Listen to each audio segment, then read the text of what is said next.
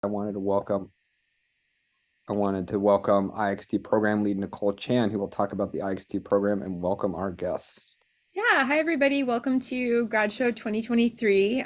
Like Luke mentioned, I'm Nicole Chan. I'm the faculty lead of the IXD program at Santa Monica College. And just something unique about our program is we're, as far as I know, the only IXD program at a community college in all of the US. So we're pretty special in that aspect. So I want to go ahead and introduce our special guests for this session today. They're not only industry experts, but they're also IXD alumni. So we're really happy and excited to have them back today. So let's go ahead and start with Joey. Would you mind introducing yourself, please? Hi, my name is Joey. I am a XR designer at Transfer VR, and we make virtual reality training simulations. Cool. And Michael, do you want to introduce yourself to us? Yes. Michael Schaefer. I'm a part of the second cohort, so I think that was 2019. I work at Prime Studios. I'm a program manager there, supporting virtual productions, VFX, all sorts of random work streams. Awesome. Cool. So, well, we are so excited to have our alumni here today to give feedback. It's not too long ago they were here. So, alumni, this is a little bit different than maybe the when you did it. So, this year's capstone reflects two changes from the past. So, this was a full semester. So, instead of an 8-week sprint, students had a full semester, 16 weeks to work on their capstone projects. And these are individual projects. So, students completed their projects individually, and they also worked in support groups. So the support teams are based on a common theme, and the theme for this session is around creative tech. So here's sort of the rules of the game. Students will present their work for around 5 minutes or so, and then the moderator will ask each guest to take the lead for about 10 minutes of feedback. I'll be keeping time during the presentation, and I'll put down how much time is remaining in the session in the chat. So Nicole. Yes, and so the feedback structure, which I'm pretty certain our alumni might have memorized, that we're going to be using today too, is the I like, I wish, I wonder feedback format. And I'll go ahead and paste the more specifics about that in the chat in case you need a refresher course. But so yeah, let's go ahead and get started. So we're gonna start with Devin Anderson, and Joey, I was hoping that you might take the lead on this feedback. However, Michael, it doesn't completely get you off the hook. So if you wouldn't mind also taking notes for Devin, if you're not able to give him feedback, Michael, in the first, portion of the feedback structure, then later there'll be some time for you to provide some feedback to Devin. So does that make sense to everybody? Sounds good. Great. All right, cool. I think Devin, you're up. All right. Go ahead and share my screen.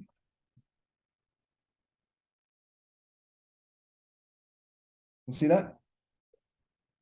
Should be purpley. Okay. Hi, everyone. My name is Devin Anderson, and this is a presentation for Remakes, an ethical AI platform for artists. So for my thesis, I wanted to look at artists in the age of AI. We've all seen the rapid onset of AI and how it's changing entire industries. I want to focus in on the anxiety felt by artists as artificial intelligence encroaches in on their territory. Just about every creative field is seeing this technology develop, but I chose to narrow my lens to the visual arts. So the big idea with Remakes is to leverage AI to financially support artists, foster creativity, create new experiences, and facilitate collaboration. So Eben Schumacher, a concept artist and illustrator, had a great quote that summarizes the feelings that many creatives in the space are experiencing. Quote, "As a concept artist and illustrator myself, I cannot ignore the threat to my profession. I'll be honest, AI art scares the hell out of me, and I think a lot of other artists are feeling this too." This technology is growing exponentially fast. At the moment, there are many different AI art generators, but some of the most well-known are DALL-E 2, created by OpenAI, Stable Diffusion, created by Stability AI, and Midjourney. These particular programs use text prompts in order to create images in whatever style desired. However, there's major controversy over how these image generators are trained, as these generators scrape huge amounts of data from the internet, They are accused of stealing content from artists who never gave consent. For example, pictured here are pieces generated from Lensa, an AI art generator. And if you look closely, you can see that they bear the signature fragments of the artists whose work they were trained on, and some would argue stolen from. As the technology rapidly advances, the question of what is art becomes ever more important. Last year at the Colorado State Fair, an AI-generated piece of art titled Theater del Prospatial won first place in the world across decades. It's no wonder artists are becoming anxious about AI devaluing the craft. This anxiety led to the ArtStation protests in late 2022, in which countless users uploaded the no to AI-generated images thumbnail to their accounts, as AI-generated art became more and more common on the platform. So ethical AI generators are few and far between at the moment. There are a handful, including Adobe Firefly, which is training exclusively on Adobe stock images, openly licensed content, and public domain content in order to ensure that the content it generates is safe for commercial use. There's also Stock AI, which is trained on Shutterstock images and what they claim to be ethnically diverse images. The company states that artist content used to train their models are compensated. It's unclear how much, but apparently it's less than what a standard licensing fee would be. There's not much else aside from those two. There may be smaller organizations that are trying to create ethical solutions, but as far as players within the market that actually have weight behind them, these are pretty much the only ones. Most people would agree that in order to be ethical, AI art generators need to compensate artists for their contribution, but the murkiness surrounding how exactly artists would be compensated doesn't instill much faith in the fairness of these solutions. So the question is, how might we create an ethical solution for artists to embrace and utilize AI? Throughout the exploratory phase of this project, I conducted experiments in order to understand what exactly users want from an AI platform. The experiments consisted of card sorting studies where I got an idea of how participants would want to remix creative fields and exactly what features and functions they would expect out of an AI platform. The insights came down to the following. That users want fresh experiences when they're coming to a new app. If it's just a rehash of something they've seen before, they don't want it. What users do want out of AI differs wildly. In particular, what they expect from a remixing platform varies greatly from person to person. Some want to use it for inspiration. Others just want to have fun creating the weirdest content they can imagine. The common thread, though, across all participants is that people want to support the artists that they like, and they will do so if it's made more accessible to them. So how can we create an AI platform that supports artists financially, gives users the ability to engage in new ways, and showcase their creativity? The platform I envision would be an amalgamation of sites like Gelato, the dropship site that allows for small businesses and digital artists to sell on-demand merch without the need to keep inventory. AI art generators like Artbreeder, which provide a community-based platform for users to come together and be a part of the AI remix process. And portfolio sites like Behance or Dribbble that allows for artists to showcase their work and discover others. And if we combine these concepts into one, we get remakes. So let's take a look at how it works. Remakes, an ethical AI platform for artists. Here in the Discover screen, I'm able to see work from trending artists, the various creative categories on the platform, popular originals, as well as the top remixes from the community. My homepage contains a full screen feed of works of art from various artists. I love this work by Jason. It's a digital painting whose style, color, and composition really speaks to me, so I'm going to add this to my favorites. As I swipe to the next page, I see an embroidery piece from Sandy, and I think this would be awesome to see a remix with Jason's work. So I click the remix icon, select the piece by Jason that I just favorited, and within seconds, I have an entirely new work of art generated from these two artists. If I click here, I can see the lineage of this new piece, the artist they were remixed from, as well as which user remixed it. Automatically, a line of merchandise is generated from this new piece, where the revenue is split evenly between the artists. As a user, I feel a sense of collaboration, as I had a direct input in creating this new piece by curating which artists would be remixed together. I'll add a couple items to my cart, happy that I can get some cool merch while supporting artists that I like. If I want to tip these artists as well, I'll simply click the tip icon, and I can watch a 5-second ad whose ad revenue is automatically split between these two artists. I can also choose to tip directly from my wallet if I'd like. But let's say I really like the work of an artist and want to use their style in my own projects and AI art generation. If I click on the artist profile, I can see the original work, remixes they've generated, and their merch store. From their profile card, I can select the creative license icon, and a list of the various creative licenses that this artist offers will appear. Here I can select which type of creative license I would like, hit the purchase button, and now I have a license to ethically use this artist style in my own high-definition AI art generation for my personal projects. These are just some of the ways that Remakes creates a platform that supports artists in the age of AI. So to recap, the benefits of Remakes are it's an ethical platform for artists to showcase their art, in which artists are fairly compensated for their work that is put into remakes and AI-generated images.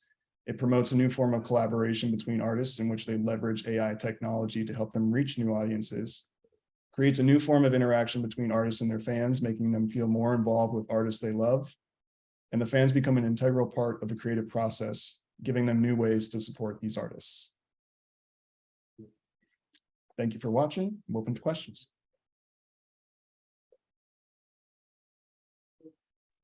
Well done.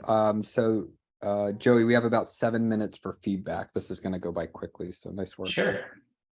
Yeah, so I really like the problem you're solving. I think we've all watched AI do something that takes us a long time to do and wonder like how long are people going to pay us to do this type of thing. There's a Planet Money episode where they're actually having AI write a Planet Money episode, and it's actually quite scary how good it is at doing it.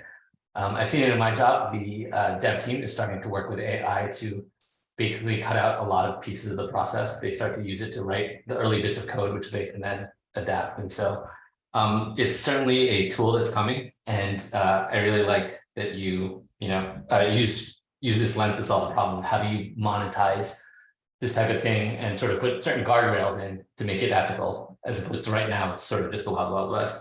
The one thing I wish is that you had a way for users to sort of put in their own ideas. Like one of the powerful things that AI could do is just basically turn a doodle into like a sketch. And so if you can like add yourself as the input, as an input, I think that would be cool too. Like, someone could do a chicken scratch sketch, start merging it and messing with the different styles that you like. And then, you get something that's sort of a little bit more a piece of myself. So as a user, I feel like that would be something that I would buy more than just like sort of mixing other people's artwork. But I really do like, the idea. I love the fact that like your solution for donating and not just tipping, like having play an ad and the revenue goes to the user. I think that's actually a nicer way to do it than having to have someone put in their credit card and things like that. I think that's a very clever way you monetized it.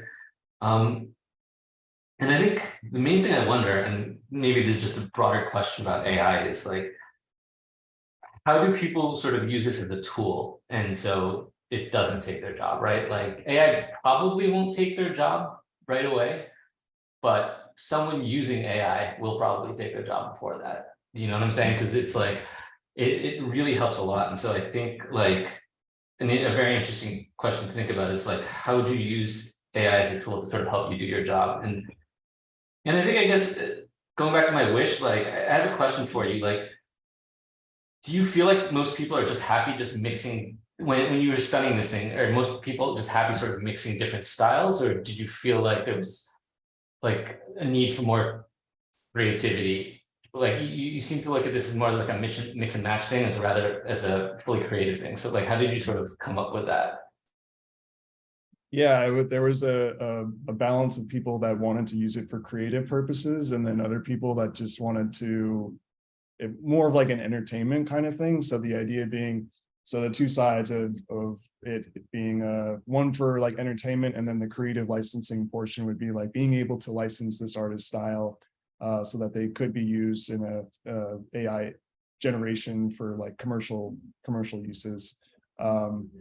So essentially creating a platform where both of these can come together and establishing itself as a safe haven, essentially, for artists, where the AI that is being introduced is done so in a way that's like an ethical form that benefits them both.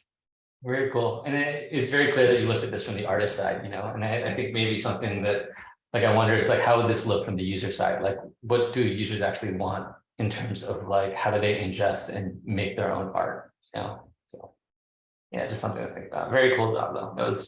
That's a very interesting topic. Thanks. Michael, we have about 3 minutes if you want to add anything to that. Yeah, I can add to that. Thanks, Evan. That was great presentation. I really like how you sort of asked that foundational question of what is art, sort of how do we continue to evolve with it, right? As AI is now going to play a large role. There's no way to really roll that back. So I think that was pretty powerful, including that, and it was a well done, thoughtful presentation from end to end. I think kind of touching on what Joey said, I think that maybe what I think could have worked nicely, or maybe what I wish, is seeing how this could have been maybe turned on its head. And so rather than how AI is going to take jobs from artists, how do we sort of present it as an opportunity and sort of help the traditional sort of romantic artists who are digging their heels in, and sort of help them understand the opportunities there and come along with the technologists on this journey, because you can't really roll this sort of disruption back. So it would have been interesting to maybe see the presentation shown in that light of the opportunities rather than some of the fear that artists are experiencing. And then I wonder, I guess that sort of ties into I wonder as well. But I think Joey also touched on a really interesting question that I pondered, sort of the ingest and sort of the collaboration process. So you pulled up a couple images that are currently on the web. What if you wanted to sort of blend in an image that you've taken or a piece of art that you've begun creating? And then if you wanted to iterate on it, what might that have looked like? So maybe just a little bit more on the user experience once you've begun sort of blending the two. Yeah, I think you did a great job. It's good seeing you again. Devin and I took some, I think, graphic design courses years ago. Yeah. So yeah, it's awesome. Both you and Joey, I'm very familiar with, so it's good seeing you. Yeah, great job. Yeah, me and Devin work on something for Luke's design research class. Yeah. Nice. I remember, I'm pretty sure we killed that project. We did very well. Okay. It's all coming first full circle. Yeah. I'm pretty sure there's an Every Table Cafe now in there thanks to the two of you. So very cool. All right, so I think we're good on time. So big round of applause for Devin. Nice work on that. Okay, Ben, we're going to transition to you. Michael, you're going to take the lead on this one, and then Joey, just stay ready just in case there's time.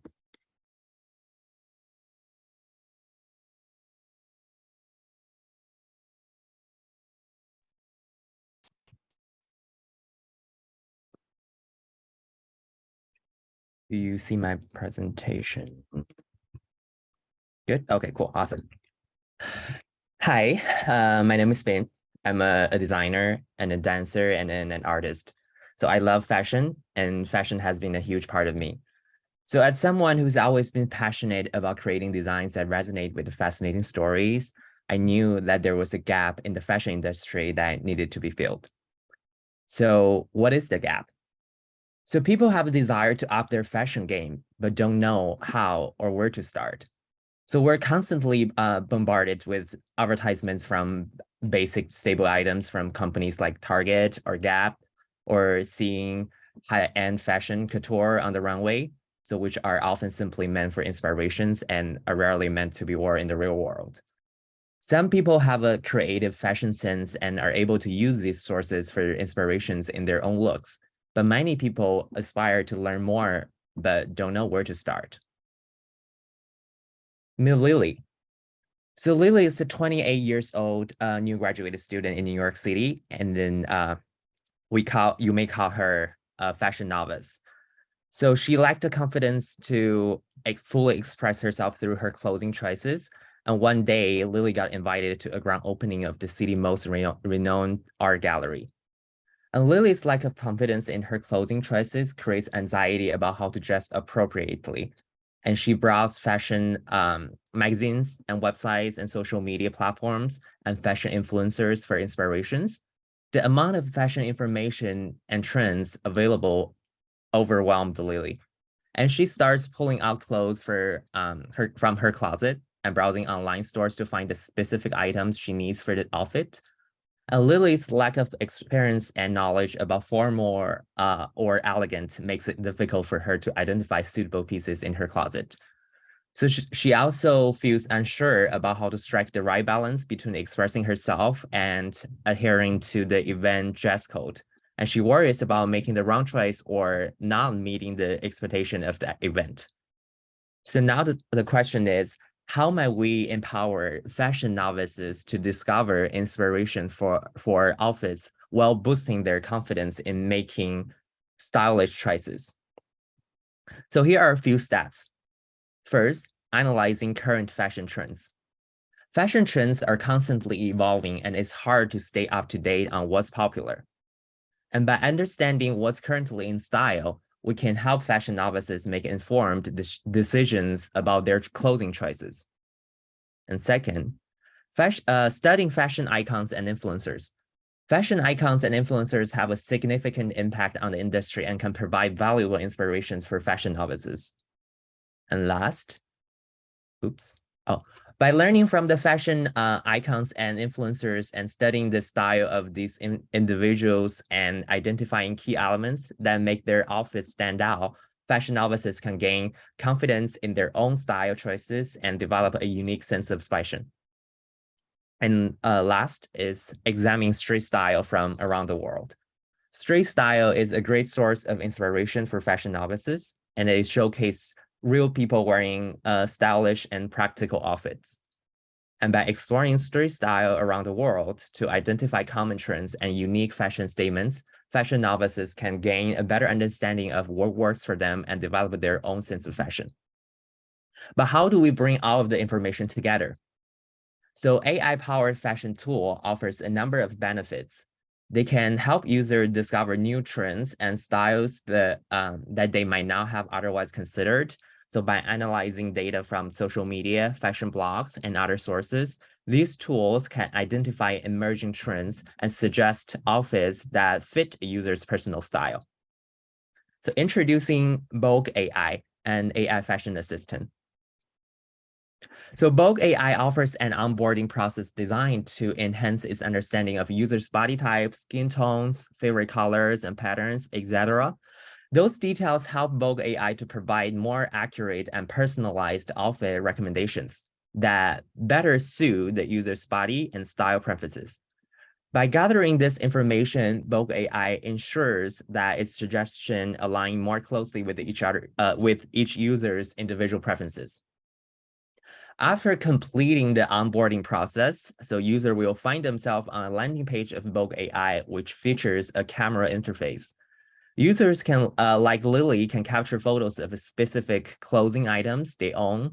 In this scenario, Lily took a photo of her brown leather pants and inserted as part of her prompt. And Vogue AI utilized this information along with her prompt to generate an outfit specifically tailored to complement her pants.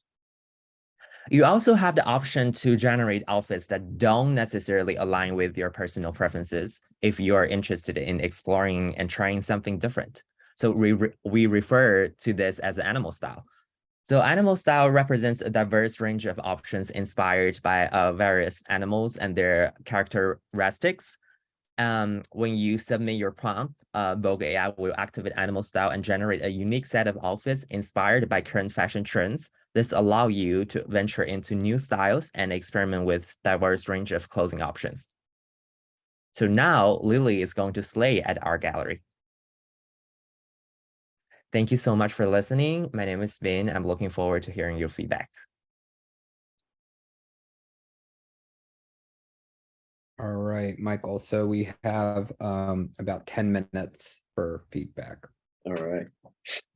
Yeah, great job, Ben. I think you did a great job of outlining, sort of the persona who you sort of envision benefiting from this app. Highlighting that it's somebody who has a lack of confidence in what they're going to wear out in social events, which I think at times I can certainly relate to. Like Steve Jobs, just give me one thing. I've been wearing this beanie for 20 years now. So you did a great job. Yeah, really defining the scope. You had good imagery to accompany it. I liked how you were sort of indicating all of the different categories that you'd be pulling from. So I think one of them was street styles around the world, something I wouldn't have considered. And then I like that you considered sort of the attributes of the individual using the app, and that's going to further personalize the outfit for them. I think what I wish you maybe would have gone into a bit more depth on was how is the AI maybe generating some of these outfits that it's proposing. So I was sort of thinking you were going to start saying like it would scrape all of the imagery from Instagram or a social application, and it would pull out color themes that it's seeing, or if you're choosing for a specific event during a specific time of year, it would scrape that sort of data, metadata, and pull it out.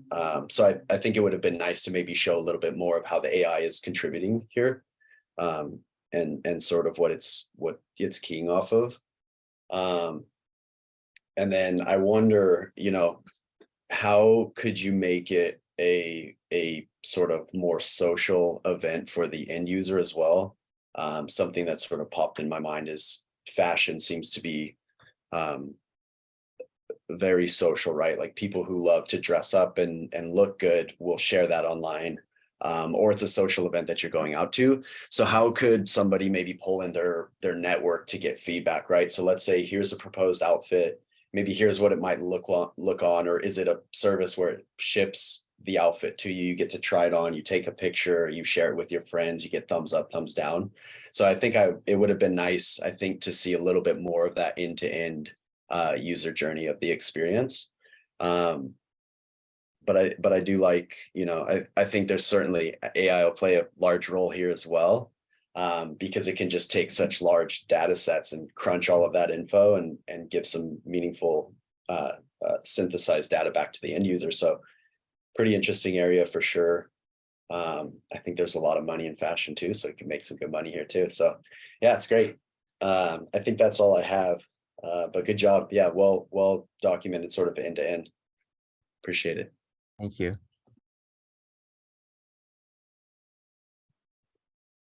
Joey, do you have anything to add to that? Yeah, sure. It was a really well done deck. Like I like your storytelling and sort of like the way you explained everything very clearly. And also it was a very good looking deck. So you're obviously a good designer. I think the one thing that I was sort of curious about was like the idea of boosting your confidence. And so there's a lot of like, so how do you boost someone's confidence who's not necessarily confident about their design decisions? And I think a lot of that might go into what Michael was saying with your social network, right? Where like, how do you know if you're wearing something good, right? Like, because people are complimenting you on it. It's like, oh, I love your dress. Like, I'm a bit of a sneakerhead, so I love it when young kids are like, oh, those are nice sneakers, so things like that. So, I mean, I think sort of an interesting idea would be Michael's, where you could just sort of like, hey, like, I like this. I think I like it, but like, maybe I should see how other people like it. And then by getting like likes or confidence or, like, hey, that looks great. That looks, no, you look great in that. Like, I feel like that then gives you the confidence to like put on that outfit and wear it. And so I think for me, yeah, I think that, so yeah, it's a really interesting problem, really good thing. And I think if you sort of just like sort of look into the social aspect of that things, is because like Michael said, it's how you dress is very social, and maybe having that sort of validation will help boost confidence in your decision. Thank you. Thank you. Okay. Anything else for Ben?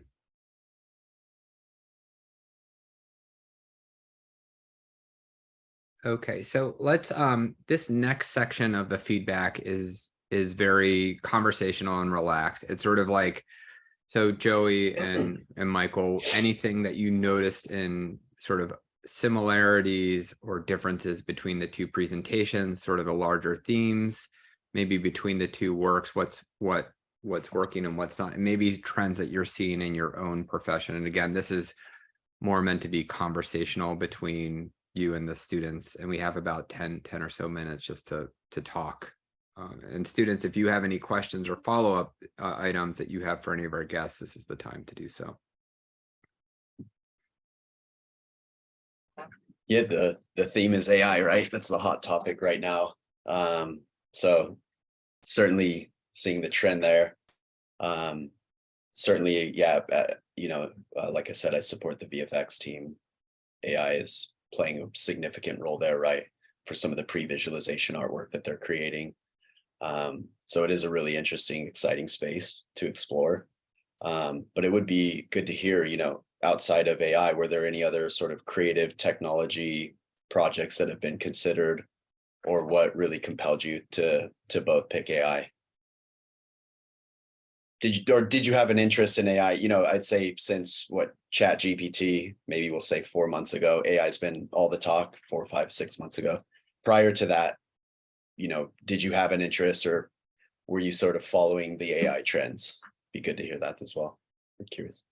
Yeah, I kind of got on the AI tip because of all there was about like 4 or 5 months ago, there was all those like profile pictures that everybody was posting. I don't know what app it was, but like everybody started doing it. And my thing growing up was like portraits. Like I was always into drawing portraits and like digital portraits. And like up until 2 years, a year ago, I was like, oh, I'm gonna get like really good at this, like this. And then it basically became like, I don't know, nobody cared anymore. Like it almost devalued everything that I was like working on as far as that field went. And I was like, dang, it's a good thing I didn't focus more on that. And I was like going down other avenues of design and stuff. So that kind of got me on that AI kind of kick. And then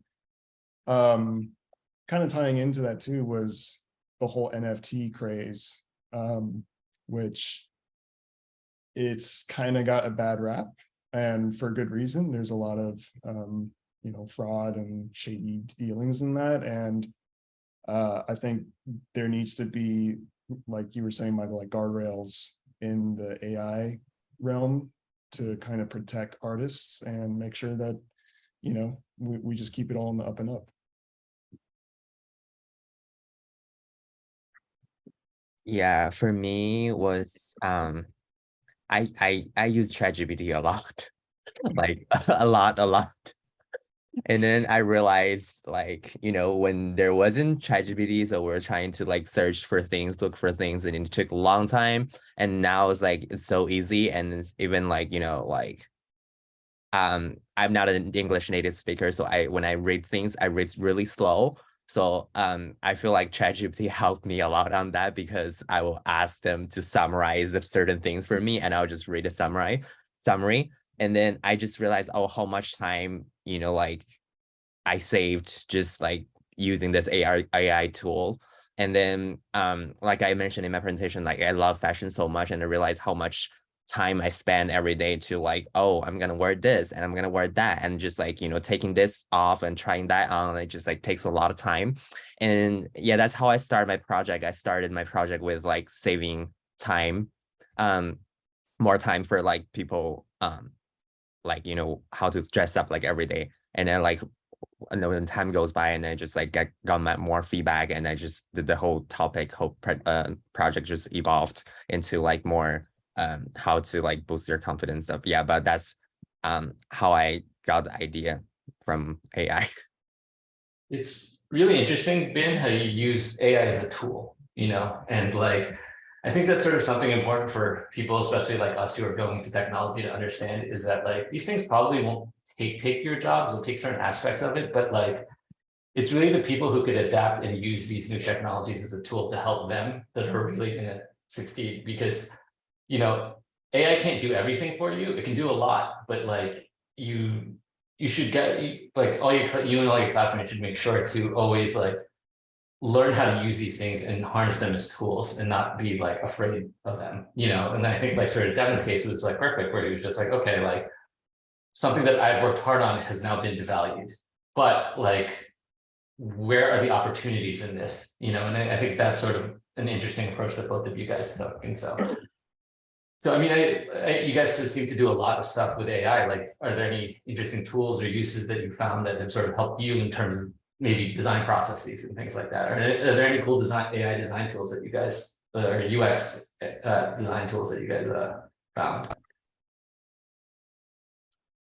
I'll say in my day to day, I'm the senior designer at this company called A3 Visual, and I've started utilizing AI tools like even ChatGPT. Like there are times in presentations where you need to create a little description of a concept that you came up with, and I'm like, damn, I just I don't have the bandwidth to do this, so I'm gonna describe it and then have it come up with stuff, or just to like generate ideas, get the ball rolling.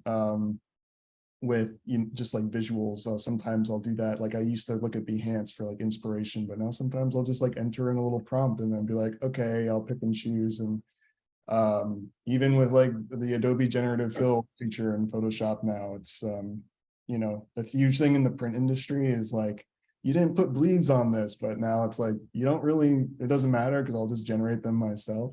But so yeah, to your point, Joey, I think it's exactly right. It's about how you embrace and utilize it. And it's, I think every major technological leap, people have been worried about, oh, this is going to put people out of a job. And, to some extent that's true, but I think it's just changing how we have to adapt to utilize those tools. I do have one tool that I kind of like, I want to share. Yeah, please.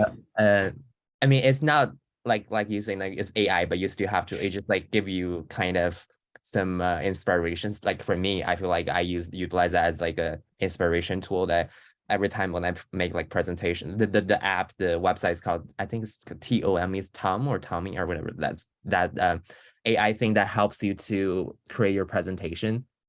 And then it's just every time when I have no idea what I want to do, and I'll just like, I'll give the prompt to them and they will make a presentation for you. But it's just a lot of information. It's not like well-designed presentation, but they will provide you a lot of information or some bullet point of, oh, like you start with this point and then you go to this point. It's just a lot of like structures. So I feel like it's really helpful when you don't like for me, like sometimes I have no idea what I'm going to do. So it gives you like a little structure. Oh, maybe you can do this, you can do that. But I'm not saying like completely take what they're offering, but just like it's a good tool to get inspiration from. Yeah, this tool would help a lot with IxD.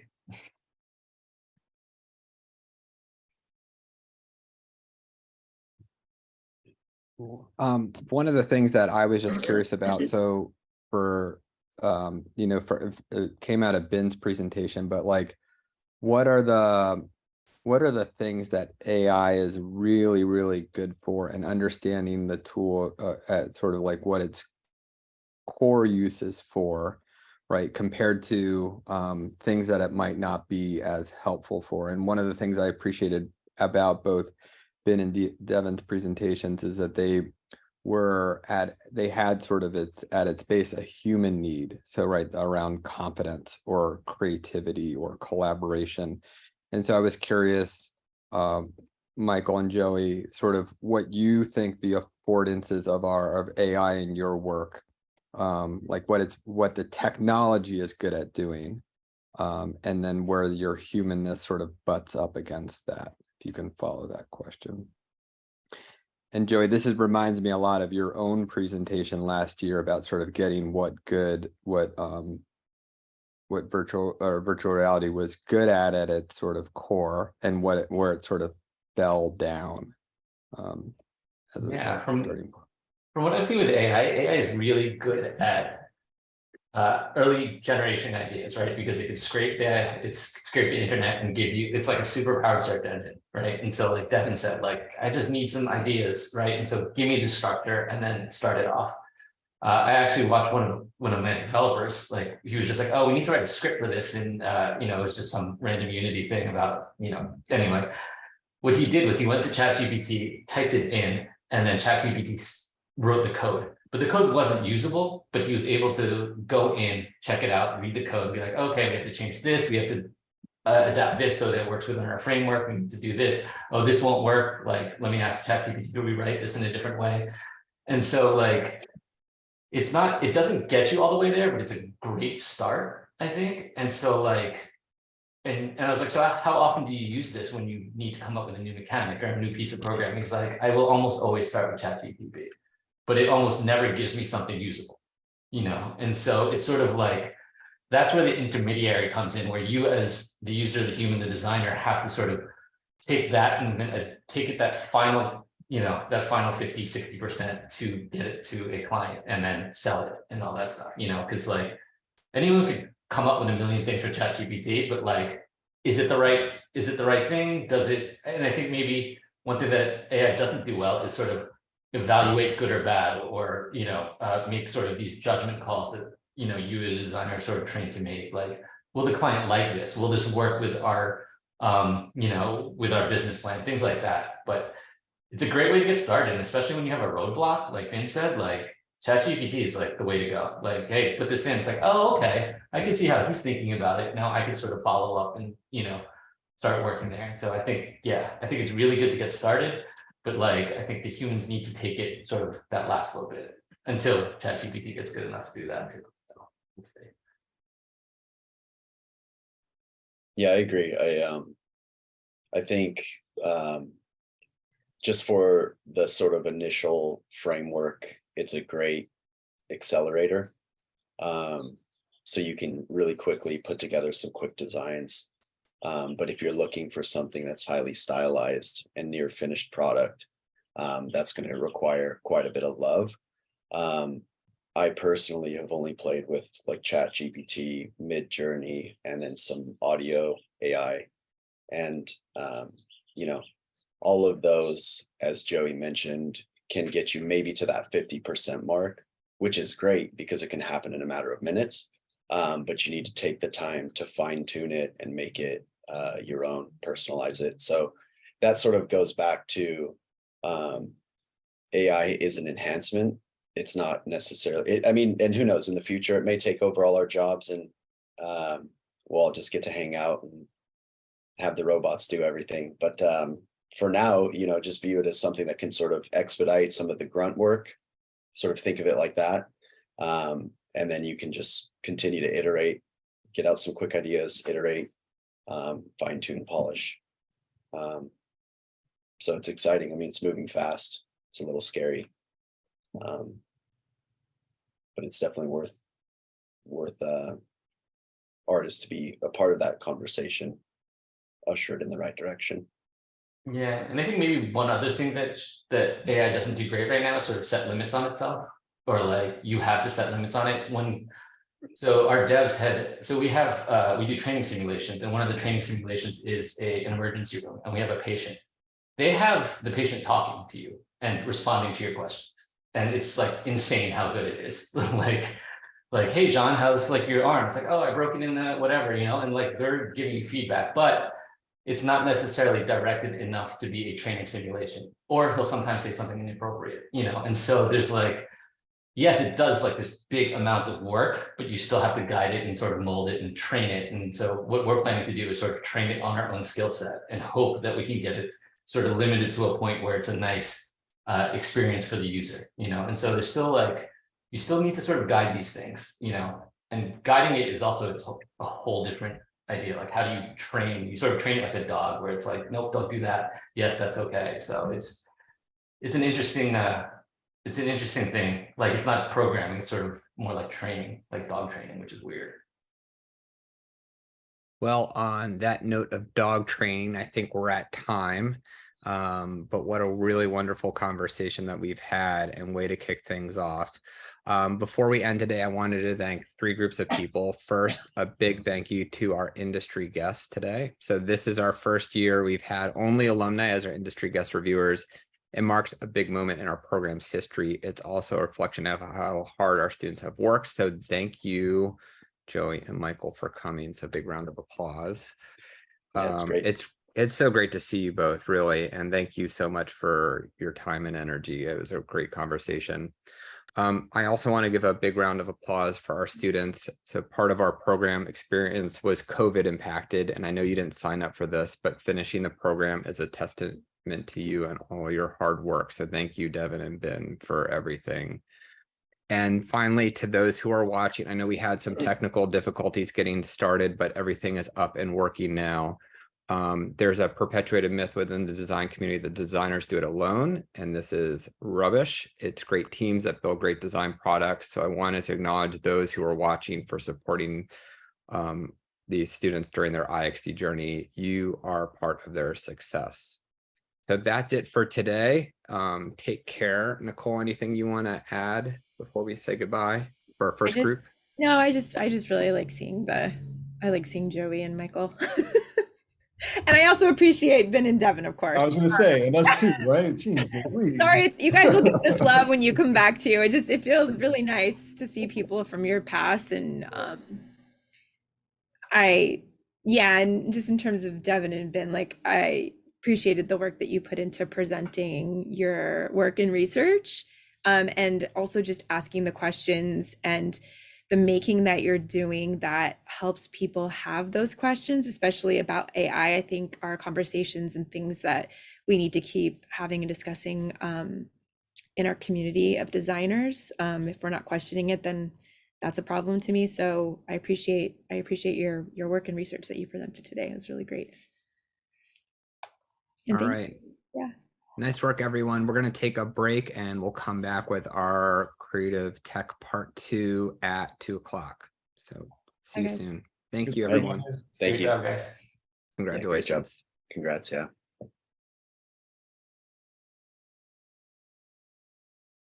Hey, Nicole.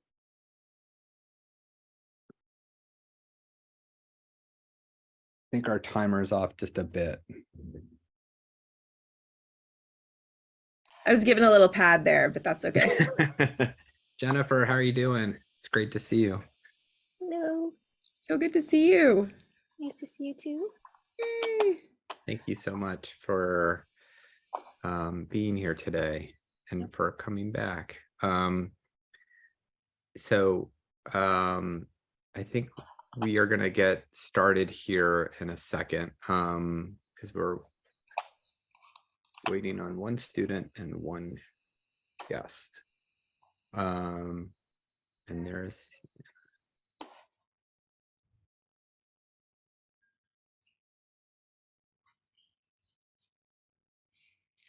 hey, how's it going? Hello.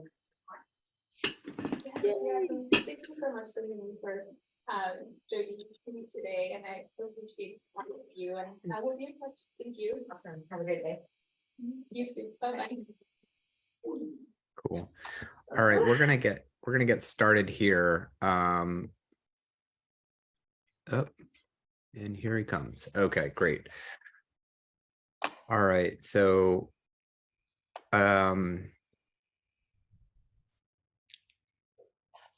hi everyone, welcome to the 2023 IXD Grad Show Live. My name is Luke Johnson, and the projects you'll see today are part of the senior studio class. Before we get started, I want to welcome IXD program lead Nicole Chan, who will talk about the IXD program, and welcome our guests. Hi everyone, I'm Nicole Chan. And I'm the IXD program lead. And just one fun fact about the SMC IxD program is we are the only IXD program at a community college, bachelor's degree, of course, in the US. And I also want to take a minute to introduce our special guests today. They are not only industry experts, but they're also IXD alumni. So I just wanted to have you all say a quick hello. So Sienna, do you want to say hello really quick? Yeah, my name is Sienna Robinson. I graduated from cohort 5. I'm happy to be back to see some of the senior projects. Cool, thank you. And Jennifer, do you want to say hello? Sure. Hey, thanks for having me. I'm Jennifer Moorhead. I don't know if I call myself an industry expert, but we'll go with that. And also graduated with Sienna with cohort 5. Welcome. Yeah, well, thank you so much for coming back. This year's senior capstone is a little bit different than when the two of you went through the experience. So here's the couple changes. So first of all, this was a full semester. So instead of an 8-week sprint, which was pretty nuts, students had the full semester, 16 weeks to work on their capstone projects. And all of the projects you're going to see today are individual projects. So they worked on these individually, but they did have support groups. And so the support teams are based on a common theme. And the theme for today is around creative technology. So students are going to present for about 5 minutes, and then then I'm going to ask the two of you for 10 minutes of feedback. After the students have presented, we'll have a chance for a summary feedback discussion. One last note. So as the 15 minutes of time, the total allotted time, are starting to wind down, I'll paste in the chat how much time is remaining. Cool. Yeah, and the feedback structure, which I know you all are familiar with, is the I like, I wish, I wonder framework. And I'll go ahead and paste a little more specifics about that in our chat. So that's the format that we're going to use for feedback. We're going to go ahead and start with Jonathan Gomez. And Sienna, I was hoping you would take lead on the feedback for Jonathan. However, Jennifer, if you wouldn't mind also taking notes, depending on time, if there's enough time in this section, we'll go ahead and have you also provide a little feedback for Jonathan. So let's go ahead and start. Jonathan, we're ready for you when you're ready. Alrighty.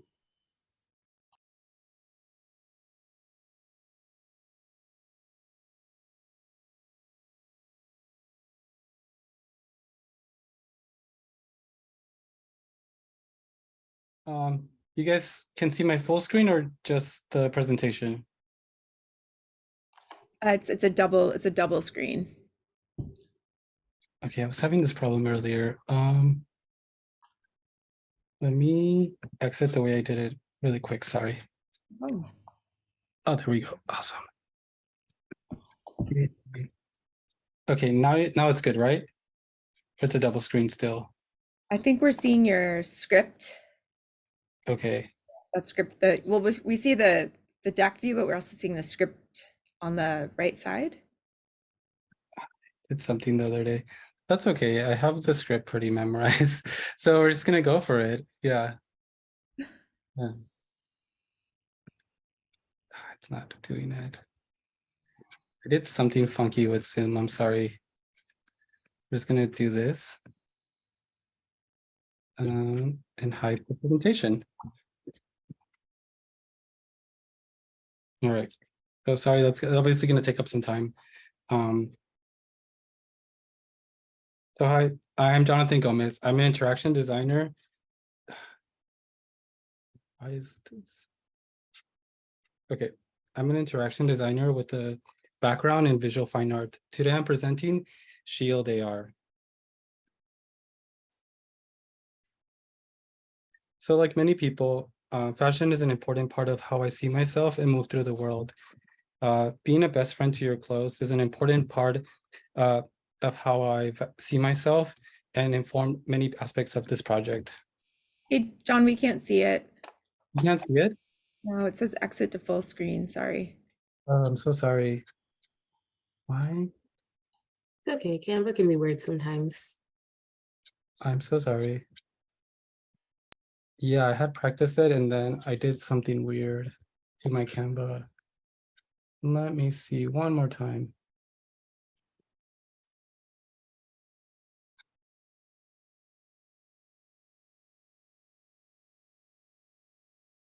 Is that better?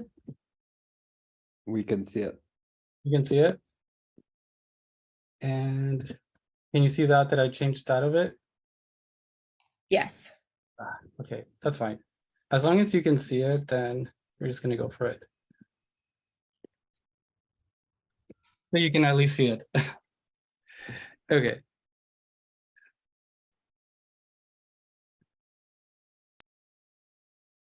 I'm so sorry. Yeah. That's good to know. It looks like it's might be missing some of the images you intended to be on the screen. Like you see them in the preview, but when it's full screen, I just see one image of two people. I don't see any other. Yeah. That is so funny. Okay. If you can, you could also try to, from Canva, download the presentation into a PDF. Yeah.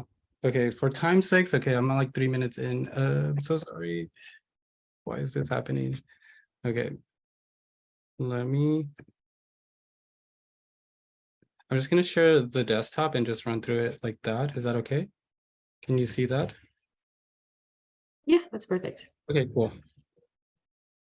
I'm just going to start here.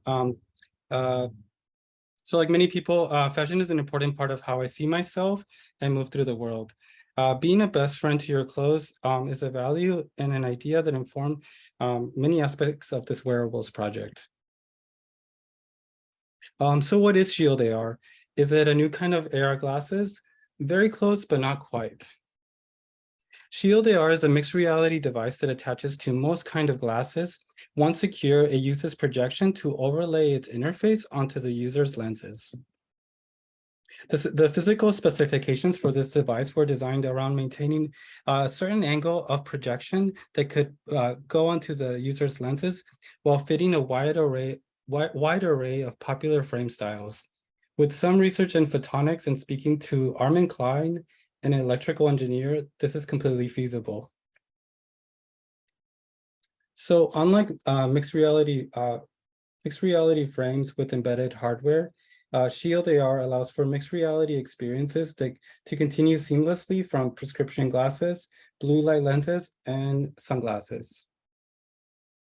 The modular approach to the mixed reality glasses was simply the result of seeking to make wearables that were more fashionable, following the theory of enclosed cognition.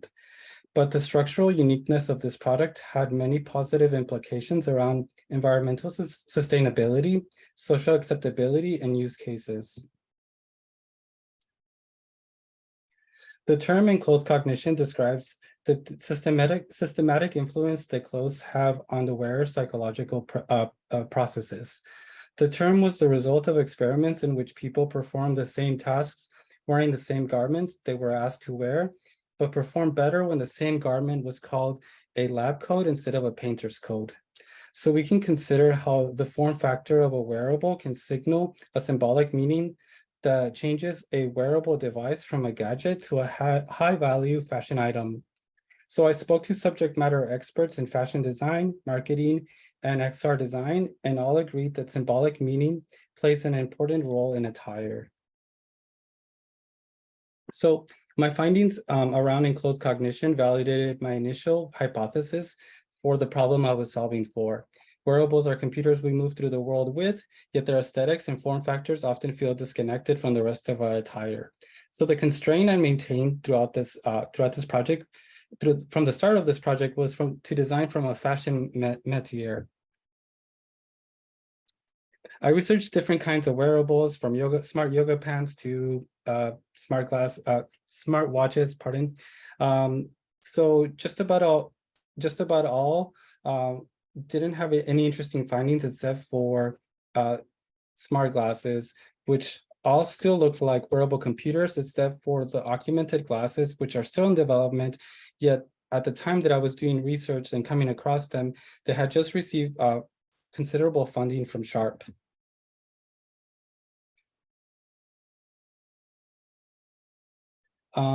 So at this time, I was also conducting surveys and creating my own prototypes and learning about this new technology that was a lot more compact and able to create smart glasses that actually just looked like regular glasses, inspired me to create something different. So at this time, I was working with an attachment, and the attachment went from something that looked like a computer to actually making it look like something like a sun shield that belongs on real sunglasses. Being familiar with generative models in Fusion 360 and working with clay, I found that the embodied knowledge of working with clay would be better suited for something that had to do with styling. So I created I worked with different eyewear, how would you say, different textures, from acetate to tortoiseshell to limestone, to create something that was interesting and unique that would look like a fashion item. So the next steps are to look at the parts recommended by some of the people that I interviewed that are patentable, document some of the clay artwork, and look at machine learning for some of the interface possibilities. And that's it. Thank you. Wonderful. Great. Thank you. Sienna, we have around 7.5 minutes for feedback. Okay. Okay, so following the I like, I wish, I wonder thought process mindset, one of the things that really stood out for me that I liked about your project was very initially off the bat. I know you didn't necessarily say accessibility, but I feel like this project is accessible for glasses wearers. I feel like when people think about AR lenses, a lot of the times there's this one set lens, and if you have prescription glasses, you can only wear those lenses with contacts, or you're just gonna have to accept that you can't really have the same vision as everyone else. So it felt like you really focus on accessibility by making these universal to a lot of different lens styles. So I really liked that. I did wonder what sort of, oh, sorry, I think I did wonder and wish out of place, but I'll just keep going. But I wondered what sort of mixed reality experiences that these lenses would cater to. Yeah, I'm just curious, like what your idea for what kind of like augmented reality these would show, and it would have been nice to see like some visuals of, you know, some things that you were interested in showing users of this product. And then I think my big wish is that I wish that the problem was more in my face as someone consuming like your presentation. I know you had mentioned wanting to, you know, make these types of lenses more accessible to different frame types. And that feels like a part of a problem, but I think I really wanted to see more like what drove you to decide to create these lenses, and what was the deciding factor, and what issue you wanted to solve when you wanted to create this product. And to circle back, I have one more, like, I really liked seeing what type of media you used to create these, and seeing all of the different prototype styles. It looked like you did a lot of like physical work to create different types of prototypes. And I thought that was really cool, especially seeing all the different types of like clay medium you did. And the marbling on them was also very beautiful.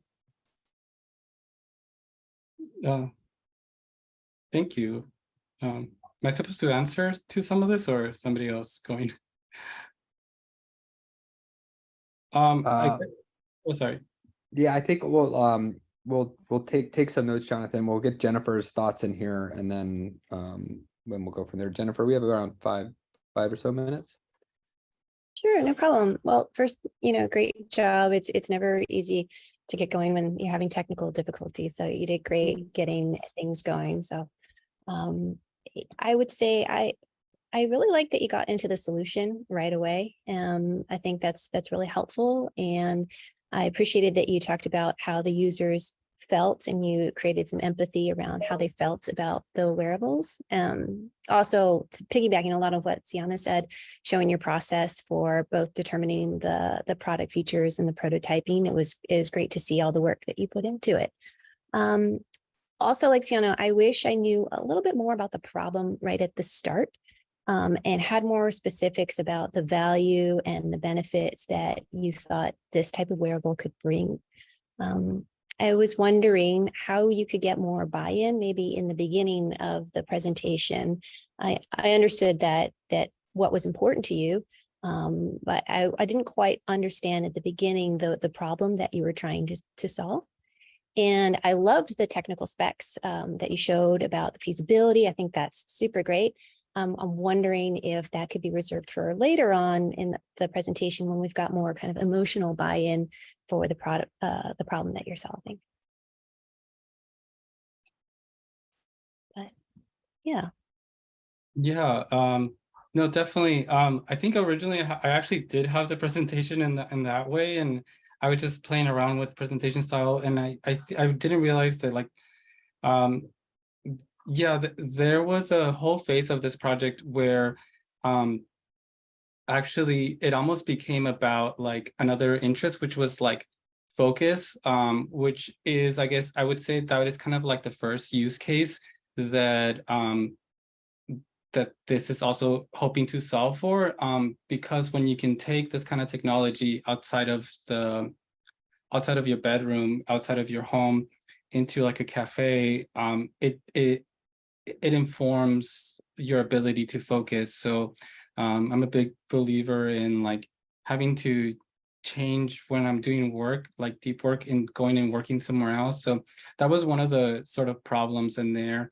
And with that too was the idea of like, there was actually a couple of different like interfaces I was designing in Bezel, but just it's just a lot of work. But yeah, that is definitely in mind, is the idea of like addressing productivity. That was one of the first problems, and this kind of like casual, easy way to like go out in the world and have these things with you.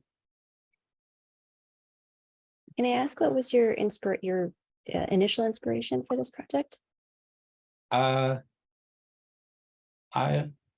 have an Apple Watch, and I'm always wondering why it only comes in one one kind of style. That's pretty much it. And I've that's not inside of like this research, but I think it's kind of almost like we don't even need to do research. It's like we know that these things come in like really limited styles. One of the people I spoke early on was Ben Desinger, which is he's a sustainability, like an industrial designer, focused on in sustainability. And a lot of times companies resort to legacy designs, like think of like the Ray-Ban like wafer style, to produce like they think that will result in less waste. But then I was also really inspired by like modularity, like the fact that like when people go out and buy an entire new TV because like they want like certain abilities, when you can just buy like a smart TV or an Apple TV and reduce the amount of waste. So there was I guess use case interest, and then also like thinking about sustainability and how like fashion and technology are kind of constantly changing at the same rate, and seeing how like I could create something in a space in between those two. So we are right at time. Sorry, Jonathan, to cut you off, but trying to keep things on. Really nice work. So big round of applause for Jonathan. And he timed it perfectly with the release and announcement of Apple's glasses. Well done. I know that you worked that out today. So very well done. Noelle, you are on deck, followed by Miguel. And Nicole, do you want to assign the feedback for this?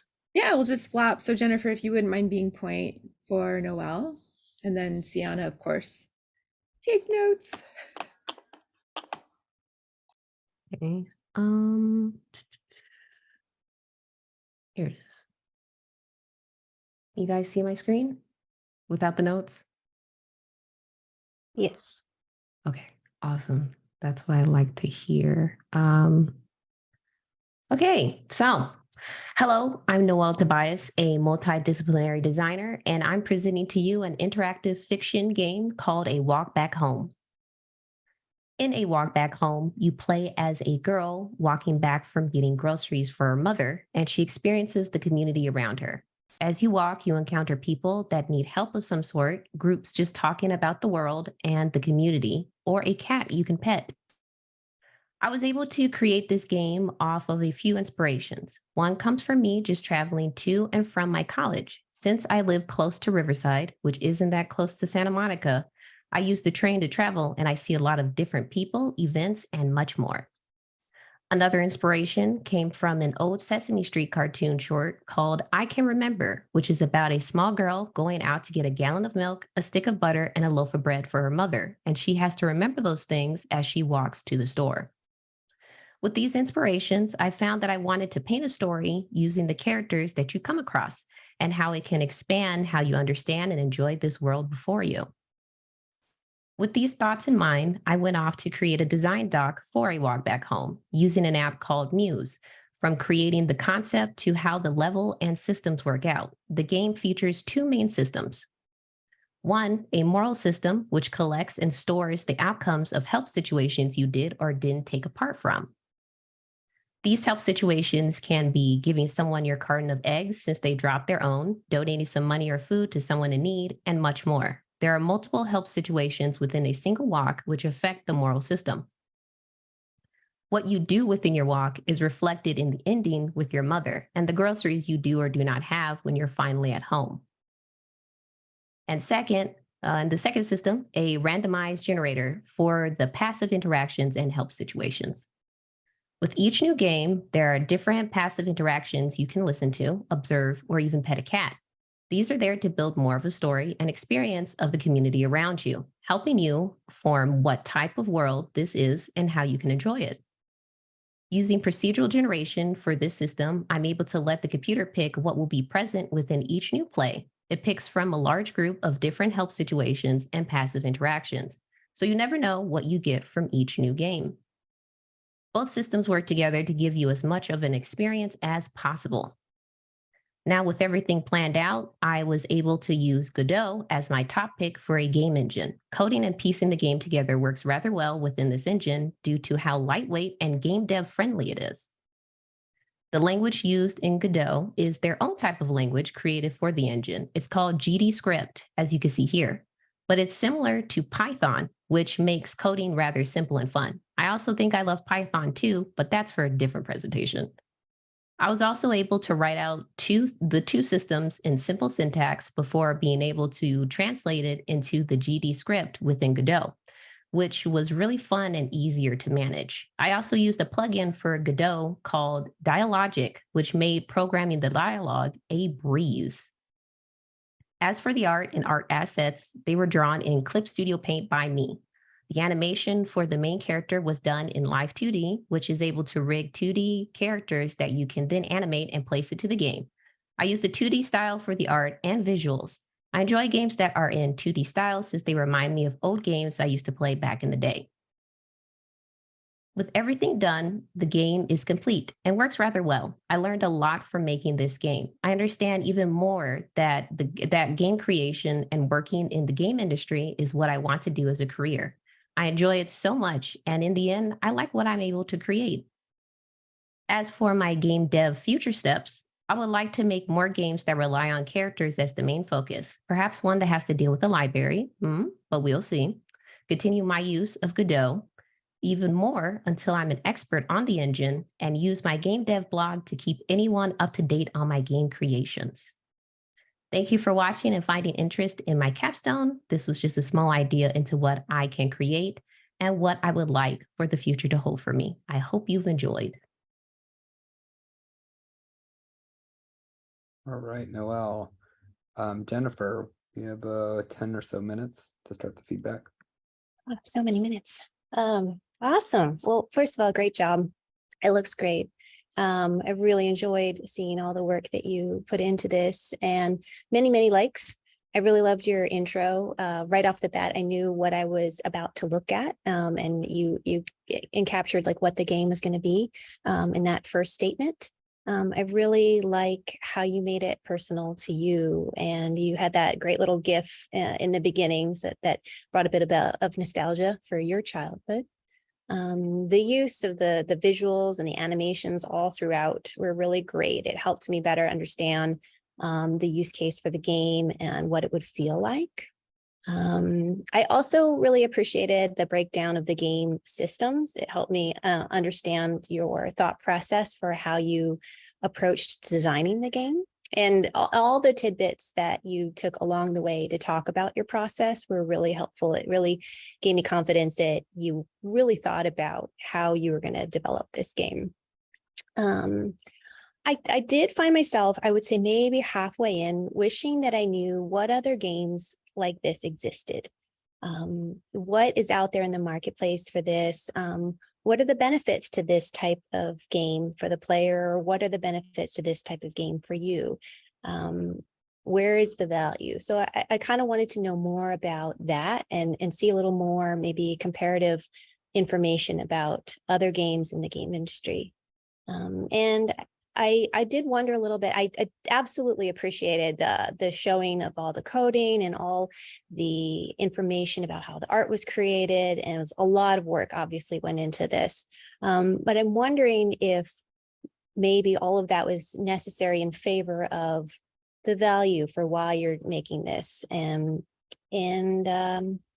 Yeah, I think I'm kind of ending there in that I kind of want to know more about why you created this game. And maybe I'm wondering, is this more of a presentation to show this is this is what I want to do and create? Or is this about the type of game and the value of this type of game? I know we're supposed to pass on to other feedback, but that was a question I'd like to kind of put out there. Well, we do have some time. If you wanna address that, then we'll move on to next feedback. Okay. Pretty much. I just really like finding value in interactive fiction games. Is really, they're pretty much like point and click adventure games that have leveled up, and a lot of people really like having a story in an interactive type of form. There are a lot of games nowadays that that small indie studios make that are interactive fictions. And I just found a fascination with them. You know, it's just like a more interesting way to tell a story than just sitting there and, you know, like a movie, but you're in depth with the movie, basically. So I just really like them. And I just really like making games. So I was just like, I'm gonna make one of those. So that was pretty much it. But yes, there's a lot of people who take interest in these like warm, cozy, very laid back type of games that are just fun and interactive, honestly. That's good. I appreciate the feedback. And I think on that note, it would be great to see some information around that amongst the popularity of that style of game in your user audience. Thank you. Sienna, is there anything you want to add? Yeah, definitely. I thought this was such an amazing project, and I could see all the work and like love and dedication you put into this. So thank you for sharing this with us. I think specific likes for sure was how you built up an emotional connection in the beginning. Like, I feel like I really understood what type of energy you were going for with this game being more like relaxing and calm, and also about community building and just embracing your natural neighborhood. And I really, really enjoyed that you included a morality system. I feel like for like a game dev, that's a pretty like advanced step to start to get into. So it's really cool that you were able to sort of like figure out that sort of randomized morality system and incorporate it into the actual ending of the game, which I thought that was super cool. I think my wish is kind of similar to Jennifer's. I would have loved to know more about what about games specifically like interests you, and what just sort of what inspired you to make this type of game. I know now, but and I found myself during the presentation just being super curious about what exactly is it about games that you love and why do you want to work on them. And then my wonder, if you could also answer for me, is I'm curious if you did any play testing for this game, and if you did, what that sort of looked like and what sort of information came from that process. I did play testing with very limited people I had. Mhm. And I have more people that are like, you need to put it up. I want to play it. I want a chance at it too. And what I found is that there were a lot of hiccups during it, and someone would play it and I'm just sitting here like, that's not supposed to happen. And you know, it was a lot of those, and then I'm like, oh, I did the scripting wrong or something like that. So it was really cool to see that, and to see it start off with just basic shapes and then go into like having more visuals, and having, you know, the same people play it again and go, oh, you added this, oh, okay, and you know, it was pretty much just really fun doing that. But I made sure to really fix anything that was like really buggy very quickly and very fast, because I just don't like bugs. So I try to get done with it as much as possible, as quick. So it was pretty fun doing the whole play testing thing. Sounds very cool. If it makes me feel better, devs in big A games have bugs all of the time. Trust me. So what's nice about our two guests is that they have experience working in the game industry. Do either of you have any advice for someone looking to transition into that field? I think my advice would I think kind of coming in with like the same thing I said for the I Wish. The games industry is pretty big, and there's a lot of things that a lot of avenues you can take. So I guess just knowing what you want to do in the game industry first is a good step, because then you can start to integrate yourself with that community, and you'll find that a lot of them are very small, like niche communities, and you'll end up working with a lot of the same people. But once you have that like niche figured out, then you can sort of get to know the right people. Okay. Yeah, and on that, it very much depends, I think, on the size of the gaming company that you work for. Because I'm imagining with a smaller gaming company, you might wear a lot more hats, whereas Sienna and I are both at Activision, which is very large. And so every role is very, very specialized. You can find yourself doing just UI.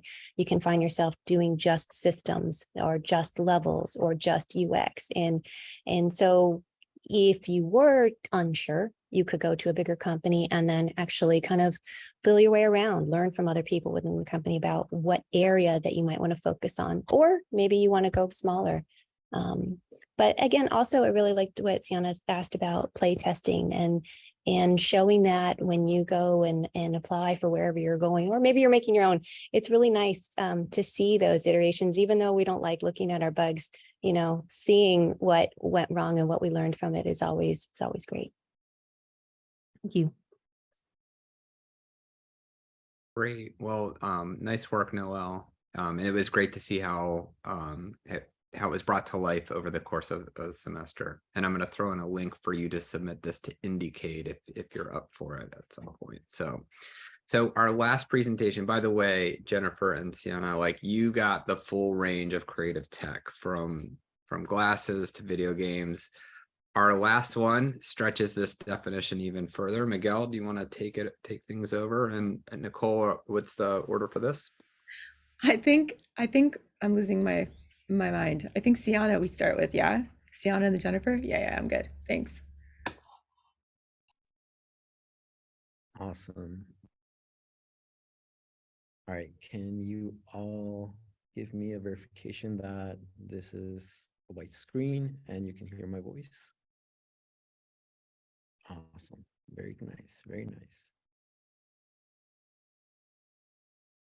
So, hello everyone. My name is Miguel Jimenez, and I focus on Web3 growth by merging business development and design strategy. My interest in Web3 started out almost 2 years ago. And when I started, I began to hear often this saying, blockchain is the future. So I decided to explore it by attending keynote events, going to startups, having these conversations with them, and at times being able to solve challenges for them. And let me tell you, the future is confusing, but this is where the IxD program came along, because they teach amazing design methods and principles through learning by doing and having industry partners be a part of that process. And to add to that, there's an amazing supportive network within the cohort, faculty, and staff that I felt ready and encouraged to embark into my senior thesis, which focuses exactly on simplifying blockchain for everyone. And this is where Safe Playground comes along. Safe Playground is tailored so that blockchain can be fun, simple, and human. Let me walk you through this application. Safe Playground home screen is goal-oriented bite-sized lessons. So right now, they're gonna set up a wallet and they're gonna explore a short video tutorial that then transitions to fun challenges that are game-like features. And these opportunities reward them. So it encourages them and has a little bit more mental anchor to prepare them to create a wallet. In this sandbox real-world simulation, these events can create the opportunity to expand their learning, to unlock more features, such as the crypto market index, and also explore.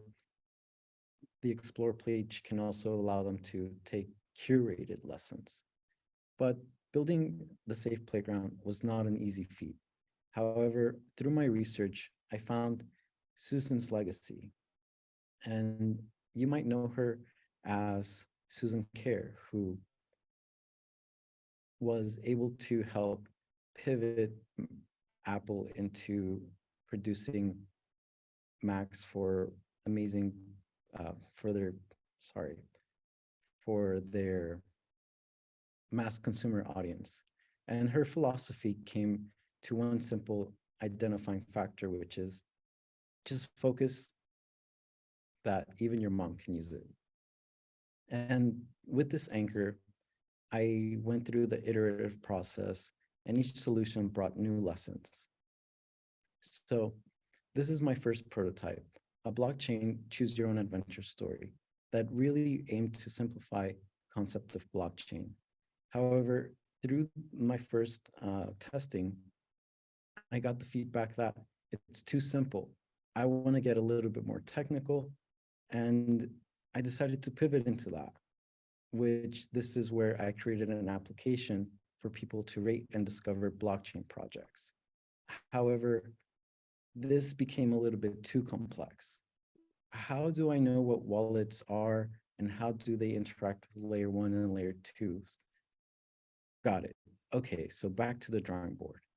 This is where I decided to focus on Safe Playground. And this is a wallet and a product. And I wanted to improve the accessibility of the Safe Wallet. So I created a website where people can learn by doing. And as you guys might have seen this subtle hint, it was rejected because how does a mom who has a busy schedule land on Safe Wallet's website? And how is she even going to carve time for her to learn about this? Okay, so let me talk to them. Let me talk to busy professional mothers that are kind of curious about blockchain. And this is where the insight came along that I should explore Headspace. Their self-care sessions are curated for these individuals, even when they are busy. Wow, that's an amazing insight. While talking to a mentor, he also encouraged me to look at the power of Duolingo and how they use gamified learning to effectively teach new languages.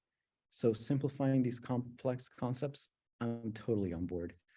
Merging these concepts and features allowed me to actually simplify Safe Playground into an accessible format that maybe even my mom can use it. And this got overwhelming feedback. So this has been my journey.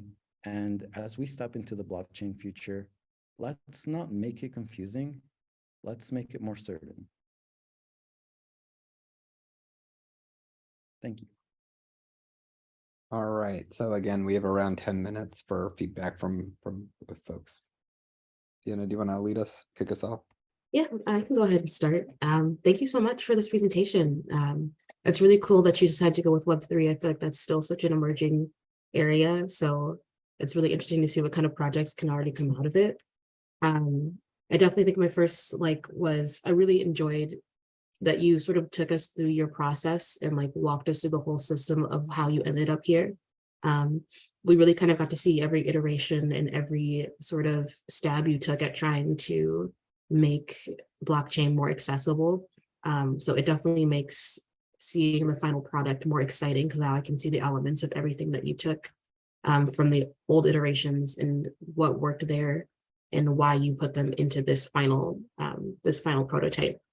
I think I wish in the beginning there was sort of more a description about what you meant from what meant by Web3. Web3 is still super vague and still very open-ended. So until you kind of got to the point of blockchain, I wasn't sure where the project was going. But yeah, it would have been nice to just kind of see initially what you meant by Web3 and get an understanding about where you were about to take us. And then I guess I wonder, which I'd love for you to answer for me, is when you were making this product, what sort of ways do you feel like you created this prototype to stand out from other blockchain wallets such as Coinbase or other bigger sort of crypto wallets? What exactly would you say stands out about your wallet and compared to the other products on the market?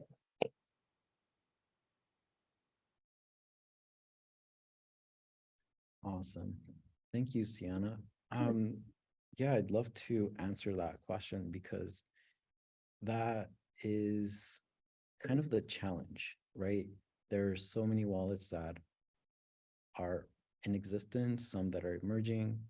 What makes this Safe Wallet unique? So within Safe Wallet, they have a mission statement that they want to help people understand it.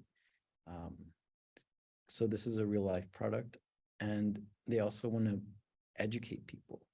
But I noticed that right now the industry is so like developer heavy that a lot of the times, right, like people's Ethereum address is just like a long line of code and everybody's in agreement that that's the way it should look like.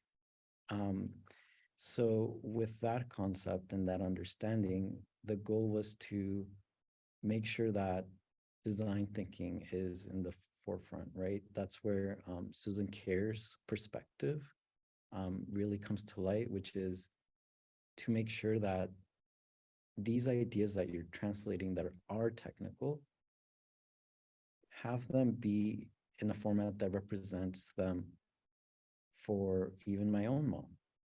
So, right, like what could be something that guides them to understand this wallet through this learning opportunity, right? These courses, that's where this little dog comes along. His name is Guardian, and he's your partner that's going to help you come along with this journey. That's kind of like Duolingo, right? They have the owl, and it's just these kind of mental anchors that people already have associations, and then these amazing learning practices that have been conducted through research that I was able to lean into to say, okay, this is the wallet, but you're not really gonna focus on the wallet itself. You're gonna focus on how the wallet interacts with smart contracts. What does account abstraction mean? And this happens through, that learning opportunity. I also think actually hearing you say the dog's name is Guardian made me realize that we didn't really get to know who this mascot was until they were getting to talk to you. And I think that is also like a really great like marketing opportunity for you to use in the future to introduce us to Guardian as a way to make us, as a way to ease us into safe playground and, give us kind of an anchor to connect to this Bitcoin wallet initially.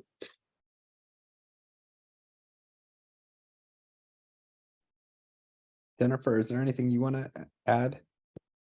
Yeah, I had a lot of likes. I really, really, really enjoyed your storytelling format. And I know sometimes when we give feedback, we say, oh, this part should be at the beginning or this part should be at the end. And do realize that a lot of it kind of depends on your story. And I do really appreciate your sense of humor and how you took us through your journey at the project. It really, really worked for me. I piggybacking on what Sienna said about the mascot. I wish I knew a little bit more about the mascot earlier on. I am a mom. I feel like I can use things pretty well, but I get it. I get that that's like part of, making it so that your mom can do it. But I do appreciate that you followed up with actual moms and how they use certain things and what's important to them. I do wish you told me a little bit more about blockchain.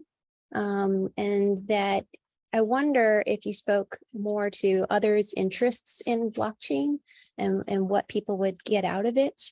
Because I understand that you were confused about blockchain, but I'm not sure that I got how or why other people or what the common interest is in getting into blockchain.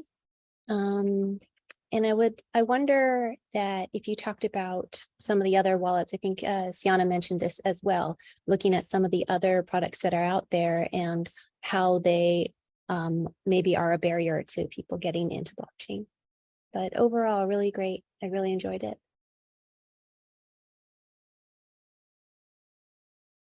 Oh, last, I wish this QR code led to your app. I clicked it and I wanted to try your app. I'll paste it in That's the good chat. feedback. Thank you. Thank you both, Sienna and Jennifer. I really appreciate the feedback. And I'll make sure to share the prototype. So we have we have a few minutes just to sort of summarize and look at these projects collectively. And one of the things about the three projects is they're so different and they're so personal and they're full of passion. So question for our guest is, now that you know, last year you were on the other end and you've transitioned into to working, do you have any advice or suggestions about how to keep those deeply personal passion projects present in your design practice? Or another way to maybe ask that is, how has your capstone folded into your work if you weren't able to pursue it even further beyond the academic setting?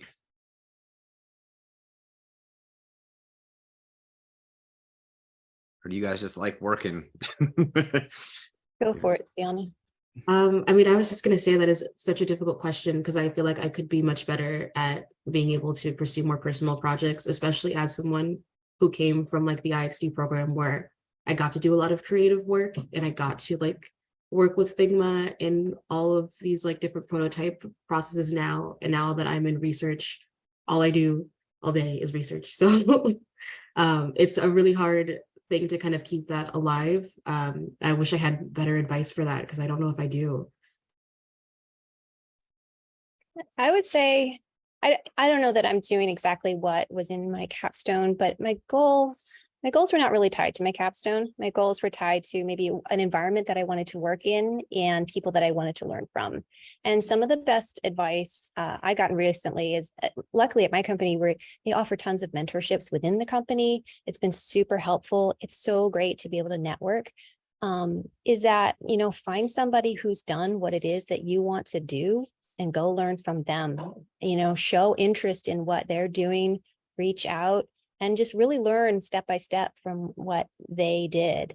And another is, you know, it sounds crazy, but dream as big as possible and then plot out those steps to get there and just try and get there. But yeah, sometimes you stop, you know, you go a couple months in and you reassess and say, where am I? Where am I at? And so right now I'm at a place where I'm not entirely sure if I still want to be the person who creates the things or if I want to be the person who decides what's going to be created, you know, and I'm kind of figuring that out. But in a company as large as Activision, I have all these avenues where I can reach out to so many people who are experts in their field and gain from their knowledge. And they're so happy to, you know, set aside time and go over what their role is to give me some insight. So yeah, I would say that. Really nice. Nicole, is there anything you want to add or ask of the panel?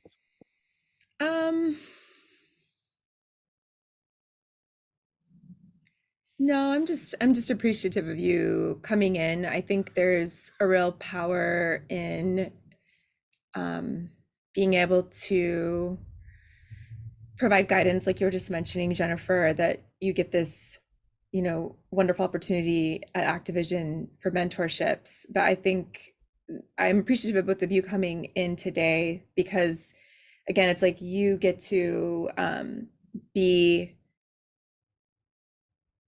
folks that can offer guidance and feedback to a place that you have been. And so there's a power in it for them and a power in it for you, I would assume. I mean, I feel it myself when I'm able to, you know, be in one place and then move to another, but then offer feedback to people that were where I was. So just mostly gratitude in you spending time with us. And I appreciate, and I am really grateful that you are where you are and that you're able to offer guidance to the students that are graduating. Because those, I'm sure you remember, and I know I do too, it can be a little bit ambiguous and fear inducing when you enter a new phase at any type of point in your life. And so I think it's really important for for you to be here. So I appreciate that. Great. And I wanted to echo that. So, you know, as we start to wrap things up for our creative session 2, which was really awesome and really dynamic and sort of the breadth and depth, a big round of applause to our alumni guests. This is the first time we've done it. It's been so great to have you both come back and provide wonderful insight and feedback. So thank you.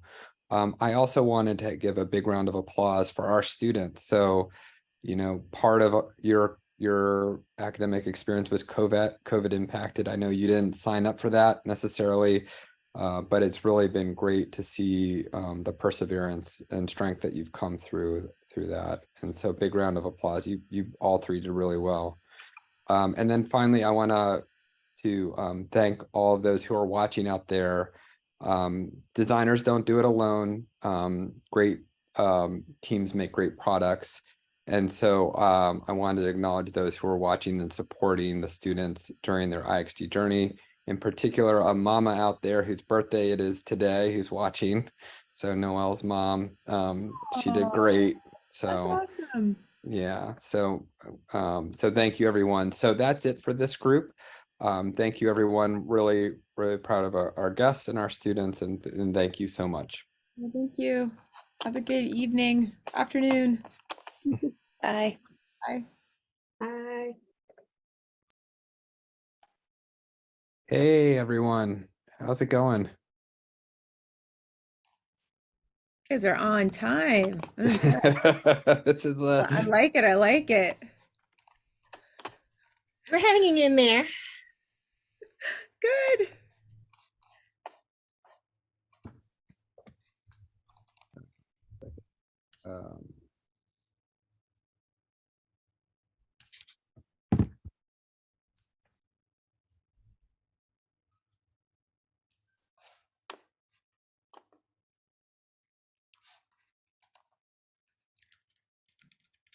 Okay. So, all right. Who did we just lose right there? I don't know. It was Christian, the Oh my gosh. alumni Christian. I just, Oh, can you text him back? I just told him to leave by accident. I meant to tell the other Christian to leave. oh no. I don't have his like phone. Does anybody have Christian's? Yeah, I got it. Just tell Thanks, him Courtney. He meant our current Christian. Thanks, Christian Suarez. Sorry, Christian.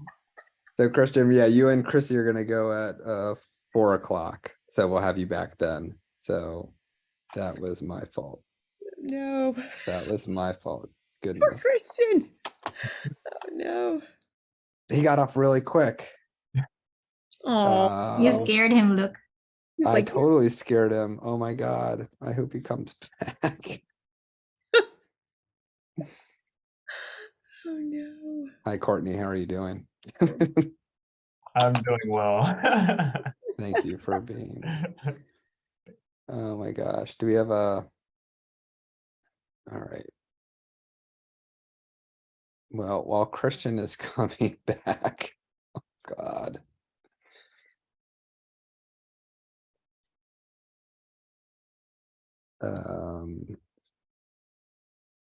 Nicole, I'm blushing. Should we get started? I will try to reach out to him. Poor Christian. Yes, I think we can start. Hopefully he'll be back soon. Yeah, he just messaged me. He'll be back. Okay. Okay. All right. Well, we'll get started. So first of all, thank you. Thank you for everyone for showing up and for not leaving. I hope this allows you to relax a little bit as we go into your presentations. This is the 2023 IxD Grad Show being streamed live on YouTube. So all of this will be recorded for forever. My name is Luke Johnson. The projects you'll see today are part of the senior studio class. But before we get started, Nicole. Hi, I'm Nicole Chan. I'm the faculty lead of the Interaction Design program at Santa Monica College. And just for those of us who may not know us, one thing that's pretty special about the IxD program is that we are the only bachelor's degree program at a community college in interaction design in the US. And Christian is back, right? Christian, I'm so sorry. I met the other Christian. There was a senior Christian that was not supposed to be in this session. I was like, I thought I was on time. Okay, You sorry. were perfect. Flashbacks to when you were. But anyway, I want to introduce our guests now that they're here. Both of them. Our fault why they weren't.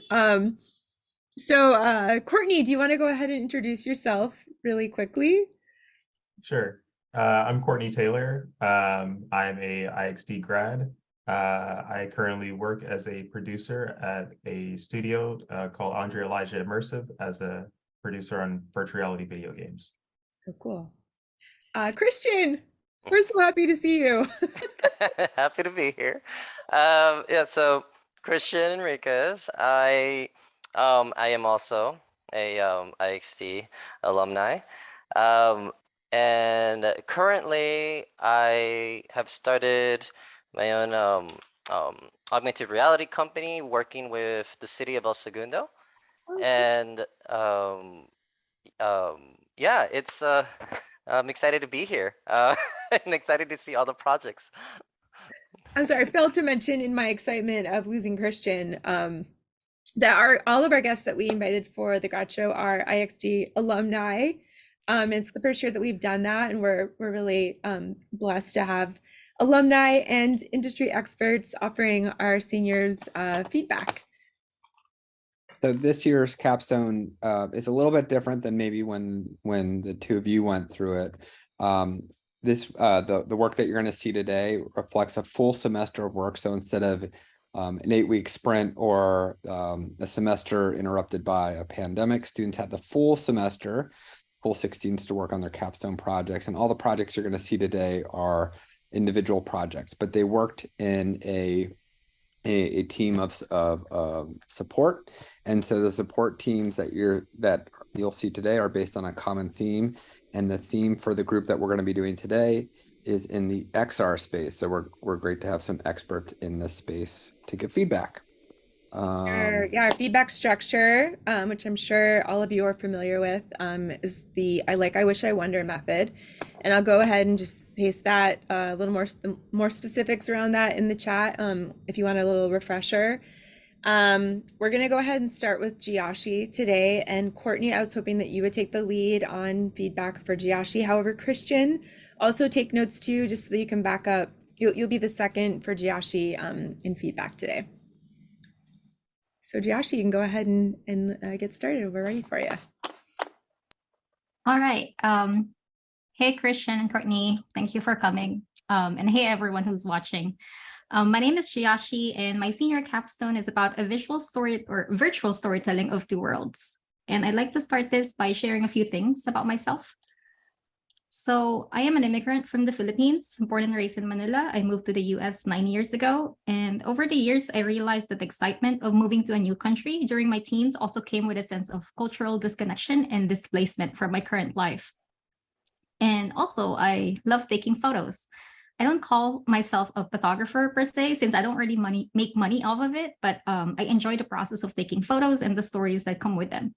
And lastly, I try to travel as often as I can. It may sound cheesy, but I really feel like I become a better person every time I travel because I see how other people live in different parts of the world, and it broadens my perspective about life. And this is pretty much my life in one slide, and this accounts for why I created this project in the first place. So with the themes of experiences, documentation, and self-discovery, I asked the question, how can I shed light onto the mundane but interesting facets of living in the Philippines and Los Angeles? And while this is a very personal project, I knew better as a designer than to design this for myself. So my target audience, I chose my close friends. They on the left are my high school best friends. We've been friends for at least 15 years now. And on the right are my IXD cohort, who have been my main social circle, being in school for the past few years. And so I wanted to create this project for them and with them to give them a glimpse of what my life is like from the other side of the world. And also, my other goal is to challenge people's assumptions about a place that they haven't been. Having the privilege of traveling a lot, and in this age of social media, I can say that they don't always represent the full reality of the place. For example, people from the US might think that Philippines is all about the island life with beautiful tropical beaches, and people from the Philippines might think that LA is a utopia where cool movies are made.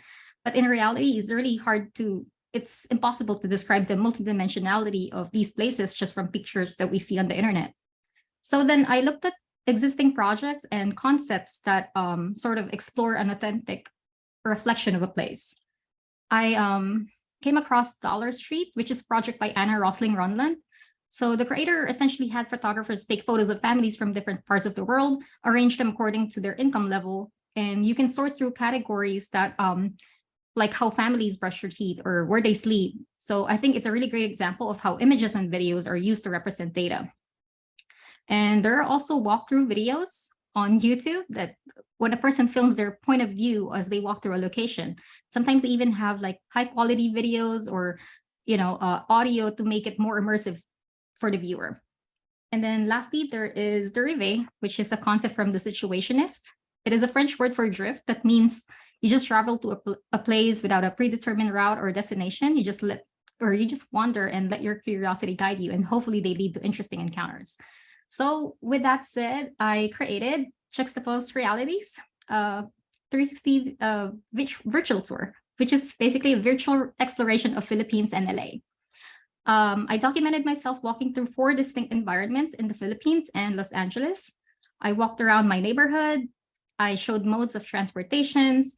I went to malls and also the beach in order to juxtapose the experience of being in these different yet similar locations. And I chose the 360 format because it gives a more accurate representation of a space, of what it's like in real life, and it captures everything. And as I rewatched them, I was able to look around and discover things that I didn't notice that was there when I was recording them. So essentially, I took snapshots from the videos and put them on a web-based virtual tour hosting site. And I hope, with the hope of being able to take my viewers on an immersive visual journey that they can look around, interact with the elements, and even learn about the space. I am gonna show you how it looks like. Could you still see my screen?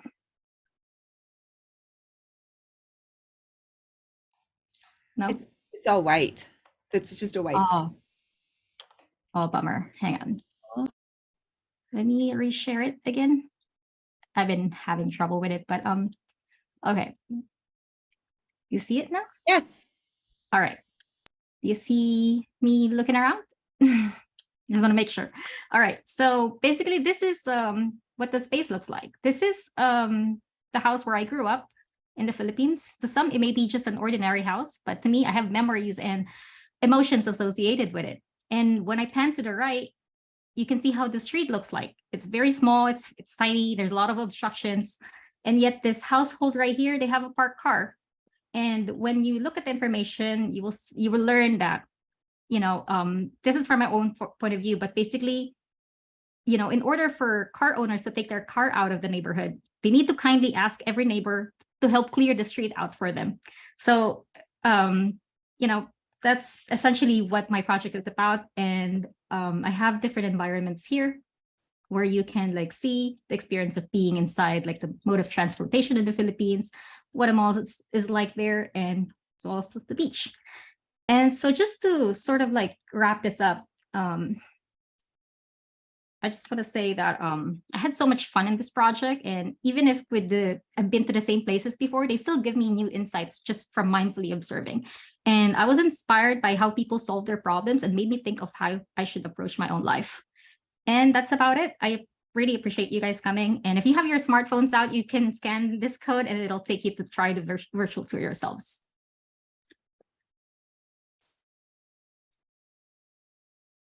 All right, big round of applause. So Nicole, who's going to lead off the feedback? I think I asked Courtney if you would start. Great. Yes. All right, Courtney. Okay, good. So yeah, great project, Yashi. I really like that you provided some context to your background and where you grew up, where you came from. It got us, it gave us a moment to get to know you and kind of like understand why you did the project. So I love that a lot. I like that you made this for your friends, because often, you know, our friends like hear about these things through like stories and stuff, but it's cool. It's like a new kind of like futuristic way for them to get to know us, to kind of like put them in your shoes and like take them back to where you grew up and things like that. I think that's really awesome. It actually like provides a new way to like gain empathy with like your friends and the close people that you know. I wish when we went to your project when you first started, that you just hopped right into the video or to the experience. Like you know, the build up, the context of like the other apps was nice, but I was like kind of like waiting to see the project. I wanted to see the project. So I actually really like your project. I like you know, that you have it in 360 video. You have like the cues there that people can learn more about different items around your location. And I also wish that I could hear like the sounds and like, you know, if there was like some, you know, sound of like the background, the streets and things to kind of like, you know, put you in the location a bit more. One thing I was wondering about is the part of like the situationists. I'm not sure like who they were. You kind of used their quote. I might look up a little bit more about them, but I was a little like confused like how they fit in. Maybe I just like missed that part. But overall, great project. I think it's a very useful project, something that we all need, you know, to get to know each other. We're so divided by technology. I think this is a great way that technology can bring us together. So great job.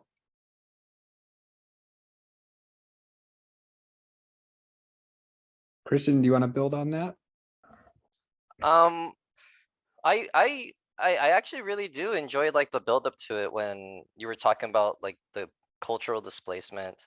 Um, I I also enjoy that this does give some light into um you know how other places are, till we have this image, and I'll give a quick example. Recently I did go on vacation to Mexico, and people were just like scared for me. They're like, oh, it's like you have to be careful, you have to, you know, be a certain type of way, but they've never actually been there physically.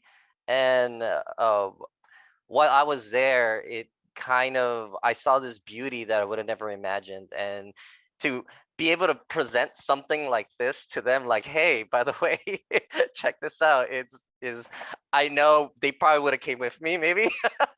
So I just have to say, I really enjoy this, especially utilizing the 360 camera, because I know it's become, throughout the years, become more and more affordable. And you know, having other people be able to share like their, you know, their world, as, or you know, wherever they are, I think it's going to be really, really helpful for all of us to come together and, you know, realize that we're not so different. And you know, I don't know, I really enjoyed your project. Yeah. Thank you both. Yashi, do you have any questions for our guests? We have a little bit of time. No, I don't have any questions. I'm just like happy to be able to present that and share it. I have a question for Jiashi. Mhm. Have you looked into maybe putting this into a format that you can use on like a headset, something like a Quest headset, to really kind of like immerse people? Or is that something that you've decided to do for accessibility reasons, that maybe people don't have access to like the more expensive headsets? Why did you choose this format specifically? Yeah, it was a really great question, which kind of like I can talk about like the process. It was like there's a lot of up and downs and like trial and error. I was thinking of like, because I have a whole video of it and I uploaded them on YouTube. And me coming from like a photography background with like, I have like a whole camera gear that can do like high quality you know, high quality pictures. I was not as satisfied when I saw how the output looked like. So I put the videos up on YouTube and had like I used a VR headset to view it, but I was just not satisfied with the quality. And I didn't know how I can sort of like point out to certain things that, hey, that one is cool. Hey, that boat is really cool. Or, you know, so I explored different like ways of presenting this. And in the end, yeah, like you mentioned, like it's like the accessibility that came up too. Like most people are on their phones right now.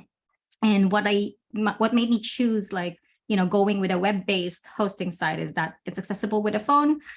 There is an option to view it on a headset, but also, you know, other people who don't can view it as well on their web, on their computer or in their phones. But yeah.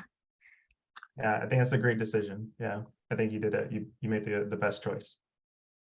Thank you. Any other thoughts or comments before we move on to our next? Okay, all right. Well, great work, Jiashi. Tess, you're up next. Does Yeah, my mic sound okay?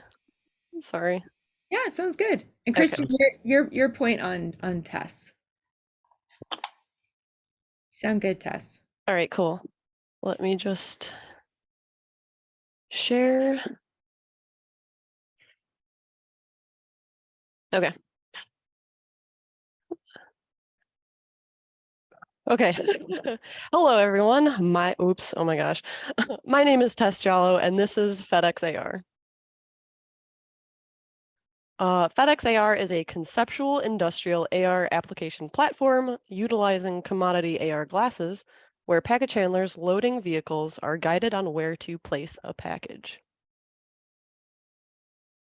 Think back to the last time you had a late package, eagerly awaiting its arrival, only to check the tracking and suddenly you're wondering why the hell it's in another state or even on the opposite side of the country. Well, that means someone misscanned and loaded your package into the wrong vehicle or misloaded it.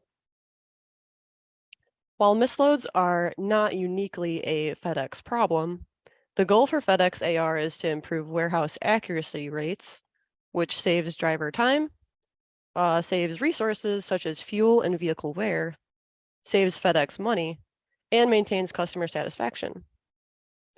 My inspiration for this project was a desire to explore real-world solutions my desire to explore solutions to a real-world problem and by reflecting on my own work experiences.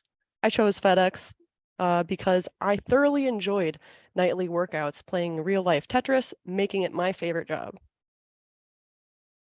So what does a package handler do exactly? Well, package handlers typically work in one of three areas, such as unloading or loading trailers, or loading delivery vans. All package handlers, regardless of area, also use a ring scanner to scan package barcodes. Ring scanners, however, are an open loop method, meaning 2% of packages are misloaded because there is no verification for the correct package placement. And scanners rely solely on imperfect package handler skill and judgment. This calls for a closed loop method that results in lower human error by verifying in real time the correct package placement, minimizing misload errors, which achieves all aforementioned goals of FedEx AR. Here we can see package handlers scanning and loading delivery vans. Misloads happen easily here since once the package has been scanned, it's placed in a specific spot, on a specific shelf, in a specific van. Despite my love for the job, misloading packages was the main problem I encountered, since package handlers aren't even aware they made a mistake until the next night, after the vans go out and the reports are completed. So with all of this in mind, I spoke with 4 FedEx managers ranging from middle management to corporate. Through these interviews, I obtained rough estimates, such as 100 vehicles being the warehouse average, with an average of 250 packages being transported daily per vehicle. and 2%, or about 5 to 7 packages being misloaded daily per vehicle. But what does this mean? It means that to correct delivery van misloads alone, FedEx loses roughly 184 million annually. So, how can misload accuracy in FedEx warehouses improve? Well, according to GE's 2017 AR warehouse study and a 2021 ECMO AR medical study, warehouse task completion speed increased up to 46%, as well as AR training resulting in a 66% reduction of knowledge-related errors. This points to AR resulting in higher perceived clarity of information and information acquisition speed. So with these promising AR numbers, how can AR help misload accuracy rates? Well, I was able to obtain footage of a package handler placing a package on the delivery shelf of a van. And using After Effects, I overlaid what a package handler using FedEx AR would see.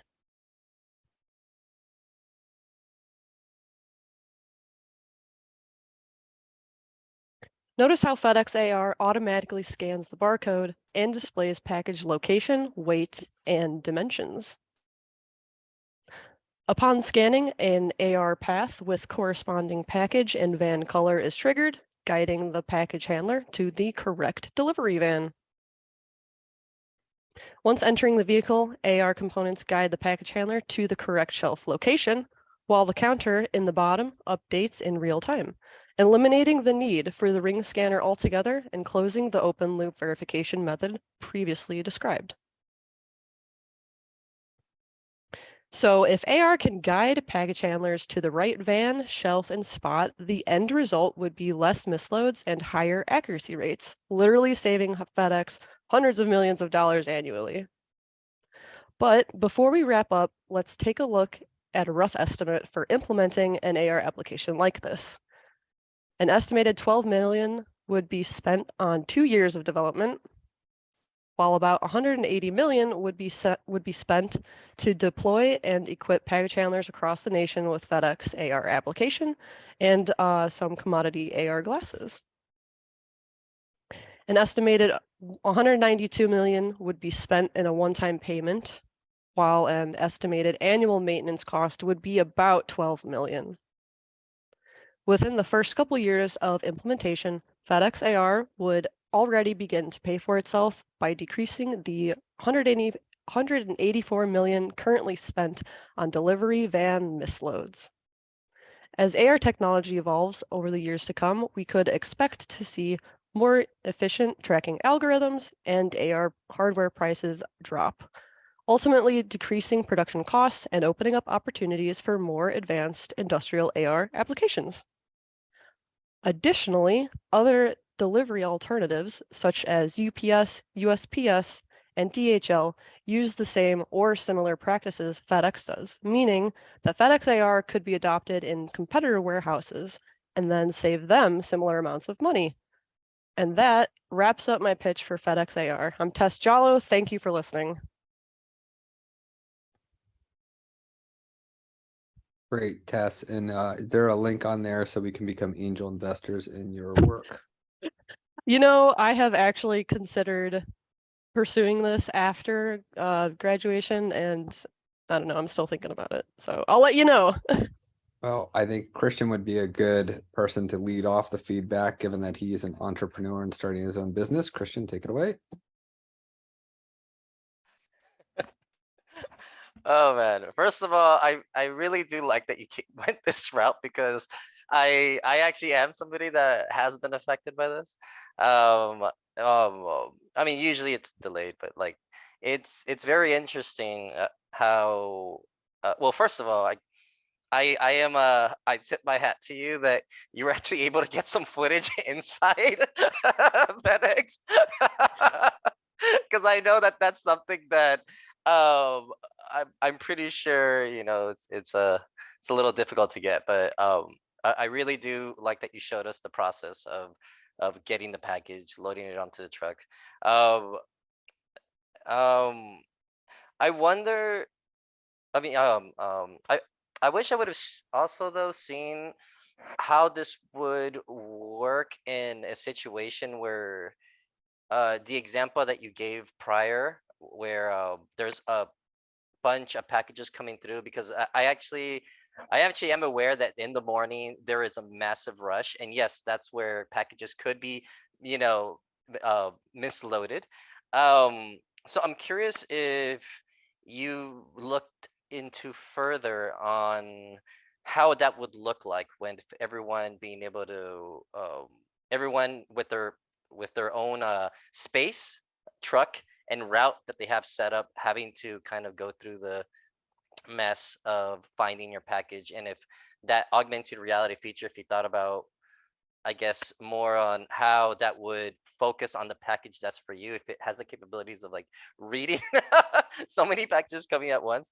um and and also like I kind of wonder how this works on the other end upon delivering the packages. Like, is there a set amount of is there a set amount of time that's needed to offload packages on a certain route, or if it's packed like Tetris, the way you mentioned it, would there be some confusion? There's a few things in there.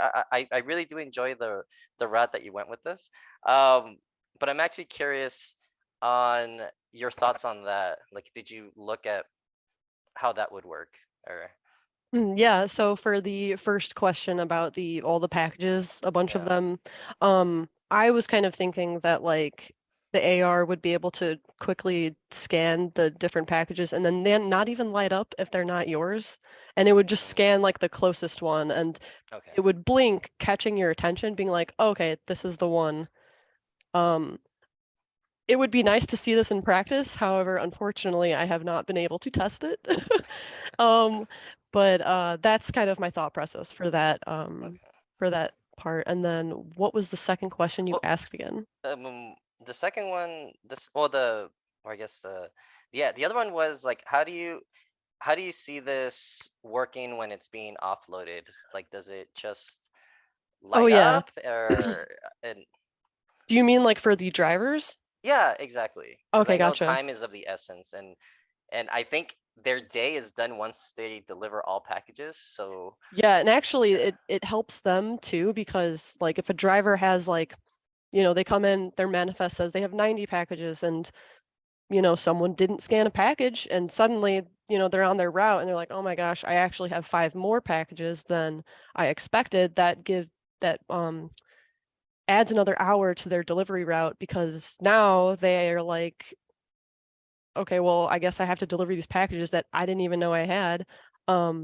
My thought process is that the drivers wouldn't have the glasses because they're on they're actually contractors. It's a whole thing. A whole other conversation, but the package handlers having the AR would help the drivers be more organized on their route.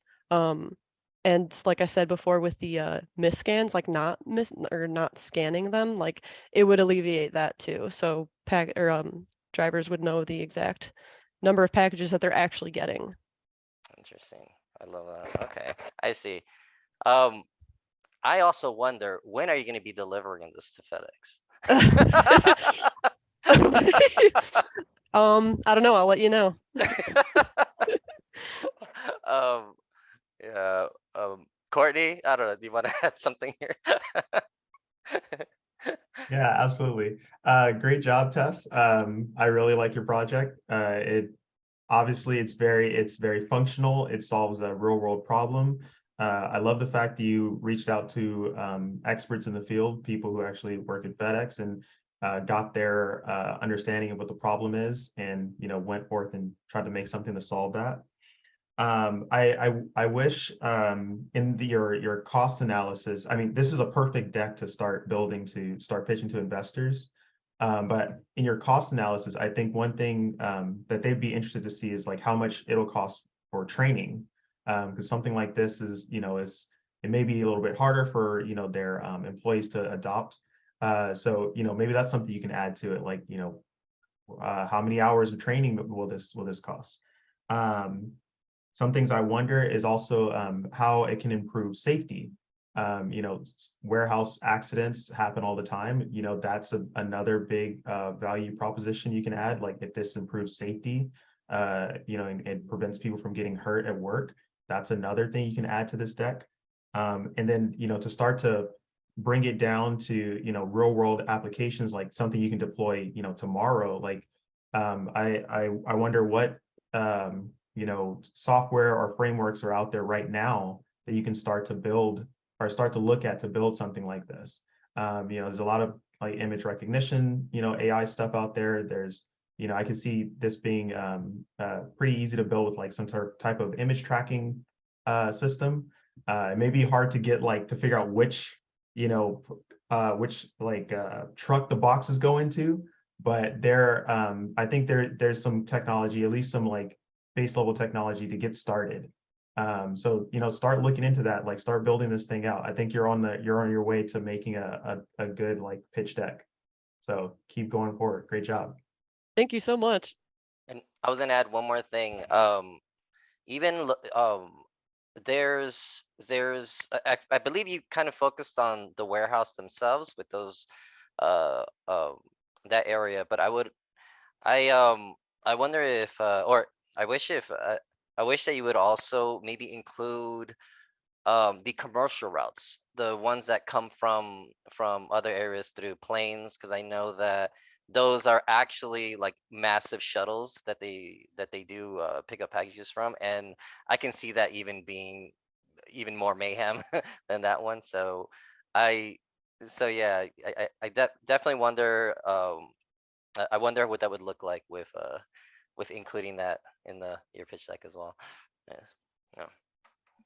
Thank you so much. Yeah, it actually, that was part of the trouble that I had. I was like, misscans, misloads just for delivery vans or for trailers. Like my estimates were just for delivery vans, not including the trailers. So, I would expect the number to be a lot higher. But yeah, it's kind of crazy when you think about like the average number per average misload number per vehicle and then scale it up, across the country. It's like a little mind-boggling. Yeah. I actually live next to LAX, and there's so many, like FedEx has their own little area and it's constant. So I can imagine if you can expand that to that area, it'd be even more lucrative for them to look into it further. Yeah. I have great hopes for you to be able to land something with this. This is great. I'll let you all know. All right, well, really nice work, Tess. Our last project in this space is Miranda. Miranda, you take it away, and we'll Courtney's Perfect. coming on this one, yeah.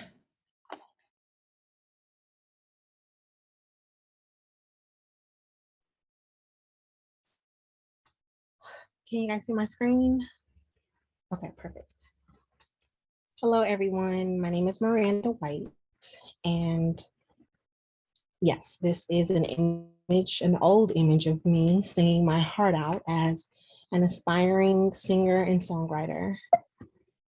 But I can honestly say that I'm really proud of my journey and who I am today. As a user experience designer, I'd like to explore possibilities of enhancing the music experience because I believe that music is more than entertainment, it's a lifestyle. I grew up in a music inclined family. You can see images of my mom and my uncle, my grandfather, their manager, and they would perform and take advantage of local shows in the area in hopes to one day become discovered. And it had me thinking that I wonder how might we empower independent artists to increase their discoverability and reach in a crowded music market with limited resources. So some things that I know are that indie artists typically face many challenges like discoverability, not having the same level of exposure as mainstream artists, making it difficult to find their target audience, standing out in a crowded market, and indie artists may struggle to differentiate themselves from other artists. enhancing fan engagement. Creating a memorable experience is crucial, but this can also be challenging without resources or technology that larger acts provide. Limited budgets, where indie artists are often faced with limited resources and budgets to promote their music and book performances. But on the contrary, indie artists are starting to earn more money and are becoming more successful compared to the larger record labels, which used to dominate the industry. So here we have the independent revenue growth rate has increased to 34.1%, which is much larger than the rate of the industry's total revenue growth of only 7%. Independent labels and artists collectively have earned 31.4% of the global streaming and physical music sales revenue. I'm sorry, I'm nervous and somehow, excuse me. And overall, the music industry's worth is $26.2 billion. So throughout my research, I found a few things that were insightful. VR has the potential of becoming a source of income for musicians in the future. The falling cost and tech advancements have made VR headsets more affordable and accessible to a wider audience, including independent artists. And VR is currently being used in music marketing today by well-established acts such as The Weeknd, Bad Bunny, Justin Bieber, just to name a few. And here's what some of them look like. So to the left, you have Travis Scott. His Fortnite is posted on YouTube. His Fortnite VR experience is posted on YouTube. And to the right, I'm sorry, that's to the left. Travis Scott is to the left. And to the right, you have Bad Bunny, where all he's doing is putting on sunscreen with his friends. And the views look amazing. So let's explore the potential of VR in enhancing fan engagement and creating a more immersive experience for one of my favorite indie artists, La Diamond Blue, a singer and songwriter, independent artist, but also known as my little sister. Here's some documentation of me setting up a rented GoPro 360 Max camera on the right in a booked peer space. And to the left is La Diamond Blue photographed. My objective was to film La Diamond Blue's upcoming single release, Fighting Season, to help open the doors to a wider market and stepping into the VR space. So the peer space was booked for $100 for a 1-hour rental. And the Sammy's camera rental was only $60 for a day's rental. But here's a hack: if they're closed on the weekend. So if you pick up on Friday, you get to keep over the weekend still under a day's rental. And after the booking and watching the footage back, I then realized that I shot in the wrong resolution. I learned a valuable lesson that 360 needs to be shot in the highest resolution to cover all dimensions. So we went back for day 2. So correction, $200 for a 2-day rental. And here is what the footage looks like.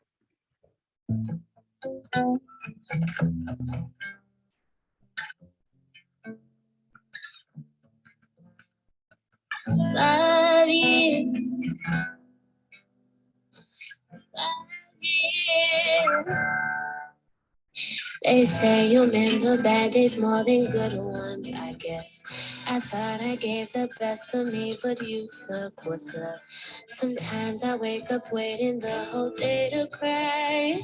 My mama said you got 3 days, then wipe your eyes. I'm feeling like a bird again, it's time to fly. So fly, yeah, get my wings, yeah, yeah. Some of the key takeaways that you gain from the VR video experience. Is it loading? I think it's loading. Okay, but I can still talk about it. So some of the key takeaways that you gain from this VR video is you gain an intimate, unique experience with the artist. You get to see the artist's personal items, her boxing gloves, her journal, and the engagement, walking around and experiencing her fighting season journey with her, walking around in this intimate setting.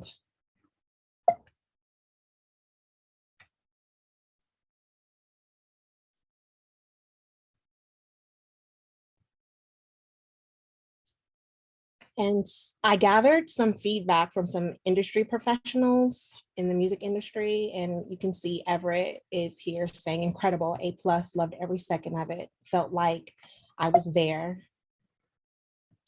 You have Tia, who said, I loved it, felt like the set was really beautiful, makes music videos so much more immersive.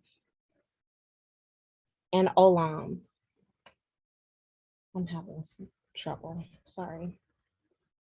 And Olam, I felt like the set was really beautiful, makes music videos so much more immersive.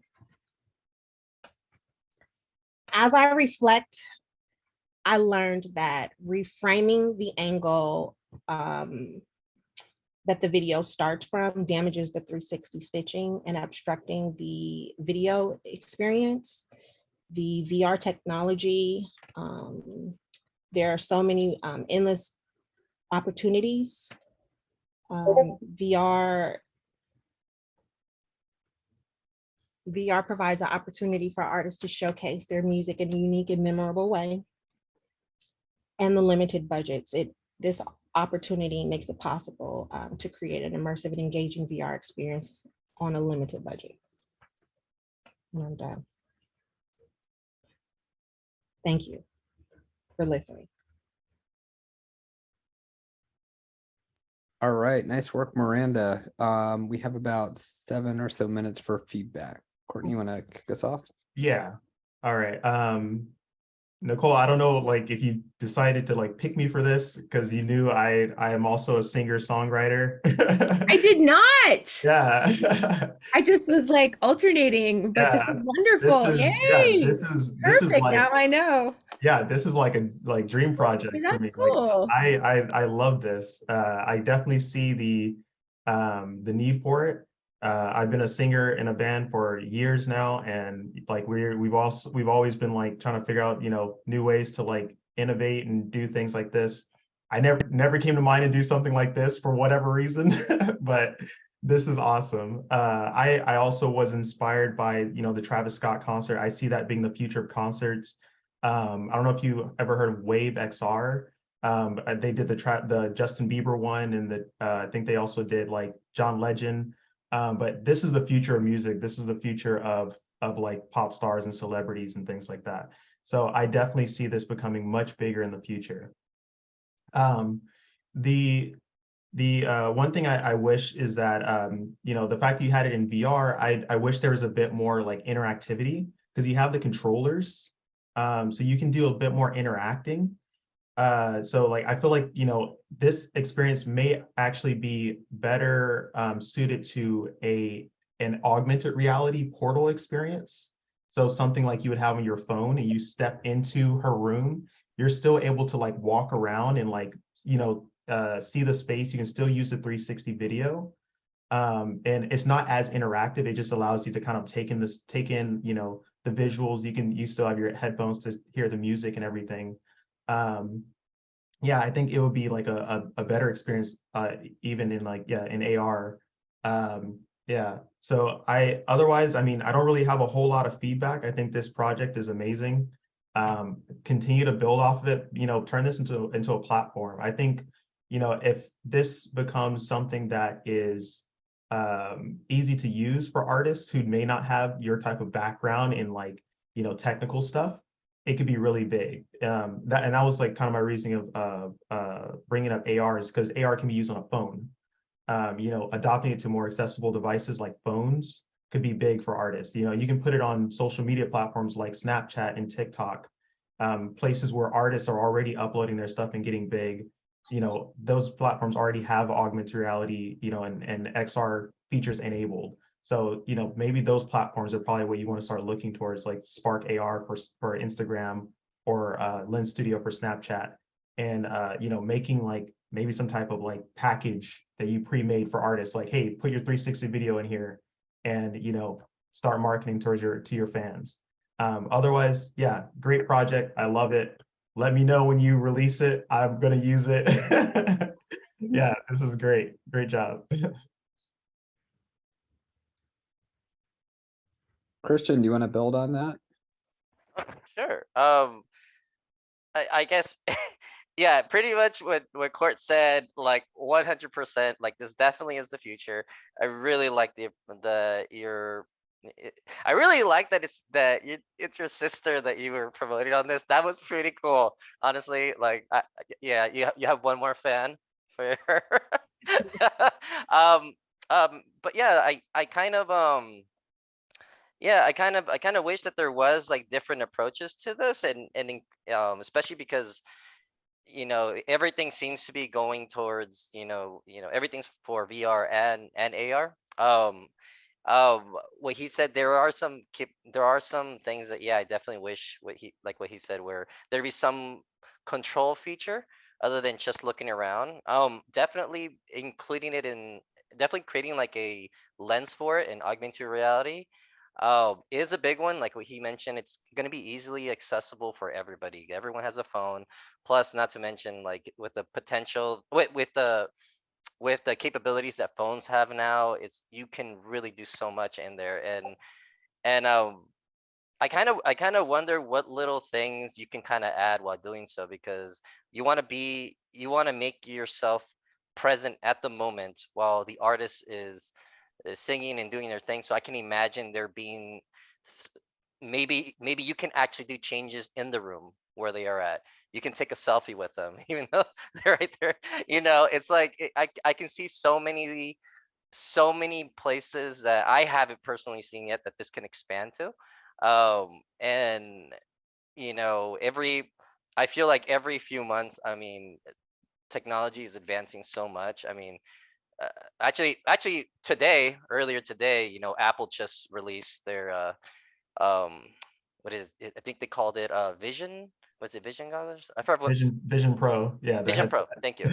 Yeah, Apple just released their Vision Pro, which kind of allows it's almost like the Quest Pro. It has all these great features. So everything's gearing towards that direction. So I kind of wonder what's the next step you could take to kind of elevate this further, because everybody's going to be using this pretty soon. So you're in the right direction, and I'm really super excited to see where this goes. Yeah. Yeah. Just to pick up where Christian was talking about, just look at how you can like adapt this to multiple technologies, and don't neglect the power of social media. Artists need social media today to survive. So if these social media platforms, like I mentioned before, TikTok, Instagram, Snapchat, already have these technologies built in, jump on that. And those platforms are already they're free to use for artists to just hop in and start building. Whereas like something like this, I'm not sure what you build it on, but if you put it on the Quest, you're probably using Unity and all this other stuff. Artists are probably gonna shy away from that. If you can build something that artists can just like plug into on one of those social media platforms, this would be huge. This would change some artists' lives. So You experienced TikTok VR? yeah, Effect House, yes. Oh. Yeah. You said VR? No, the TikTok, it has augmented reality. All three of them have augmented reality platforms. Okay. Just download them all. They're all free. Mess around with them, but it can you can kind of simulate a VR-like effect. I've done like portals where like 360 videos where you step into the portal, and if you're standing in a certain location, you can look around with your phone, and it's almost as if you're standing in the room. And that's the effect that I was like hinting at. Trying something like that would be I think a good fit for this project. Okay. Plus, I already know you know how to use Lens Studio. Yeah, I'm going to be joining the Lens Academy this summer. Yes, I'm excited. And also, the platform that I used, you asked Jiashi why did she use her platform, and I chose YouTube for those capabilities of also using your phone, because you can pick up your phone too on YouTube and have the same viewing as well. But I am taking notes to adapt to multiple technologies and everything that you've said. So thank you. Great. Well, we are right about at time. And so I wanted to thank everyone for all their hard work. The first group of people I want to thank are our guests, right? We started by trying to kick one of them out, came back, resilience. We also learned something new about Courtney that we didn't know before. So really great work. And Nicole, is there anything you want to add? I mean, it's just, I've had so much fun having but you guys, great feedback. I mean, the only thing I would add, and it's just these three presentations were a good just reminder, is the power of picking a project that is meaningful to you is going to result in it being interesting, exciting, and connecting to other viewers or other people. So like, I know everyone's like, I got to make something that this company wants, or I got to make something or have a project that's going to want them to hire me. But what is going to help you get into projects that you want to work on is people seeing the connection to your work. And these three projects I thought were really lovely examples of that. So thank you for your hard work. Great. And I can attest to that. I got to where I am by just following my passion and following the things that interest me. And like, yeah, don't worry about what's going on too much in the industry. Keep an eye on it, just so you know it's there. But follow what interests you, follow your passions, and you'll get to where you want to be. That's great. I also, in addition to thanking our special alumni guests today, I wanted to thank the students. Really nice work, the three of you. It's been really great to see you follow your hearts and your passion, and to see how the projects evolved over a semester. So congratulations on getting it over the line. Really nice work. So big round of applause.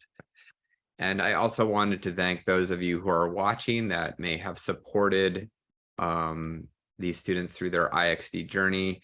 These projects don't get made alone. Great teams make great products, and part of those teams are the partners and support groups and sisters and former coworkers and high school friends that we do these projects for. So for those of you who are out there, thank you for all your support. That is it for this session. Well done. Go celebrate. And thank you again for our guests for coming. Thank you. Awesome. See you later. Bye, everyone. Bye. Hey, Christian, thank you. Sorry about that.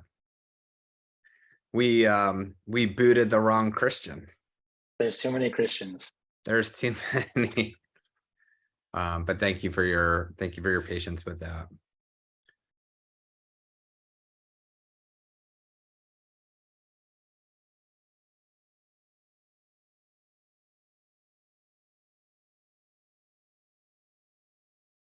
We're gonna get here started in 1 second. Hi, Shade. Hi, Luke. Hi, Nicole. How are you? See you. You too. Thank Thanks for you having for me. being here. Yeah, of course. Hi, everybody. Good to see you. Yeah, you Shade, too. I feel like you're the two-time nominee, that you've been here a couple times to give feedback. Really? Yeah. It's true. Well, I hope it's valuable feedback. We'll see. Hey. Hello. Hey, Eduardo, how's it going? Good. How are you guys? Good to see you. Nice to see you guys. Thank you for coming. Hey, Eduardo. How are you doing? Doing good. We are so happy that you both are here. So thank you so much. We're going to get started if that's okay. So welcome to the 2023 IXD grad show. It has been a long day, but we're into the great stuff now. So my name is Luke Johnson, and the projects you'll see today are part of the senior studio class. But before we get started, Nicole, take Hi, it away. everyone. I'm Nicole. For those of you maybe watching who don't know me, I'm the faculty lead of the IXD program at Santa Monica College. And one thing I just like to touch on that's really important and special about our program is that we are a bachelor's degree program in interaction design at a community college in all of the US that I know of. I think we're still the only ones, which is pretty special. I also want to introduce our special guest today. We have this really lovely panel of industry experts and guests that are also alumni to IxD program here with us today. So Sade, do you want to quickly introduce yourself to who's watching? Yeah, sure. Hi, I'm Sade Kawaguchi. Pronouns are she, her.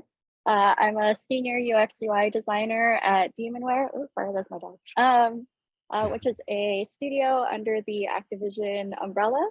And so some of the projects that we work on are sort of like supporting features for Call of Duty. So like the combat record, leaderboards, we do some of the marketing sites and so on. But yeah, I'm also a SMC IxD alumni and I was part of cohort 3. Oh my yeah, gosh. nice to meet y'all. Holy smokes. I know. Wow. Doesn't feel that long ago. We're going back. Yeah, it does not. I think anything before COVID just blows my mind. Eduardo, you want to introduce yourself, please? Hey, my name is Eduardo Sebastian Paz. I'm a student from cohort 5, and I do a mix of IT work and design work for multiple clients. One of them has been Snapchat, and I'm currently working in designing an app for Ford. So UX design. Wow, that's awesome. So so Sade and Eduardo, a little bit of things that might be different from when you were going through the capstone process. So this year's projects and the projects we're going to see today represent a full semester of work. So in the past, we've done a variety of different approaches. And so instead of an 8-week sprint, students had a full semester to work on their capstone projects, and all of the projects you're going to see represent individual work. So while these projects were made individually, they were also supported by support groups. And so the support team that you're seeing here today, as well as the previous group, were all in the XR space. And so that's the theme of the session today. So students are going to present their work. It's going to be around 5 minutes or so. Then we'll give each of you around 10 minutes for feedback. So each student has 15 minutes. And then if there is time at the end, we'll do a summary session where we can sort of look at both projects collectively. Nicole. Yeah, and our feedback structure, which I know all of you are familiar with, is the I like, I wish, I wonder. And I can go ahead and paste a little bit more specifics of that method in the chat if you want to look at that. But otherwise, we're going to go ahead and I lost my notes. We're starting with Christian. And I was hoping that Eduardo, you would give feedback to Christian to start, and then you're not off the hook, Sade. If you wouldn't mind also taking notes, and depending on time, we can hopefully also hear from you. Sound good? Thanks.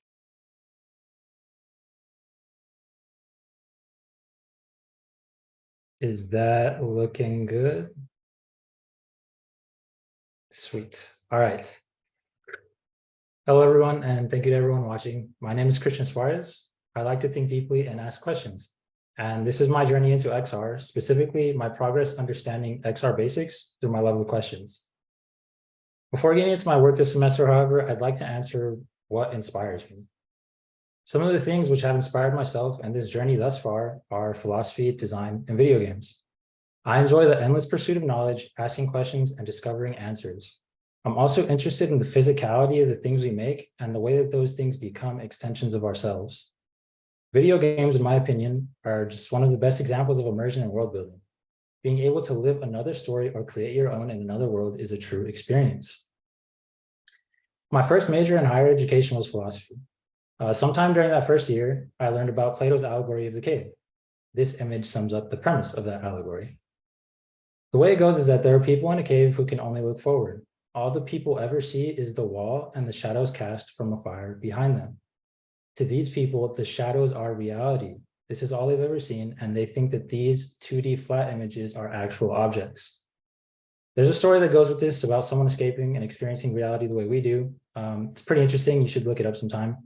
But that's not what's important. What is important is that each person has their own reality, and we all experience reality differently, meaning there is no objective reality. Moving forward to a modern day example is one of my many favorite video games. This is Portal. It's a puzzle game. This game, like many, is not true to our reality. It has its own rules and physics, but the rules build upon one another to make a cohesive reality, one that incorporates rules that even exceed our own reality. As the name suggests, you can make portals. They allow you to travel through space and manipulate environment. It is insane. This game is awesome and you should definitely try it. The puzzles become insanely complex, especially when you move into two-player puzzles. But getting back to XR, I am a novice. I had no prior experience, and me being me, I wanted to learn and think about reality before building realities. So how does one perceive reality? Well, I conducted 3 experiments to observe this. From the first experiment, I found that while we are adept at measuring direction of sound, with sound alone, it is difficult to perceive sound, distance, or depth. From the second experiment, I found that touch, sound, and sight are all connected similar to how smell and taste are, meaning that to the average person, they're nearly inseparable. Pretty crazy to think about, but we almost can't separate and distinguish them from one another when thinking about perception. Like they all just join together. From the third experiment, I realized that it's nearly impossible to explain to someone what you are perceiving and have them perceive the same thing, because no one experiences the exact same thing. More than anything, those 3 experiments, there we go. More than anything, those 3 experiments were meant to put me in the correct headspace and get my mind thinking about reality. I was able to expand my own mental model of how people experience reality themselves. But next I had to begin making. So how do I build my own reality? For me, the method was through VR. VR completely covers your vision, kind of like the cave wall from earlier. It also allows a deeper level of immersion than typical video games. And the controllers and headset become extensions of yourself, physical extensions of your own body, allowing you to physically interact with virtual environments. The medium, so to speak, that I chose was 3JS. For one, it allows 3D experiences directly from the web. So no downloads, no software, just a URL and you are there. More importantly, however, is that 3JS is all code. No interface, no engine, it is pure code. Code is logic, specifically symbolic logic, and logic is boom, philosophy. Oh my gosh. That being said, prior to this, I had little JavaScript experience, and what I did have was in 2D. So I began with the 3D basics of 3JS, mainly manipulating 3D objects and the camera. Super fun and interesting to give 3D movement and incorporate the camera, which was absent in my previous 2D coding. The main difference between the 2D and 3D coding that I had done before was that the 3D incorporates a whole variety of different cameras that you can incorporate. Anyways, with those basics out of the way, I wanted to make virtual experiments highlighting each of the VR senses I observed with my earlier physical experiments. So first we have the haptic cubes. This experiment revolves around touch. As the row goes on, each of the cubes gets heavier. I chose to add visual cues to indicate this by color, which indicate their weight. So the lighter cubes are lighter and the darker cubes are heavier. The best part is that, I also incorporated movement to further indicate that. So the heavier objects move less, the lighter objects move more. The best part about this is that the heavier cubes have the supporting haptic feedback of vibrating more. Oh my gosh, it's crazy. There's different levels of haptic feedback. Moving on to the second experiment, I created the spatial sound experiment. I split a music experience into 4 of its instruments and made each cube play its own instrument. So as you move around the space, the volume of the instruments change. This adds space and depth to an experience which typically would likely only have one output source and no space. It adds space and distance to sound when we typically only experience it without those things. My final virtual experiment is the galaxy of sounds. It's still a work in progress. However, each of these squares will be a different sized and colored sphere. Each color will have its own sound, and each size will have its own haptic feedback. It will allow you to create your own kind of sound and haptic experience just by like running around and touching all these randomly generated spheres. All of these virtual experiments allowed me to think about, play with, and expand and build upon the way we experience sensory inputs physically. That's what I created thus far, but what's next? Well, first I want to finish the galaxy of sounds. Second, I want to continue building in Three.js, become proficient in it. And third, this summer I'll be learning about AR with Snap during my Snap Lens Academy internship. It's the perfect opportunity for me to learn more about AR since I have this little bit of VR work. Afterwards, I'll have some experience with both AR and VR. Here's my portfolio where you can find these things as I make progress. And that is all. So what do you think? All right, Christian. So Eduardo, we have about 7.5 minutes for time for feedback from both of you, but you want to get us started? All right. Well, first of all, congrats on the Lens Academy. Thank you. Second of all, I guess I'll start with the I like. So I like how you told us like the narrative of you were studying philosophy and how you the games that you play, that I think it was Portal, that a puzzle game that made you get into this project. And then you explain the platform you use that is all based on code. And I just enjoy how you tied everything together and bring it back to how using this platform that is coding and you use logic and how it relates to philosophy. So I like how you little by little the story you were telling us was related. I wish. So I wish. Oh, okay. Another I like. I like how you had examples with the GIF you had with the different cubes that had the different weight, because it was easier for me to visualize what you were thinking on this project. So this makes me go to my I wish that I wish there was some more of this sort of gifts into the other examples that you had, like the sound. Can you remind me the name of the spatial sound? Boom.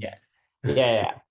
Just because as you mentioned, it's different for everyone to perceive. Like we all perceive differently. So I needed like more help to visualize how that would look. And I wonder, I didn't write anything for I wonder, but yeah, I wonder if next time you could, when you're like explaining this project to others, you could make more immerse into the project. And that's I wish, I wonder. Thank you so much. Shade, do you want to build on that? Yeah, sure. Yeah, just to echo a lot of things that Eduardo had said. Congratulations on making it to the Lens Academy. That's super exciting, and I've only heard really great things about it. And yeah, most of the people that I've met that have done it have had just like a really great experience. So that's really exciting. Also to echo, yeah, I really liked how you mentioned, or sort of like walked us through your what inspired you to get into the AR. So like AR, VR. So like, yeah, the Greek mythology anecdote and also video games.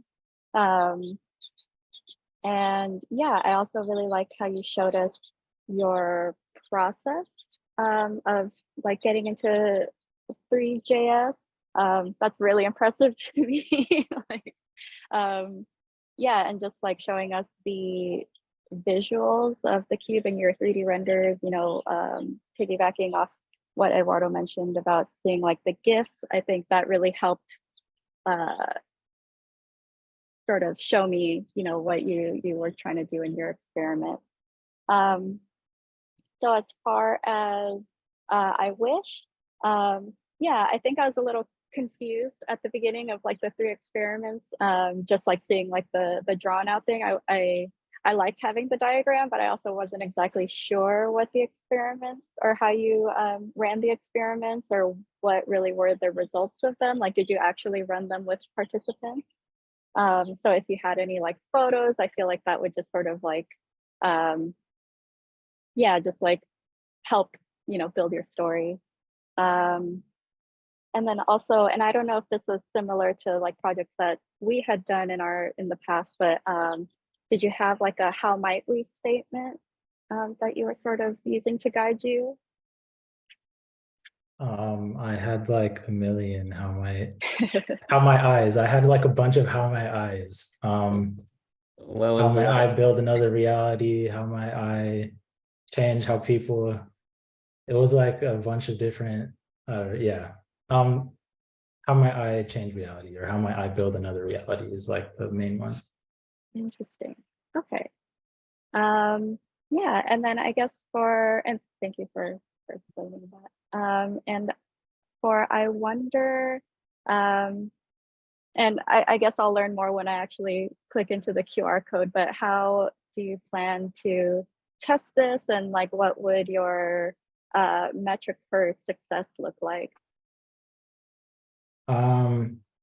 Yeah, I guess being like a self-exploration more than anything, it was for me just to like step into it. I haven't really thought about any metrics.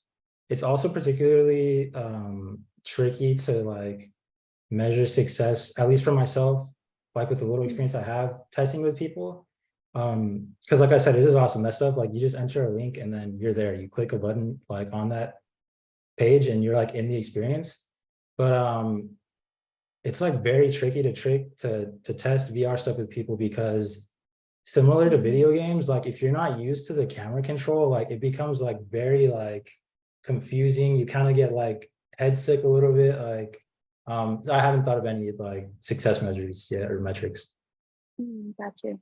So as far as the experiments that you have, and I think I'm understanding. So you have tests for sound and you have tests for haptics. Is that, do I have that right? So I guess, how will you know if you've changed their reality? I think the main part that like for me, at least with the success of the first 2 being done is, I mentioned it very briefly, but like I added on the way I went about it and the way you experience it is like those things give you another level deeper than the way you experience physically reality. Like I said, the sound, like typically when we experience sound, it's from one place or like it just is direction. It doesn't have depth or like space to it. But like by dividing that one sound experience I had into 4 points, you can move around and like it's like even without the visuals, like the sound has space. And with the haptics in real life, there's no level of touch. But like with the haptics, you can give different levels of touch and add more visual cues to it. Yeah. Very cool. Cool. Sorry. So go sorry, ahead, Luke. we're right at time, but we will have some time to follow up. Job, Christian. Chrissy, Thank are you you guys so ready much. to take the stage? And Shade, you'll take a point on this one.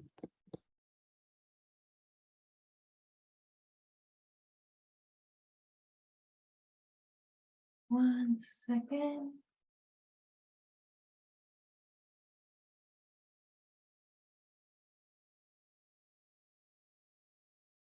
All right.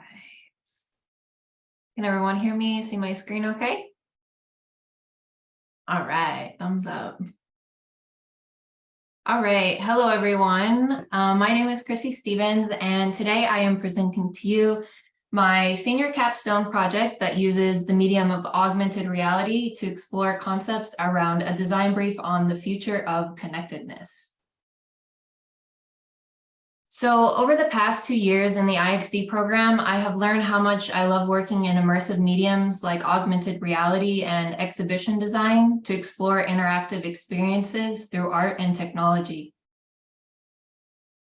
And to start today, I'd like to give everyone just a little insight into where this idea on the future of connectedness came from. So over the past several months, I've had the opportunity to collaborate with NASA's JPL on an upcoming art and science exhibition they're working on. I wanted to use my senior capstone as a way to flesh out AR concepts and prototypes that could be pitched as complementary experiences to the main exhibit. So the main goal of the project is to create opportunities for civic dialogue around emerging technologies and interplanetary space travel in the future. Throughout the project so far, important questions have been brought up, like, how will our exploration of the cosmos shape new relationships between humans, robots, and the environments we live in? And how might new technologies change our lifestyles, behaviors, and maybe even our DNA one day? So all of these questions led me to my first concept titled Paradox. So Paradox explores the complex relationships we might experience between future technologies and the natural world. It imagines the paradoxical identity of merging with technology to adapt to new environments while also maintaining our ancestral connection to planet Earth. I drew inspiration and research from cyborg artists who are already integrating these ideas, like Manuel de Aguas, who has implanted weather sensory fins into his head to hear atmospheric pressure, Moon Ribas, a performing artist with seismic sensors implanted in her feet, and Neil Harbison, who has implanted a Wi-Fi enabled bone conduction antenna that allows him to see color through vibrations. Pretty crazy. So in my design process, I prompted different AI image generation platforms like DALL-E 2 and Dream Studio to get inspiration for what I might create. And from there, I went into Blender to build 3D elements. I envisioned one side of the face to represent the human connection to nature and the other side to a tech-driven future.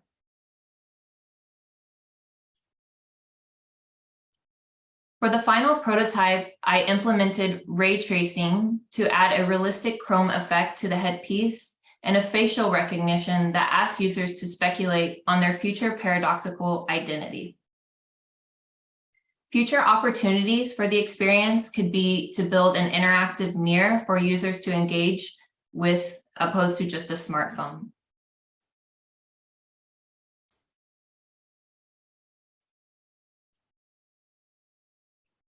The next concept is titled Cosmic Atmospheres.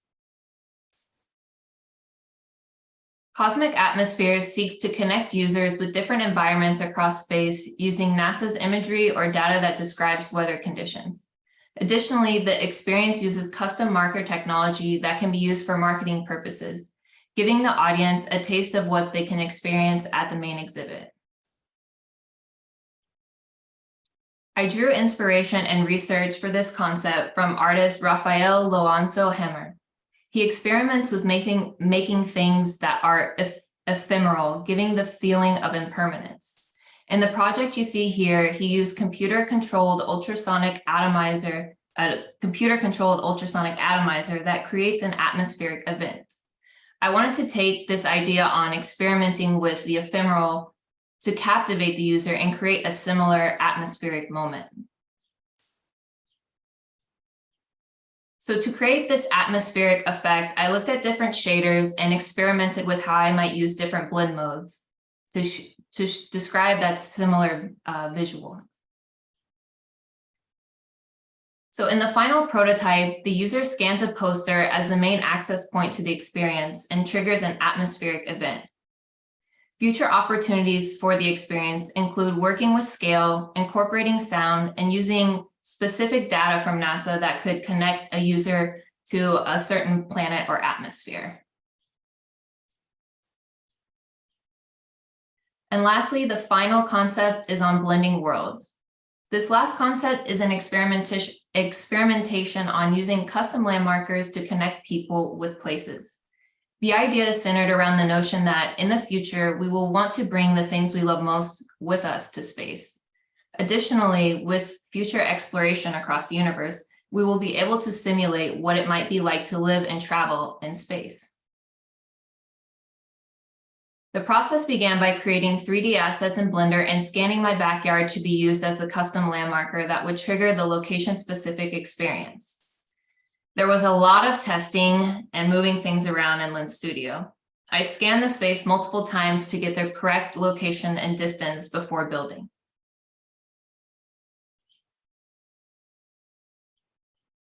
In the final prototype, I created a majestic waterfall landscape that is triggered by scanning the yard. It may take just a moment to load. Future opportunities for the experience include building out interesting interactions for the user to activate and be a part of the augmented landscape.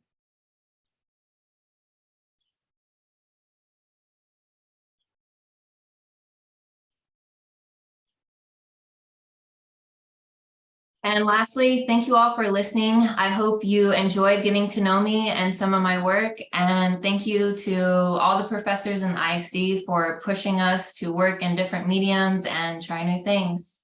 You can find some more of my work here at my site. Thank you. All right, Chrissy, thank you. And that is recorded. So we will be playing that for students next year, that thank you. Shade, take it away. Yeah. Yeah, thank you for sharing. That was really amazing. I don't know what to start with. I really liked how visual the presentation was. So getting just an idea of like all these like video snapshots really sold what the concept was, and really helped show it. Let's see. I liked seeing your inspiration and research. So just like those like quick three the artists that you drew inspiration from. That was really interesting to see, and like how they incorporated technology into their physical being. That's wild. I appreciate that you use like new technologies like AI, and you know, I think there's a lot of fear, I guess, in going into these like new technologies and like what could happen potentially, but like I think it gave you something like really amazing to like be like a starting point, and that you were able to use in Blender and for the Lens Studio. I liked how you actually created like a AI AR prototype using the Lens Studio. Super impressive. And also that you included like future considerations that you might make as well. As far as I wish, I mean, super minor, but I tried to scan like the QR code for the Lens Studio, and I don't know if it's just like on your camera, or if you have to be in Snapchat for it to work. That's the only minor bit of feedback. And as far as I wonder, let's see, I think you mentioned that you were working like to complement with JPLs. I guess they have some kind of project that you were working with. Yeah, and I would like to just like learn more about that and see how they sort of tie together a little bit better. But also, I think you mentioned like that you like immersive physical spaces. So I guess I kind of wonder like how this could possibly be taken into like a physical immersive space. But just I recently went to Team Lab in Tokyo, and they just have like a whole museum that is just like very interactive. And so I feel like this could be like a really cool project that could possibly be made physical.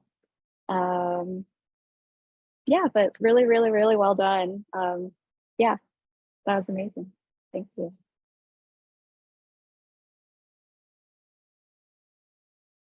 So I guess my turn.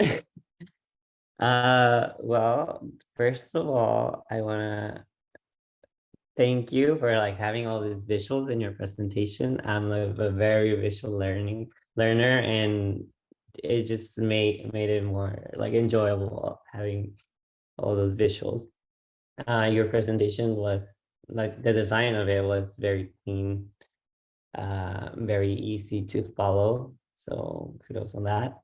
And I really enjoy all the interesting people and projects that you came up on your research. I mean, it sounds like to find those sort of results, you really went deep into it. So I appreciate for sharing that with us. It was fun to learn as well. And yeah, I actually scanned your snap lens and it looks amazing. The face tracking works really well, and it's just, I mean, I could have this look for sure. Yeah, I'm very impressed, definitely. And I like how, in this projects, they definitely relate to what you we're working on with the blending of worlds, and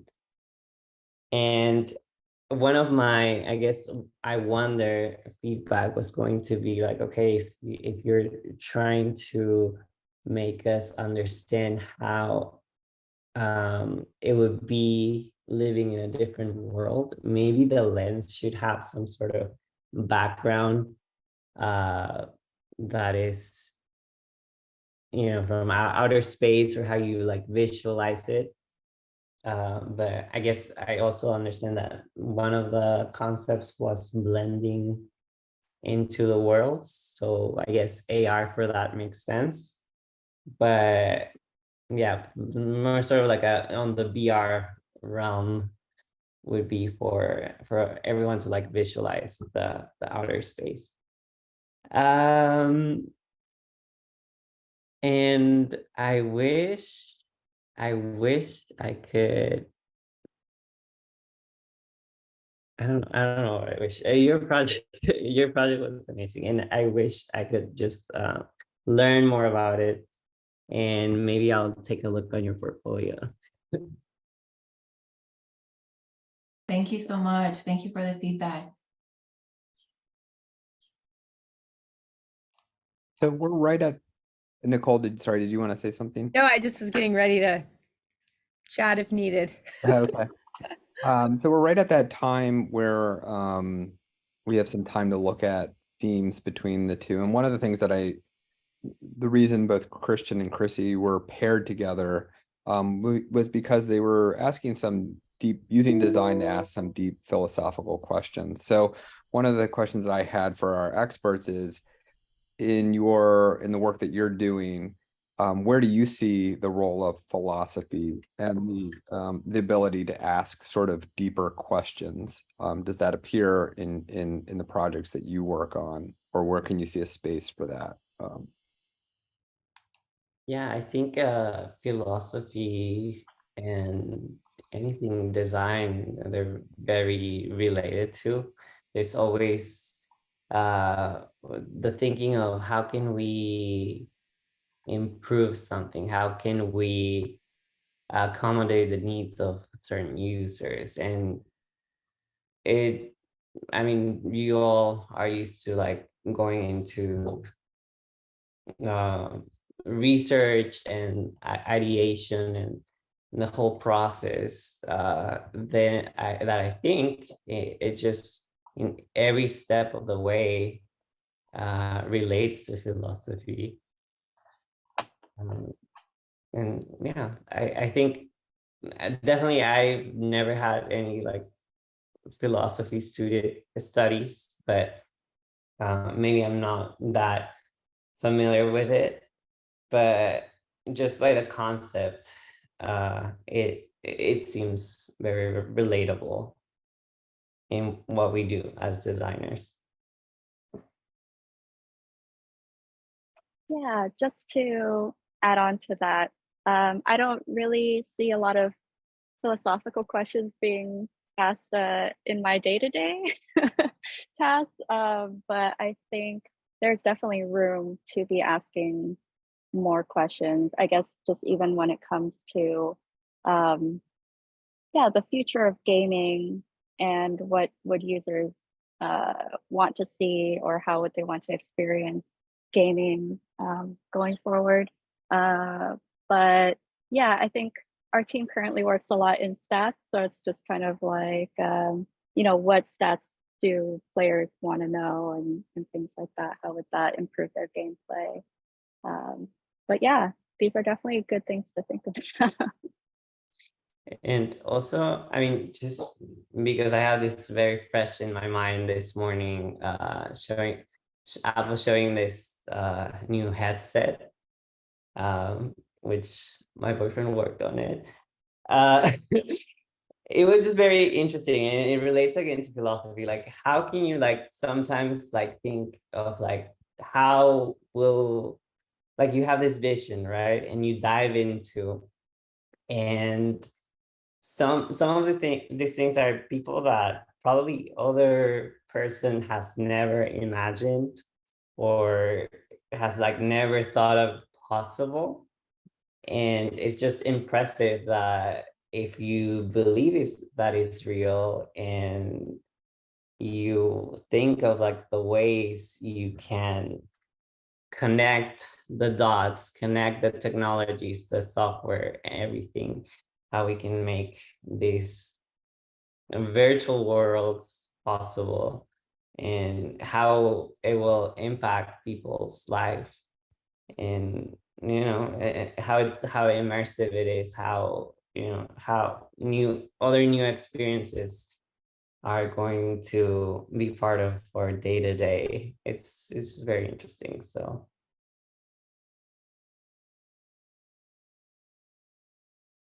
Great. So Chrissy and Christian, you're the ones who've asked lots of questions. I'm sure you're not devoid of them. Do you have any questions for our panelists based on some of the feedback that you've heard from either of your presentations that you want to follow up with?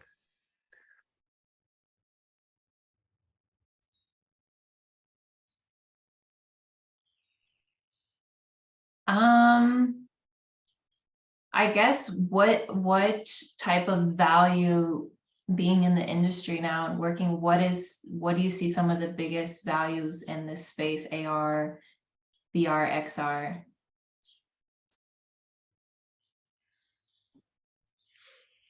Eduardo, do you want to take that since you Yeah. work in the space?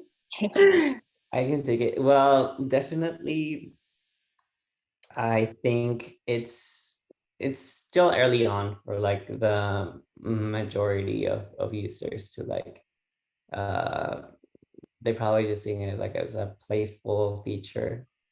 But definitely there's a space in like everything's heading into that. Everything is heading into augmented reality, and it's just once in a few years it's just gonna be so common to us as like using our phone every day. AR is just gonna be a part of our lives every day.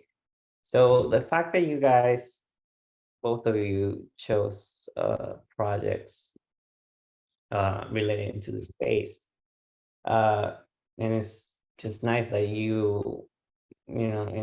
as students are diving into this, because that's what in a few years all the projects are at your work are probably going to have these elements. And I can just probably tell you like an example of on this project I'm working with Ford. One of the aspects is setting like a wrap on your vehicle, and thinking about like the first concept was, okay, we can let users have a picture, select a texture and they will see a car, right? But then we were like, okay, there's other ways that we can make this experience more immersive. We can create 3D models of the vehicles. We can just have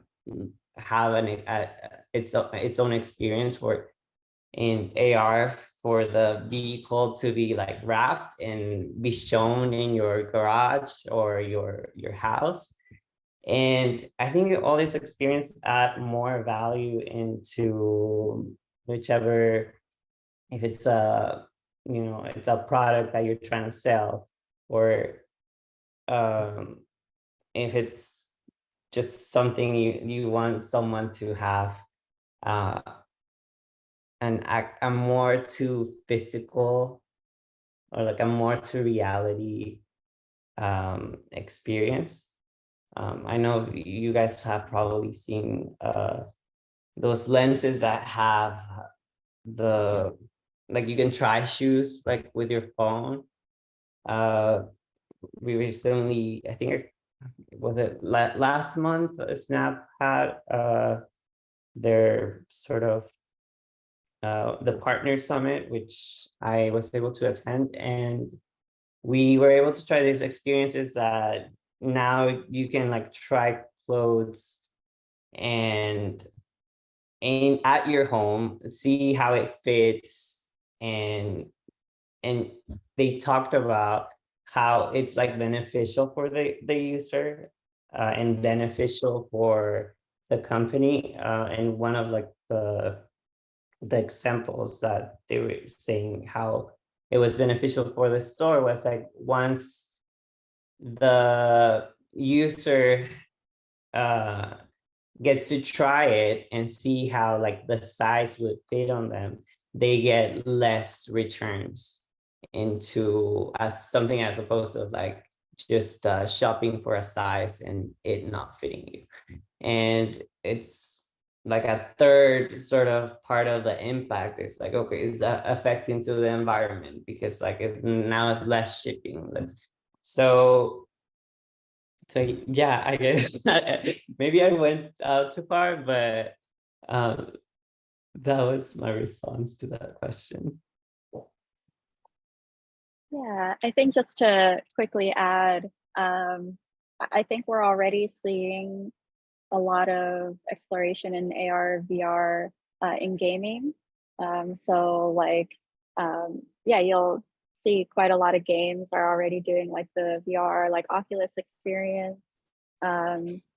We have like Pokemon Go with the AR experience. And so I think it's still, just like ever growing. But it does probably take a bit of development time. So I think it's just like trying to stay up on like trends and things like that. And also trying to be accessible at the same time while also being immersive and fun. And so those are just all like considerations to think about, is just, yeah, everyone are, a majority of people have like a cell phone. So like AR is very accessible, but Oculus is still pretty expensive. So just, yeah, that's just what I had to add to that. Great. So we're right about out of time, but Christian, you do have a question. So if you want to ask that, that'd be great. A bit more like I don't want to say straightforward, but like I'm curious about. So I also saw the Apple headset earlier today, and like immediately I was like, okay, cool. So what's the controller look like? And so I looked it up, but there's like no controllers for the headset. So I'm curious if you guys think like, I don't know, it just changes the experience completely, right? Because then there's like a whole nother sense absent, like you don't have haptics, and it kind of takes physicality out of it, but then it adds the whole realm of like gesture control and like all that. So I'm just curious kind of if you guys think that's a plus or a minus overall, or yeah. Yeah, I see what you mean, and definitely there's that sort of taptic feedback you mentioned, that it has been very helpful in video games, and even like when you're driving, like some cars like have that sort of response when you're like going to the side, etc. I think, well, I haven't experienced this device, but we'll have to see how users think of it, like how natural it feels to, because now we don't have any complaints on like experience it like apps on an iPad. We're touching just a device, a screen that I know like the phone has like that taptic thing, but we don't have any complaints with the iPad that doesn't have any taptic feedback. So things in the air, we'll see how natural it will feel. I think it's gonna be a smooth transition. But it will also depend on like the case scenario, I guess. If maybe for a game, like those like shooter games or something, it, there might, and this brings like opportunity for developers and like other like products to arise. You know, maybe they will say like companion devices that so, you know, it expands the market. That's sort of like, you know, when a new phone comes and now it's magnetic and now you have all these magnetic wallets. So yeah, there's a lot of like opportunity for people to come up with ways to make this experience more immersive. Yeah, just to piggyback off of that, and yeah, I completely agree. I feel like if I know anything about Apple, they're already thinking about like, how can we pair this device with like all these accessory things? And I guess I'm curious. I haven't really looked into the new headset, so I don't really know a whole lot about it. But I wonder if it's more accessible or less accessible not having some kind of like controller with it. If they're not having any haptic feedback, like is there more opportunity for like sound feedback and things like that? So yeah, I am curious about the other considerations we'll make. Well, very cool and a great discussion. Very philosophical, practical, all the things. Not surprised you too. So I'd like to wrap things up by first thanking our guests. So Nicole, do you want to add anything? I mean, it's great to see both of you. Thank you so much for coming. No, I just appreciate seeing the past and current, and just how everyone grows. So thank you for coming. I appreciate it. I'm grateful for it. Yeah, thank you so much for your time. I also want to thank Chrissy and Christian. Great work. It's been really great to see how really you both took some chances. You were really thoughtful about these projects. You really put yourself out there, and it's been great to see the projects evolve. So congratulations on your great work.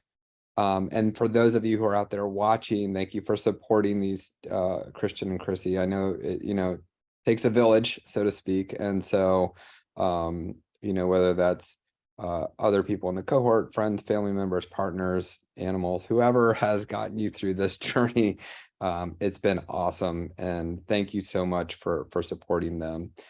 That's it for now. We have one more group to go for our group 1 session, but we'll see them back around 5 o'clock. But again, congratulations, everyone, and really excellent work. Yeah, bye everybody. Thanks Thank for you. having us. Great work. Thank you. Thanks so much. Hi, you three. Great. How are you guys? Hi. Scared. Oh, good. Okay, so this has been, you were the last group today, and we are so excited to hear your presentations. I know that the 3 of you have done a great job and have really supported each other. So we're really looking forward to the presentations today. We have a one of our guests unfortunately wasn't able to make it, but we have someone that will be able to give feedback who's the best. So we're excited for that. And so we'll start as soon as Orhan arrives. Okay. Okay. Who's the new guest? So sorry, it's just that Orhan will be the. Oh, okay. Oh. Oh, that's unfortunate. I had questions for both of them. I knew you probably prepared. Yeah. I did. I like stalked them on LinkedIn and everything. I was like, I have questions. I connected with them, so maybe I can just ask them in LinkedIn. Yeah, I would just ask them. The one who wasn't able to make it is on an Amtrak train. Oh. That's been delayed. Yay! Mm. Hey! Hello. Yay, Orhan! Hey, Nicole. Hi, Luke. Woo! Good to Hi. see you. Good to see you guys. How's it Well, going? thank you. Great. We're so happy that you're here. Yep. I am too. Yeah, thanks for having me. Always, I can never say no to Nicole. No matter how crazy things are. I'm actually in my car because there's an event that I'm attending today for Replayer. So it starts at 6 and it's like I'm gonna make it. We're gonna make this work. You know we're on time. Luke does not mess around with schedules, so Yep. we're good. Thank you for fitting this in. These three Absolutely. people are gonna love having you give them feedback, so I'm excited. I'm excited too. Yep. Cool. Well, let's kick things off. So for those of you who are watching the stream on YouTube, welcome. This is the 2023 IxD Grad Show Live. My name is Luke Johnson, and the projects you'll see today are part of the Senior Studio class. But before we get started, I wanted to welcome IxD Program Lead Nicole Chan, who will talk about the IxD program, and welcome our guest. Yes. So hi, I'm Nicole Chan. For those of you who don't know me, I'm the program lead for the IxD program at Santa Monica College. And our SMC IxD program is a bachelor's degree, which is pretty unique for the community college space. And on top of that, we are, as far as I know, the only design and technology and interaction design program at a community college in the US. So we're pretty special and unique that way, and I'm excited to jump into our presentations today. Before we do, though, I just want Orhan to introduce himself quickly. Hey everybody, it's always just great to be here.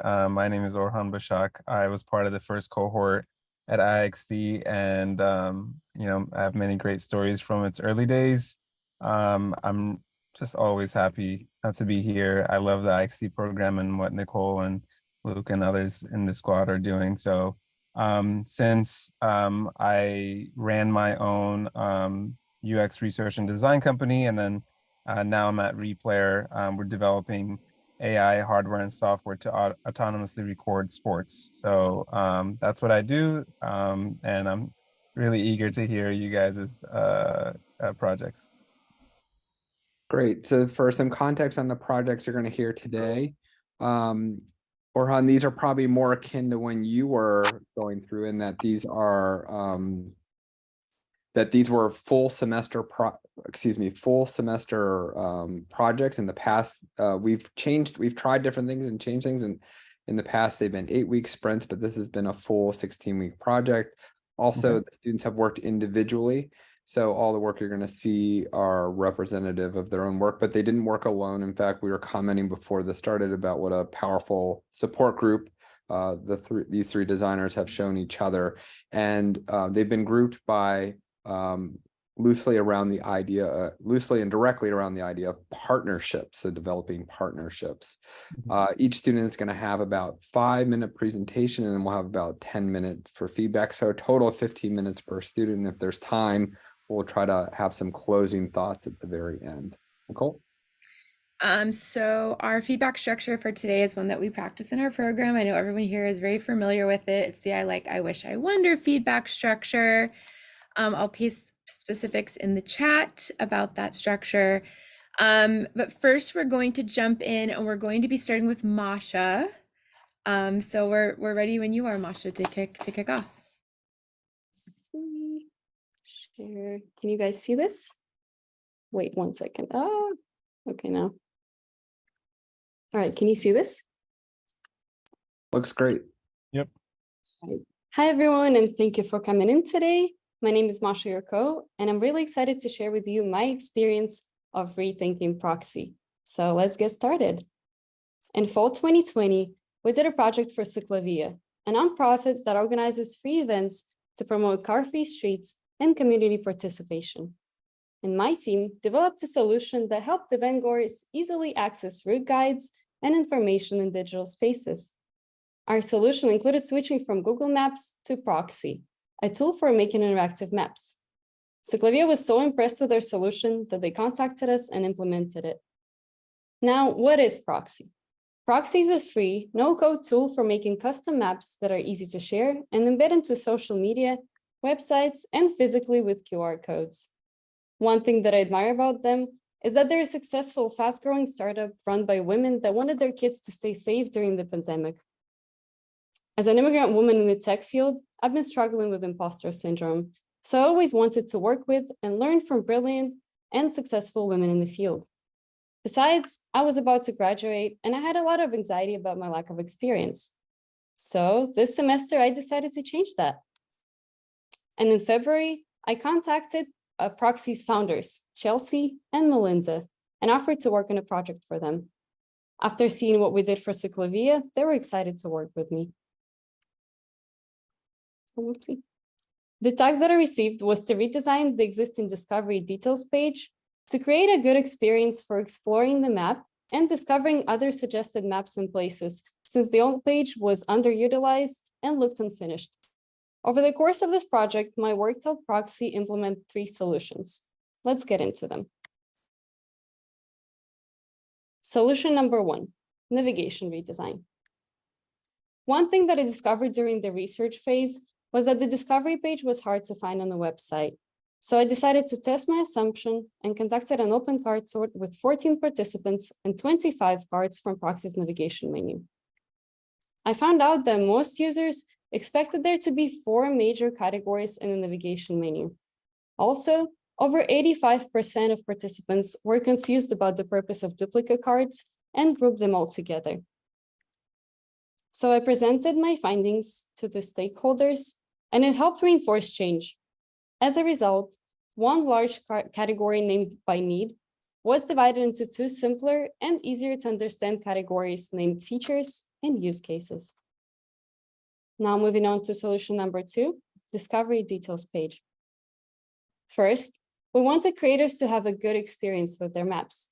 So I featured map creators' information on the page several times. This makes it more worthwhile for them to create more maps and share them with the community. Then I worked on improving visual hierarchy. I added headings, and instead of a simple text block, points on the map are now converted into a list of places with images and basic information. Also, every category in the map is now condensable to allow for easier navigation. In addition to that, I added a search bar with a simple filter feature that includes categories from the map. And to keep users engaged with the content, we'll suggest other maps based on location and map creator. And finally, to make maps easy to share, I added a sticky share buttons menu. And the final implemented solution was homepage redesign. So for this solution, I made sure to emphasize 2 main functions of the website, creating maps and exploring other users' maps. There are now multiple buttons with calls to action throughout the homepage. We can all agree that storytelling matters. Proxy wants its users to know that creating maps can be fun and easy, so I created a simple and playful guide on how Proxy works. I incorporated a universal metaphor of a map to associate Proxy with exploring, traveling, and adventure. Finally, to build more trust, we have a try for yourself block, where users can add a point to a template map and see how simple and quick it is without any commitment.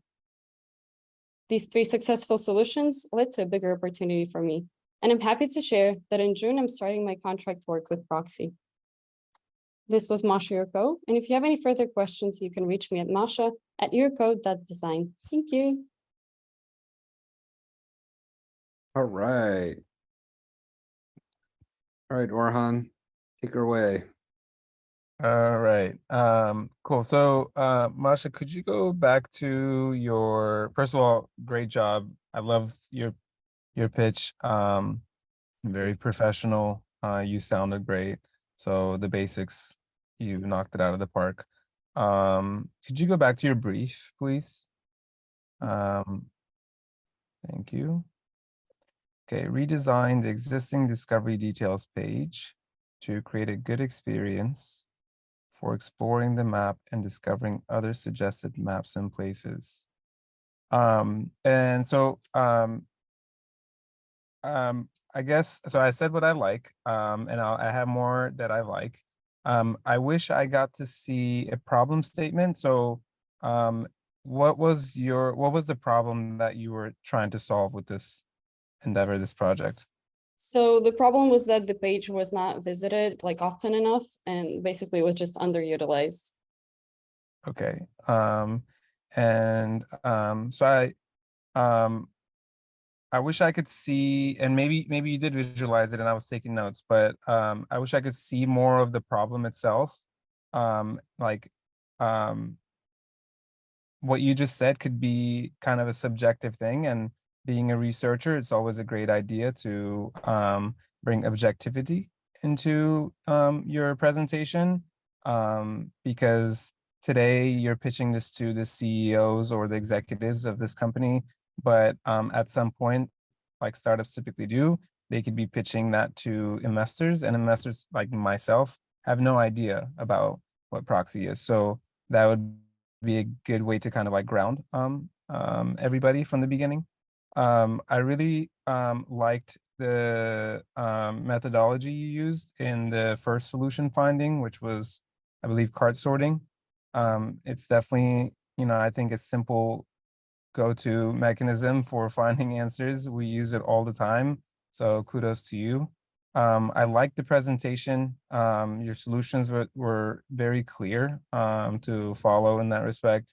Again, I would then go back to, you did a great job with solution 1, 2, and 3.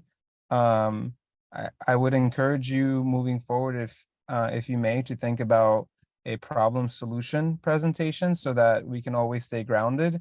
So solution 1 is addressing so-and-so problem. And then if you can, ground us with the problem, and then like with maybe analytics, if you can, if they gave you some, even if they're sentiments, and then after you have your solution, it would be just wonderful if you just said, these were the numbers that I would look for now that, ahead of time. So when you do get in there, and congrats, by the way, you're gonna go be with this group of people. That's really exciting. And look at you, like you went and got that and made it happen for you. So really kudos to you.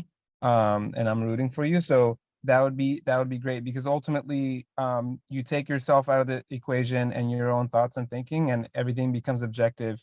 And as a designer, designers typically complain that others don't really listen to them, and you don't have to feel that way, because once you have like your factual analysis, then it's hard to say no to that. I guess going to the I wonder sentiment, I wonder, like, what other questions are still unanswered. Like, I know you had a very little bit of time here, so what did you not get a chance to do? I know typically these projects go fast, so there's always stuff that you didn't get to do, or if not, what would you like to do moving forward with for Proxy? Thank you. I'd love to know if we have time. I'd love to know.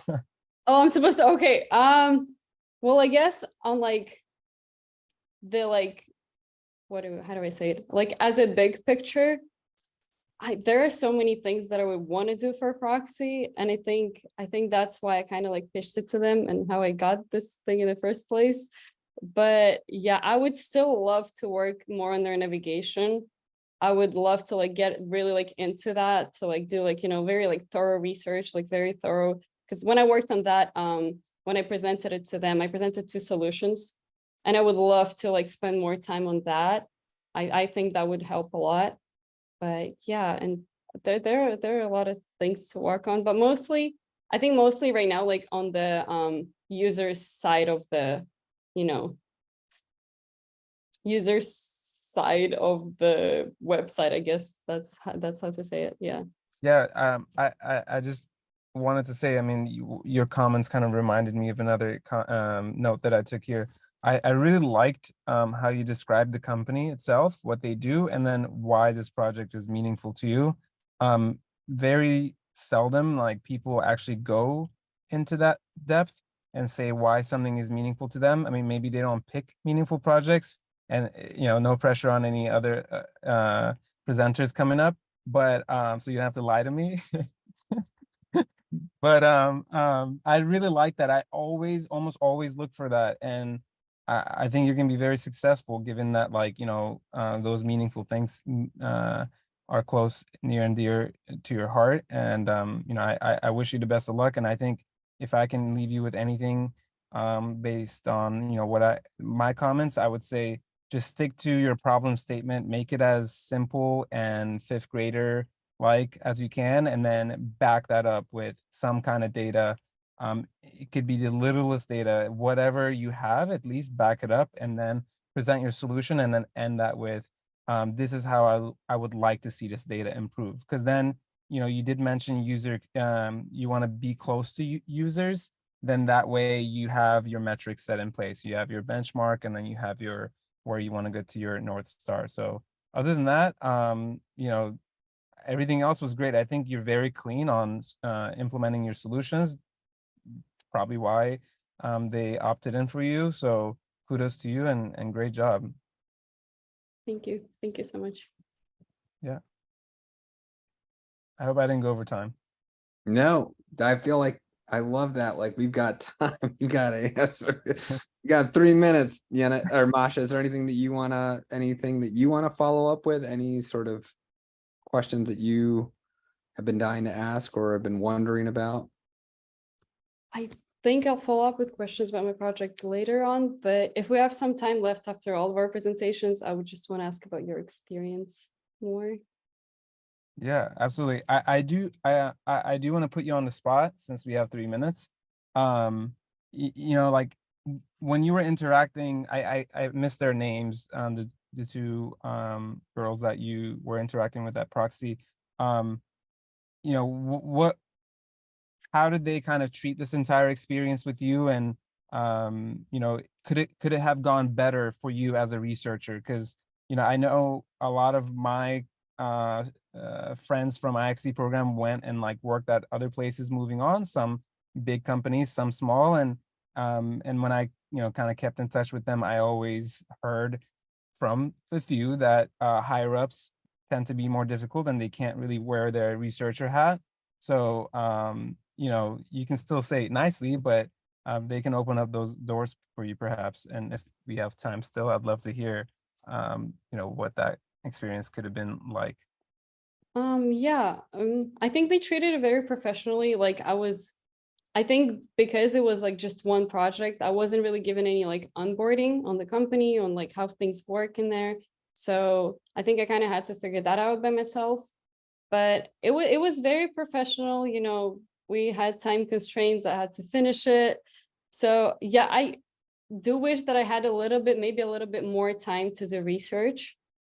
But I think it went pretty well, and I have an onboarding meeting scheduled with them now, so I think it's going to be a little bit even more professional now. But yeah, I think it was an invaluable experience. I think that's exactly what I needed from this project.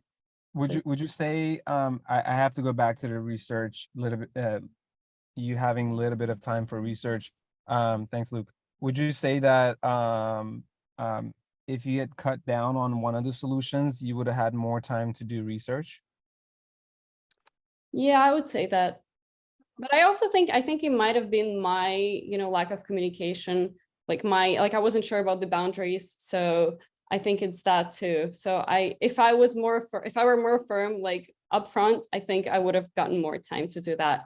And that's what I'll do, moving forward with them. I'll have another meeting, and yeah. Yeah, I mean, that's probably the beauty of, like, having this class and this real world project, where you get to expose yourself to this environment with no real stakes for the most part, and then learn. Because that learning lesson, I think, is, for me, like, from my point of view, the biggest, like, takeaway from your project, honestly. Because I always much rather have, like, the full-on research not to the depth of it, but more so, and less solutions than like more solutions and no little research. So again, like congrats, and love that takeaway. Thank you. Thank you so much. Great. Yeah, and we're going to transition to Yenna as Yenna's pulling up her the thing that the reason this section is partnerships, and a really unique way of thinking about the IXD capstone was that we had students like Masha, Yenna, and Audra who were proactive about finding partners to work with, and I think that's a really interesting model that we will push forward. Yenna, you are up. Hello. Hi. All right. Can I get a thumbs up if you guys can see the screen? Perfect. All right. Hello, my name is Yenna Kim, and today I'd like to present to you Whiskers, a Tinder for cats, a mobile app with easy filter system allowing cat adopters to find their perfect feline companions just within a few minutes. But before we take a look, I'd like to share a little bit about myself. 6 years ago, I adopted my cat OJ. I was diagnosed with severe depression and was recommended an emotional support animal. So I did. And my life was saved. So for my project, I wanted to save lives of other cats. But how? One of the biggest reasons why I adopted OJ was due to his personality. When I was given the opportunity to see him in a private room, OJ came immediately onto my lap and was extremely friendly. I knew at the moment I'd been chosen and he was going to be my lifelong companion. So I wanted to bring this experience into something that's more easily accessible. But before we dive into Whiskers, let's take a quick look at some of the current existing apps. I started with Pet Finder, which was the most downloaded app on the App Store. And the app was actually great. It had detailed information and an extensive filtering system.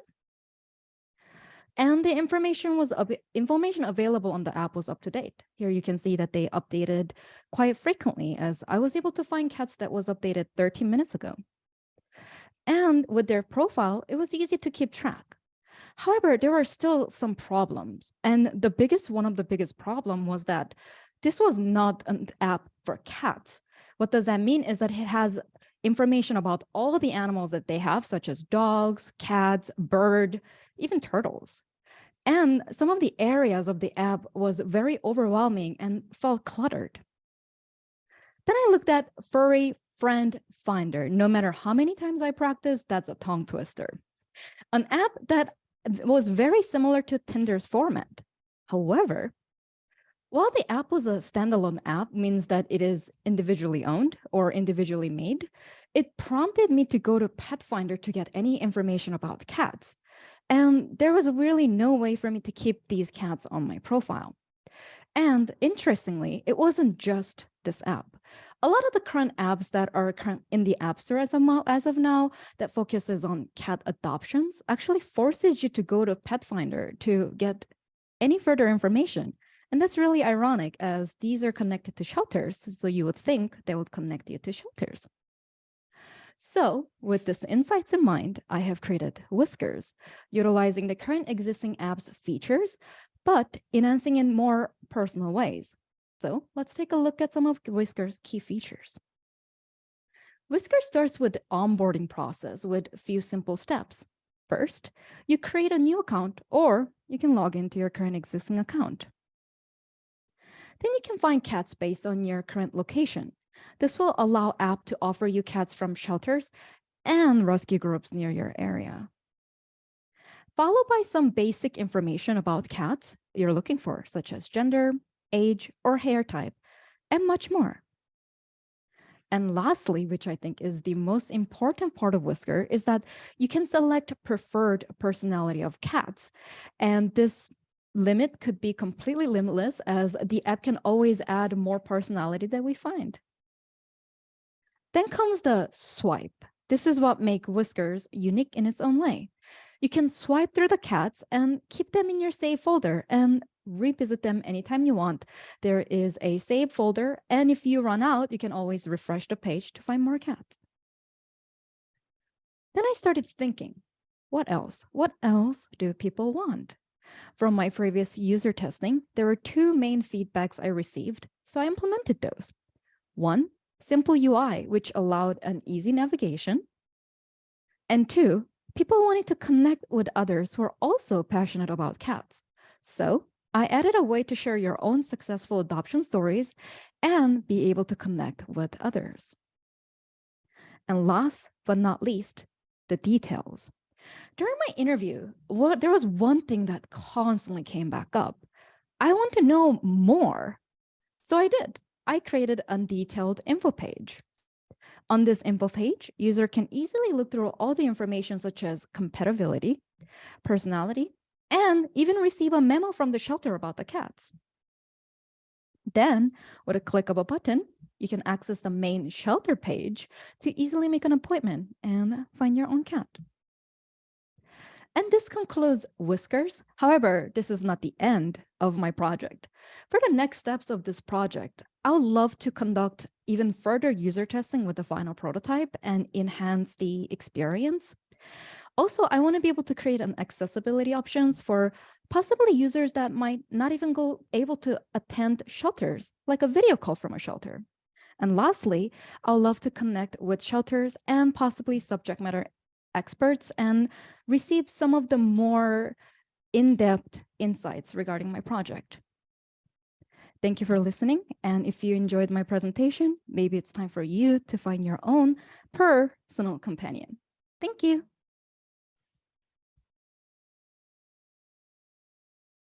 All right, I can't get enough of the cat jokes, Yana. Thank you. They're plays on words. Orhan, take it away. We have 9 minutes. All right.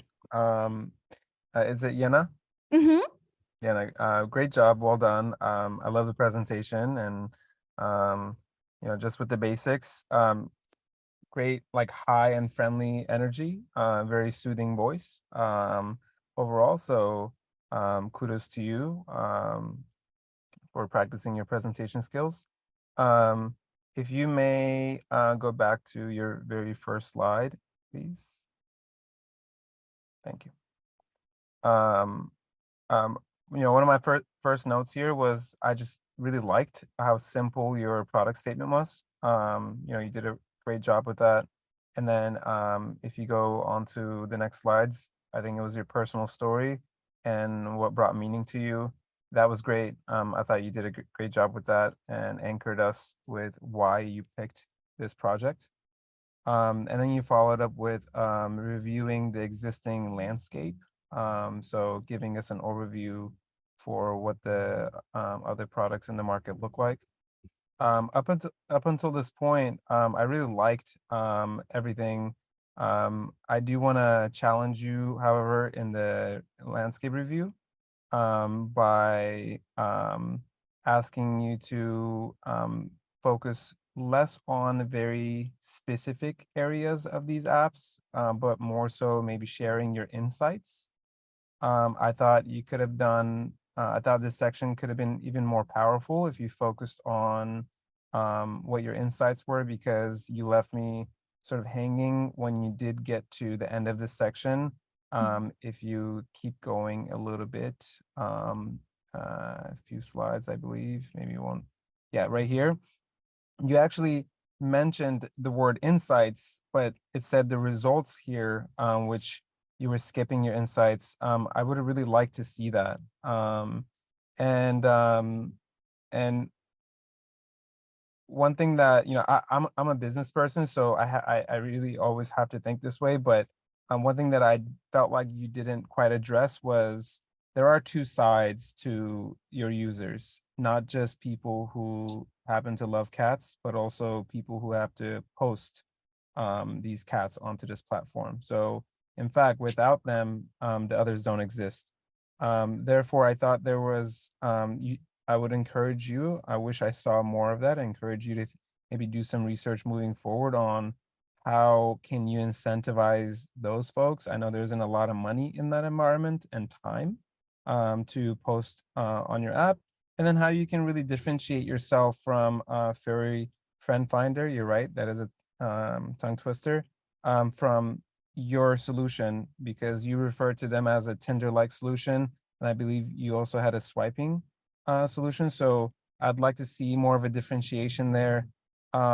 And then I wish I did see more of that user feedback. I know you mentioned it. I remember you putting a lot of emphasis on your own thoughts about doing the research, and then you said based on the feedback I received.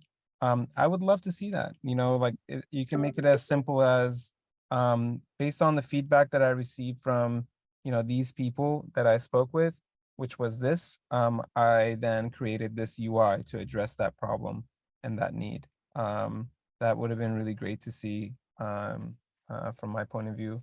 And then I wanted to ask you, so this seems to be just for cats.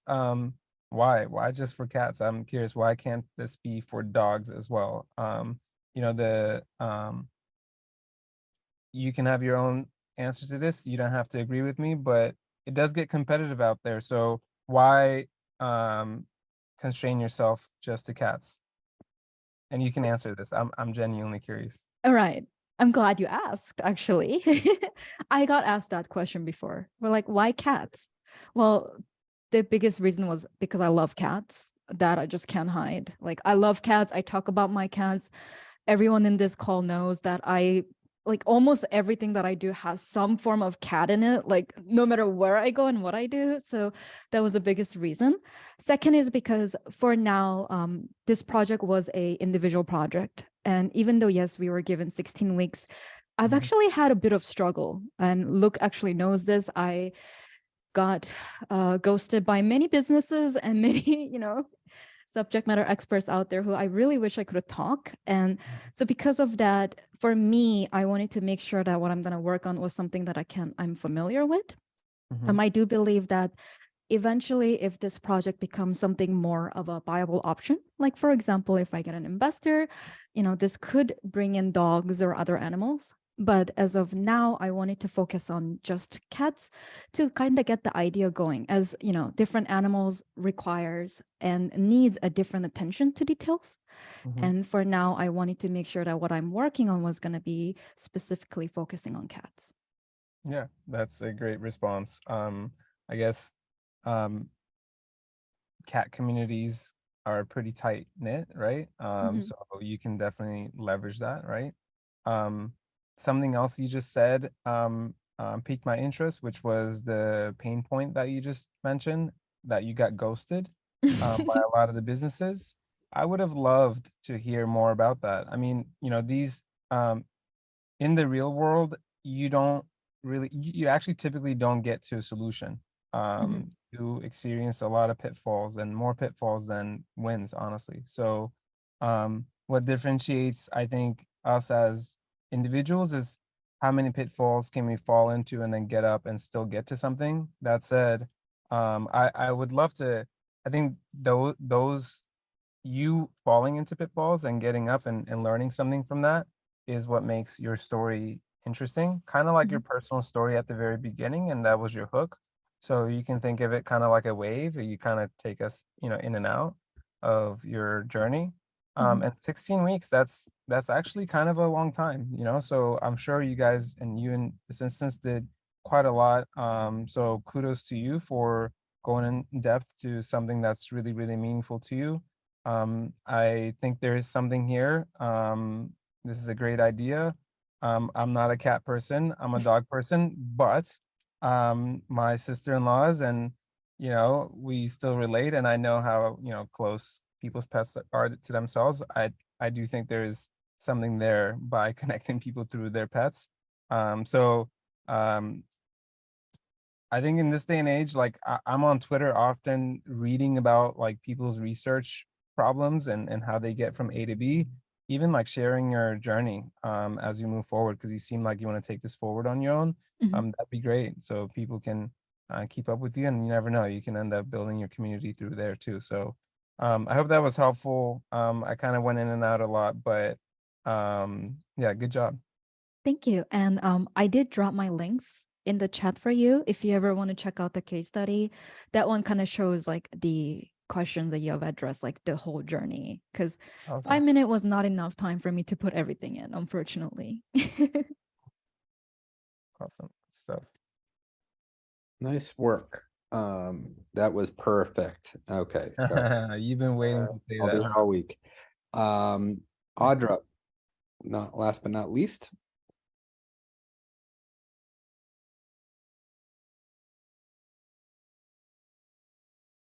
Okay, can you see that all right, everybody? Okay. Hi, everyone. Thank you for being here. I'm Audra Walker, and this is my capstone.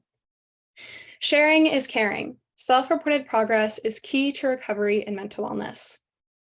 I've designed a new engaging way for people seeking mental health support to report their mental state and to track their progress. Over the course of this program and in my life, I've developed a deep interest in the healthcare and mental wellness realm. I've seen through my projects and my personal challenges how badly the healthcare field needs empathetic designers. So I wanted to use this capstone as a way to help. I began by researching mental health care startups that I wanted to collaborate with and that would be open to working with me. Luckily, I found Blueprint, a platform for therapists to assign and track their clients' measurement-based care and for clients to stay connected to their mental health plans. If you're not familiar with measurement-based care, it's a form of therapy that uses patient-reported assessments to inform the therapist, track progress, and see outcomes. Measurement-based care is very effective. Research shows patients who receive it are 2.5 times more likely to reach remission. So I met with Danny, the founder and CEO of Blueprint, and Eric, the head of product design. I learned about the current challenges Blueprint's facing and what's coming up on their project roadmap. I was really interested in some client feedback about the lack of storytelling on their platform and how the current experience doesn't share anything with the client about their progress or their assessment scores. This led us to our brief. Can storytelling help clients report and receive their mental health progress? I conducted a competitive analysis of self-help apps. Since there are no clinicians, these apps must report data that is empathetic, easy to interpret, and encouraging for users to continue their progress. A pattern I saw on all of these apps was gamification through streaks, badges, and achievements. Big pain points I saw were stats behind paywalls and boring check-ins. I found it significant how all of these apps played with colors and illustrations, especially during the check-in flow. And the biggest surprise I found was on how we feel. On how we feel, users can check in with a photo or a voice note. Giving me the option to check in how I preferred made a big difference in my experience. My next step was to talk to clinicians and learn why they might be hesitant to give their clients access to their own progress. I spoke to Mona and Russell, who are both licensed therapists and run Blueprint's clinical team. I learned that there's some fear around clients seeing their assessment score as a diagnosis, or thinking that the path to recovery is meant to look linear. Mona said, the advantage of reporting assessments during sessions is being able to explain what these scores mean, answer any questions a client has, and offer skills to cope. So I sketched a redesign of a new check-in experience. I added illustrations to make the check-in more fun. I added rich check-in options that I saw on How We Feel, like the voice note, the photo, and I added a video feature. I designed progress graphs with disclaimers before, so clients know their assessment scores are not a diagnosis. And I designed a feature where clinicians can respond to their clients' check-ins. I then made a public post on Instagram asking for anyone who has experience with therapy to reach out, and I interviewed 10 people who did. I started with an open interview, getting to know them and their experience with therapy. The blue dot signifies if they have experience with measurement-based care. I then conducted a cognitive walkthrough with my prototype. I learned that everyone really appreciates illustrations, especially when they can help them better visualize how they might be feeling. Corinne said in response to this illustration, there's something about having the negative illustrations feel positive, kind of hyperbolic and in a fun way, that helps the process not be as negative. I also learned there isn't a majority way people prefer to check in. 3 people wanted to record a voice note, 3 wanted to type out their check-in, 3 wanted to add a photo, and 1 person wanted to record a video during their check-in. Steph actually has experience with a measurement-based care app in the past, and she really appreciated the feature where clinicians could respond to her check-ins. She said, I'd say my biggest issue with my last app was that it was something my therapist was tracking, but there wasn't a direct way for us to communicate through the app. I like this. I think it makes a therapist equally as accountable. So here's a high fidelity user flow. It starts with a check-in streak and then heading home to do a check-in. Based off client feedback, I added descriptions to the sliders and I went with horizontal sliders to improve usability. After a week of check-ins, users are informed if their mood is increased, decreased, or stayed the same. This then directs them to their analytics where they can track their mood, energy, sleep, and social over time and see how those lines correlate with each other. On the assessment graph, users are given a disclaimer and also an option to learn more about how to interpret these scores and what these scores mean. I'd like to share what I've learned during this project. On the technical side, Eric has helped me move so much faster and more efficiently on Figma, but it's been so amazing getting real-world experience from a mental health care startup. I've learned so much about collaboration, asking for help and feedback, and managing my time, projects, and weekly goals. The next steps in this project are to build out this rich check-in experience with the voice note, the video, and the photo option. Also improving on and adding to the illustrations in the app to make the design more cohesive. And lastly, integrating haptic touch into the design to make the experience more immersive.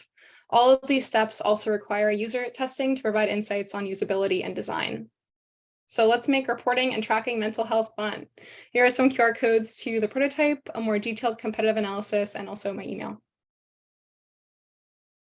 All right, Audra, so we have around 9 minutes for feedback. Alrighty. First of all, again, congratulations. This again, yet again, seems to be another very meaningful project to you. And I really liked your storytelling from start to finish. Those waves that I was talking about, I thought you did a good job hitting them one by one. You shared what the product is about from the very beginning and the challenges that you faced. And that was it. What was interesting is the client feedback that you seeked out and you shared with us. I really liked that, which was about storytelling. And then you dove right into that. As I was curious, you gave me more information to feed my curiosity. So I like that. You did do a simple yet thorough enough in context to what you're doing, a landscape review, and outlined or pinpointed what types of things they were doing well and perhaps not so great, such as the paywalls that you mentioned, and then finding the trend between all of them, which was gamification. My favorite in this entire presentation was you showing me the faces. Well, first of all, how you seeked out your research audience, their faces, who they were, the differentiators and how you grouped and vetted them, and then their feedback. That was really tangible. You grounded me to the problem statement multiple times, but especially there with real world people and real examples. The fact that each one of them had or the ones that did have experience, the feedback they gave you was very interesting, and you shared that with me. That made this project and what you're solving a lot more tangible and real. And so I really like that. And then finally, what I learned section and the next steps was, I thought, also powerful. So you really tied the bow there for me as well. So again, kudos to you as well. I like the what I learned section quite a lot. The real world experience is definitely a lot different going through these projects. I remember in the IxD program versus how it is in the real world. One, it's a lot more fast paced, and you may have a lot of research, but you do have to only take what is the most meaningful to get to a meaningful destination with you and share that with your audience. That could be the CEOs or the executives of the company, investors, or the people that your target audience. Asking for help, not a lot of people do that.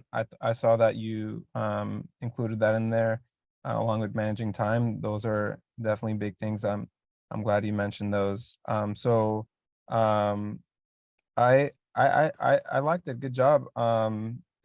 Is there any specific question you have for me that you'd like me to kind of piggyback on or poke at? Not any specific questions. No. No, I guess I guess tips for making my case study and how to anything that you feel like I could dive into more. Um, so I guess I'll go to the I wonder section, and maybe that could help for your or I wish section that could help with your case study. I think you did a great job sharing your qualitative research. Making some of that qualitative research quantitative could also be nice. You know, we simplifying those to numbers. So like, I put out a survey, 135 people responded, and I selected only X amount from that group, and then talking about, how that group sort of falls within your target audience and why you selected them. So like, 50% of them were so-and-so and 50% were maybe, like past users of these types of apps. I think quantifying some of that research would be an easier way of like kind of getting across your data to your audience. And then also it would quantify what you've done, right? Like I can see that, okay, like I can tell you put in the work, but if you're not there and it's just a case study, that's one way of like kind of letting your text speak on your behalf. Other than that, just, the thing I said in the beginning, just piggyback on that, which is you're going to do a lot of research for all of you, and it's going to be a struggle to select only the most meaningful research that's going to get you to your target destination. There's going to be a lot of tools, a lot of methodologies you're going to use, but carefully select the ones that you want to anchor your story around and go with that. You're going to always feel like you're leaving stuff behind. That's probably going to be the biggest challenge. Like we deal with that all the time at work, but that's kind of the name of the game. You have to pick a lane and go with that. And that's what I would encourage you to do with your case study. Yeah, I wonder where this like world of apps could kind of go. I know that, I've seeked out some help in the past, and my wife has always done regularly, and it's always a topic of discussion with, the patient and the person you're speaking with not really connecting or not finding the right one, or, to one of the feedback you shared, which was, I think some girl had said, getting some response back from the other side makes this experience a whole lot better. And I've heard that the lack of that a lot. So interesting findings. Like again, like I've done to the previous presenters, I highly encourage you guys in this like, data consumption world to share like your case studies. Don't just keep it on a PDF or on your own website. Share them publicly, piecemeal it, thread it out on Twitter, and build up an audience. And if you don't, just credibility. Someone's going to go on your LinkedIn and see the type of work that you've been doing, and vet you off of that, and you're gonna get a job without even applying to something. So when I've always brought this up, and the previous times that I've been on this panel is as a business owner, like I'm seeking out help on some challenge that we're experiencing, and I need to find someone ASAP, right? And so, I love the individuals that regularly post their stuff on LinkedIn or on Twitter, where I can go and find this information, because it makes my job that much easier. So I highly encourage you guys doing that. And then, even if someone's not looking for someone, somebody else might recommend you elsewhere and find you the right channel. So I know I'm going off topic a little bit, but great job. Thank you so much. Thank you. Great. So we have just a little bit of time left, and one of the threads for the 3 projects was around students engaging with startups or companies in their early space, or opportunity spaces to develop into. So Orhan, do you have any advice for some of the advice I thought you just gave was really excellent about sharing work, but for those who are currently engaging with startups, or to Yenna, who may be thinking about starting one herself. Yenna, sorry. it's good. What advice might you give about trying to take that next step professionally, whether that's getting a job or getting funding or anything else that may help the transition? Yeah. I mean, I think I kind of mentioned it. Thank you, Luke, for bringing that up. I kind of mentioned that earlier too. I think like the best advice I can give is we live in a media rich world. It doesn't matter how people consume the media. Some might do, through video, text, whatever. And let's be honest, like it's a combination. Sure, we kind of gravitate to one over the other, but just please, like whether you run your own startup or you work somewhere, continue to share that. Don't do it like a job though, like do it because you're passionate. And like I said to Masha, I think like do share your pitfalls. There's nothing stronger than showing that, I don't want to call it vulnerability, but in a way, like you're comfortable with yourself. Like none of us are perfect, okay? Like my primary job on a day-to-day basis is dealing with like, unblocking my team members and fires. And so there are a ton of pitfalls out there. That's really what life's about. So do share that and then share your successes and wins. I would say like across the board, because it's kind of broad, right? Like if someone is trying to go get investment and someone is like trying to go seek out a job, those are like two different things and they require like totally different approaches and skill sets. And I've now like been on both sides. I'm currently raising again for replayers, so it's definitely like an experience that I would suggest those who want to go into entrepreneurship to experience, because it's totally different. But I think either way, there's one skill set that is required of you, which is storytelling. And how can you tell your story in the most concise, research-backed, simplest way? If you didn't, go back and watch WWDC from today, like the pinnacle of like great storytelling at the Apple conference. So you're not going to have the same team and the same resources, but just try to avoid that and look at how they're kind of giving you what the product is and then breaking the story down. And with the glasses, for instance, like they gave you one example over another of all the use cases, right? So they kind of piecemeal it, and that's Apple doing that, and yet they have to still piecemeal it like that. They can't just kind of give a broad example. So that's kind of like your research, right? Like you learn something, you communicate that, you learn something, you communicate that, and then all of that assembled together is like what makes up your startup or your solution. So whether it's your product and you're crafting the story for yourself and then for investors and then for your target audience, or you work somewhere and you're doing that for your team members or your executives, I think the better you do that, like people need those kind of people out in the world. And like I'll give an arm and a leg to save my teammates who are like that on my team. And that's how much they're needed, honestly. And I've been fortunate enough to have plenty of those on my team. And those environments, like, yeah, you give a lot, but like you also get a lot. There's nothing more exciting to be around a group of people that way. And then life works in mysterious ways in this sense, because when you're like that, you kind of end up being around people who are like that too. So I guess ultimately what I'm trying to get at is like do meaningful things, stuff that you care about, and then do take your time to some respect, like be very picky with how you manage your time.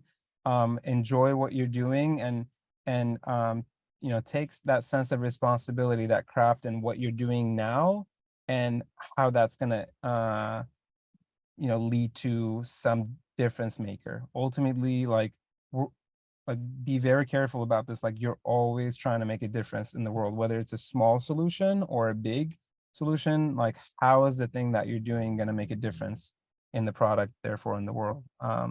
So hopefully that helps. Yeah, that's great. And To the choir. yeah. That's why I love you. Cool. See you guys. Do we have any more time, Luke? So I'm picturing you in a car Here. going to your thing at 6 o'clock. Yeah, I'm So driving. how are you doing? Giving us anxiety to be on time. I'm good. I'm good. Great. What's up, Well, Luke? yeah, so we're right up against time. So I'm good. okay. Okay, cool. All right, well then in sort of wrapping things up, Nicole, I mean, I think you hit it, but like thank you so much, Orhan. Nicole, do you want to add anything? No, I appreciate, I always appreciate you. So just for some context, you three current seniors, Orhan is one of the powerhouses from our first cohort, and something that's always been in him that's shown itself to come to fruition is that he has this deep sense of clearly sharing what's important to you and having that through line be in what you make and create. And then I loved that he also, and I imagine it's from just watching your presentations as well, but something that he's also always, just had a discussion around with me and Luke, and just something I appreciate about him is when you are passionate about what you do, it does attract other people that are similar and have similar values. And then that in turn helps you reflect and look at what you're putting out into the world, and having an understanding of the impact it might have. And it might not be good and it might be great, but that something I appreciated about you three and I love about him is just this intentionality and awareness about around what is important and meaningful to you, and that vulnerability that you bring forth to that work is going to just be carried across and hopefully fulfill you and as you leave and move forward. And it's really lovely that you got to receive feedback from Orhan, because that's what he represents. And I believe what you strive for, Orhan, which I appreciate about you. So just, I guess, grateful for all of you for the work that you put into these projects. Grateful to Orhan for being a supporter of you and of this program. And I hope you guys take that with you. I know you will, but if you ever need a check-in, come back and we'll set you straight. Thank you, Nicole. I don't want to say anything on top of that because you said it so well. So thank you. I'm I talking echo way all too the- much. Yeah, and I would just to sort of wrap things up, like the community that has been created from a member in the first cohort to this most recent one is a really powerful thing, and that's been great seeing the three of you work together and support each other, and see the support from people who've gone before you. And for those of you, I'm shouting like they can hear me, but for those of you who are out watching the stream that have supported these students through their journey, thank you. So Yeah, with that, can I add yeah, actually please go for something on it. that? Yeah, that made me think of something. So recently D, who was on, in my cohort in the first one, launched yet again, another business. And she's been great all along. And now this one that she launched, I was there to support her in Silver Lake. And it's a co-working space with a different kind of spin based on the research that she's gathered, which is why like I love her. Like she does her research and then like based on that she puts that into the real world and starts her own thing, in this case more of sort of a traditional business, right, in some respects.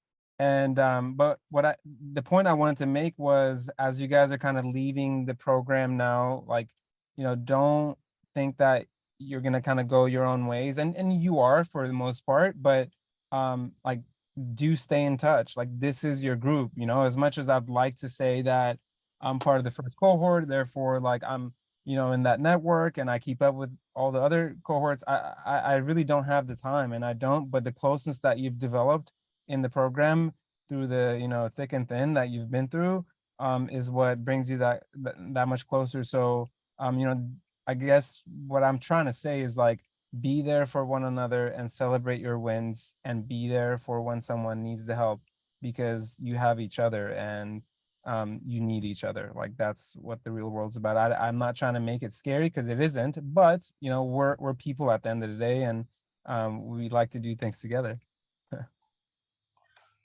Great. Well, thank you. Thank you. Yeah, thank you, Thank you. everyone. Thank you. Have you guys. Yes. Bye. Congratulations. Thanks, Orhan.